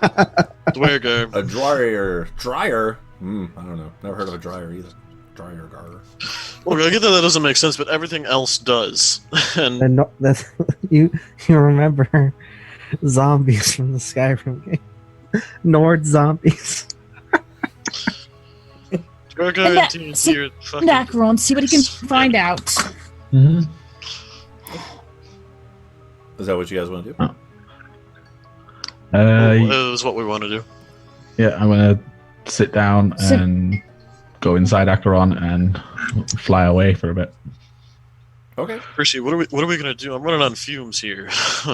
I'm not good to go into another major fight right now. Yeah. You guys are at the point right now too, because it's like 10, 11 o'clock in the morning now. You guys are definitely pushing. If you don't sleep, it's gonna be exhaustion and hit points, and nothing's coming back yet. That's up to you guys. I'm just telling you. Collapse too, but on the other hand, we don't know what they would do with this information. We don't know if they would use it against us in public and say that we are traitors. We don't know if... I mean, on the one hand, at least they do have the recording of him lying through his teeth. Well, that doesn't make any sense to anybody in context. We're the only ones that cared about this to begin with. No. But maybe it's something that we can use if we can get a hold of this. If we can use just that. We are affiliated with the guild, and we did just play a significant role in saving this city. So we could try to leverage that if he really tries to do something in public. And like, He could probably say that we didn't save the city, that we were part of it. That we're allied with this whole plot. Yeah, but we get rid of those recorders, and he has to explain where the fuck he even got this audio, and like where it came from, how he found it, and why people should believe him. At that point, it's our word against his, and you come from a noble house too, so that has to go for something. And if we get your parents to testify as well, or I guess your mom. If we get rid of the device, that's not necessarily going to eliminate his claim. He can say that there was a device and it has now been dismantled. It's not like magic where you can just fake something. Science is different. You know, honestly, I think we're thinking too far in the law right now. Anyway, we don't know what the fuck kind of influence these people have in the courts either. We're probably gonna do this outside of anything standard. If he's allied with the Drow, who the House of Courts is either replaced by or allied with as well, the House of Courts controls the law, controls the courthouse. They're the judges. All he has to do is go to them, say, I have evidence that we can use to put them in a bad light, kick them out. They stopped us, we can stop them from hindering us further. We can make them outlaws. And it'll be a sham. All they have to do is say, we've got evidence, and we're the judges, we get to say, you're guilty.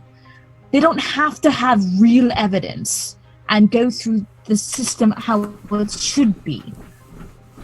Then we need to do this We soon, but control we need to them- do it right. We need to get some rest, and we need Yes. to... I don't know, maybe... We need to get in there, and we need to crush their operation, and whatever evidence they have, as soon as possible. Or, we need to get the fuck out of town, actually work with the Fallen, and come back with something closer to a fucking army, because they're gonna have that here. If it goes as deep as you're saying. They don't have an army, though. They're That you know a of. handful, and we killed And the a number of them. Warforged. They told us there were only a few. Yeah, they told us a lot. They did have I mean, a it's mech all true. dragon. Just throwing that out there. Until we blew it up. Until you blew it up. But yeah, I mean, they did have one. They have at least one. You remember the mechs that Tweedledee and Tweedledum were driving? Mm-hmm. They have a sort of enforcer, like one of those, but bigger, intelligent, stronger. Like it's sentient. It's alive in the same way that the Warforged were, all entirely on its own. It's not a dragon, but it's something. And I don't think they've been able to replace literally everybody here either, honestly. That would be a massive undertaking. Too many people have been friendly or attacked or harmed or worked against them in some way. So there's the guild, at least we know, that's not fully taken over, at the very least. As the you college. As you guys are having this conversation... And why did I just do that? That was weird. Why was I making those noises? Okay, I'm here. What do you want me to do? You're controlling him. Yeah, but we're gonna go and have a nosy at the House of Rhodes. Okay. We want to see what's happening around there, just for... Give me a little bit of a description of what you're trying to do here, so I can tell you what's happening or what you see. I have a... Is that want to have a lay of the land? Okay. For Styx's own knowledge. Okay. You want to do like a aerial flyby kind of thing first? That's what aerial flyby, find out entrances, exits. Perception check. Building. Yeah. With advantage.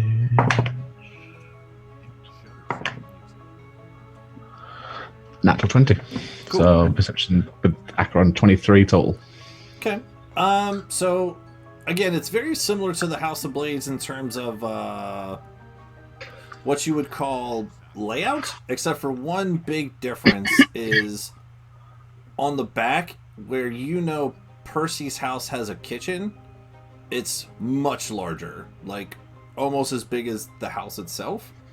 You do see like smokestacks coming off the back of it. You do see Warforged parading the grounds, again, fixing things. Natural 20. Without getting any closer, I know you rolled really high, but without getting any really closer to see stuff, that's the aerial shot. Anything else you want to know about the aerial, I'll tell you since you critted on it. There's nothing else really to describe. Roughly lay the land and work out where entrances and exits are for there's the main entrance, and you do see an occasional Warforged coming out of that bigger part of the building, directly adjacent. So if there's a front door, there's a back door. Yeah. There's like a back door to the warehouse thing, the workshop, if you will. Sure, you would see that. Then I'll just start flying around, just swooping in and looking through windows, and like for the back area, is it just the workshop? And okay, how close you want to get with this owl? How close do you want me to get? The top windows, sort of thing, on the warehouse area. So you can land right on the windowsill, sort of thing, if there's a windowsill outside. Okay. With that nat 20, I'll say that you find what you believe to be a pretty safe perch for your bird. Yeah. Okay, and you want to look through a window. Go ahead and roll me another perception check. That's 19 total. Okay. So from this point of view, what you can see in this workshop is many. Do you remember way back in Minas Fenor when you went into the room with the big ball and beds and things like that. Yep. Okay, it kind of has a similar feel to it. There's lots of beds in here, but instead of people, you see Warforged being worked on. In fact, you see like some Warforged working on Warforged, and you do see some dwarves kind of walking around as well.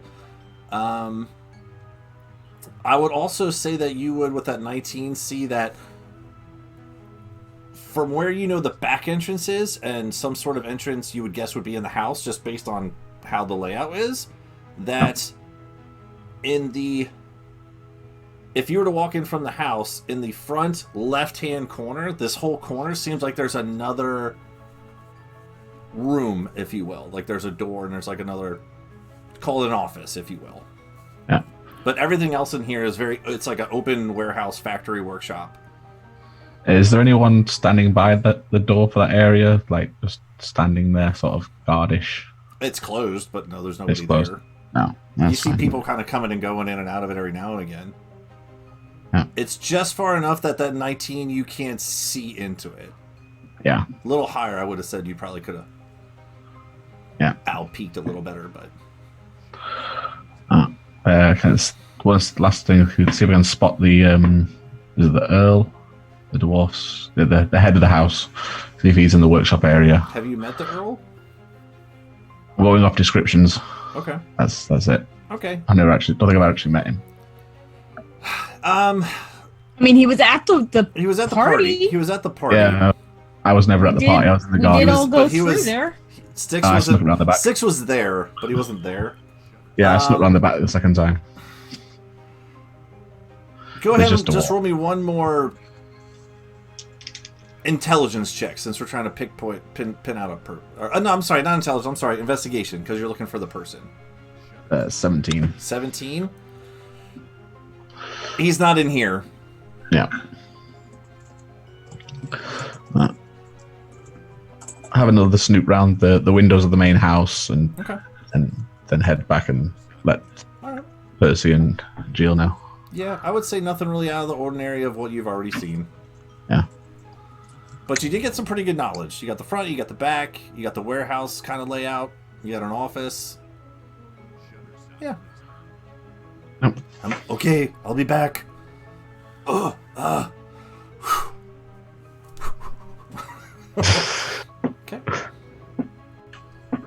So with that, Frey and Percy, I have to ask, are you guys resting or are you staying up? It's a very important question. Actually, for Styx, because you're technically up too. What are the three of you guys doing? Basically, after I come back from Acheron, inform them of what I've learnt. I go, look, sure, we can make plans, but we're all buggered. I can't do anything else really now. Everyone else is asleep. Might as well get some rest, otherwise it's going to be even worse. Yeah, I'm not in any position to do that Look, now. And the Earl knows we've been up all night fighting in the city. He knows that. So at the most, just let Bob and Dennis be somewhere. Let us sleep. It's going to seem perfectly normal. As long as we continue acting normal around them, we've got more chance of actually breaking in and finding it. Yeah, we can let him think it's just... Yeah, let him think his plan's working. Yeah. I'm sure he'll want more information before they really take action on anything. Yeah. As far as his perspective goes, he's got time. Yep. We can only hope. We need to sleep. We need to prepare. And we need to... Oh, Heather, your face. We need to be as ready as possible. That's in character. No, you're good. Okay, so you all, the weight of the day here went from one sort of tragedy to another sorts, in terms of one more of the physical, in terms of the city under attack and long exhaustion of fighting and battling and trying to save the city as you go, turns into more of a mental battle as new information has come to light. You guys find purchase for sleep. And like I said, it's around 10, 11 Lock o'clock. Bob and Dennis in a room. Yeah, you can put them wherever you want. That's fine. Since we've already established I that. literally locked them in the room because I can't trust that they aren't being controlled by them now. As you guys find your sleep, if everyone's doing the long sleep thing, it's going to be a little later in the evening till you wake up because it's, like I said, it's like 10, 11 o'clock till you guys find sleep. For some of you are going to wake up a little sooner than others. But with that, my friends, we will call it for the evening. Hey, we did Great it. session. Yeah. And you guys have all leveled. Oh my Yay, we did it. Hell yeah. You guys can work I on do. that. Fucking hell, Kyle! Oh, that's so good. Level up. You started talking. I'm like, okay. I wanted to say something like as soon as they came back, but then I was like, fuck. Afraid I'm not mechanically smart guy. I mean, you can still say stuff as a we- person. It's like, it's just, Frey can have Before epiphanies, we- Oh, yeah! Oh, good session, guys. We had dreams and all kinds of things and fun stuff with pigeons, and now ending with an oh fuck. So that's a great place to end it. Thank you, everyone, for watching. I'm going to go press stop on the record. Everyone say bye. Everyone's got to go to bed. Thank you all for hanging out and into the wee hours of the evening here. So, bye, everybody. And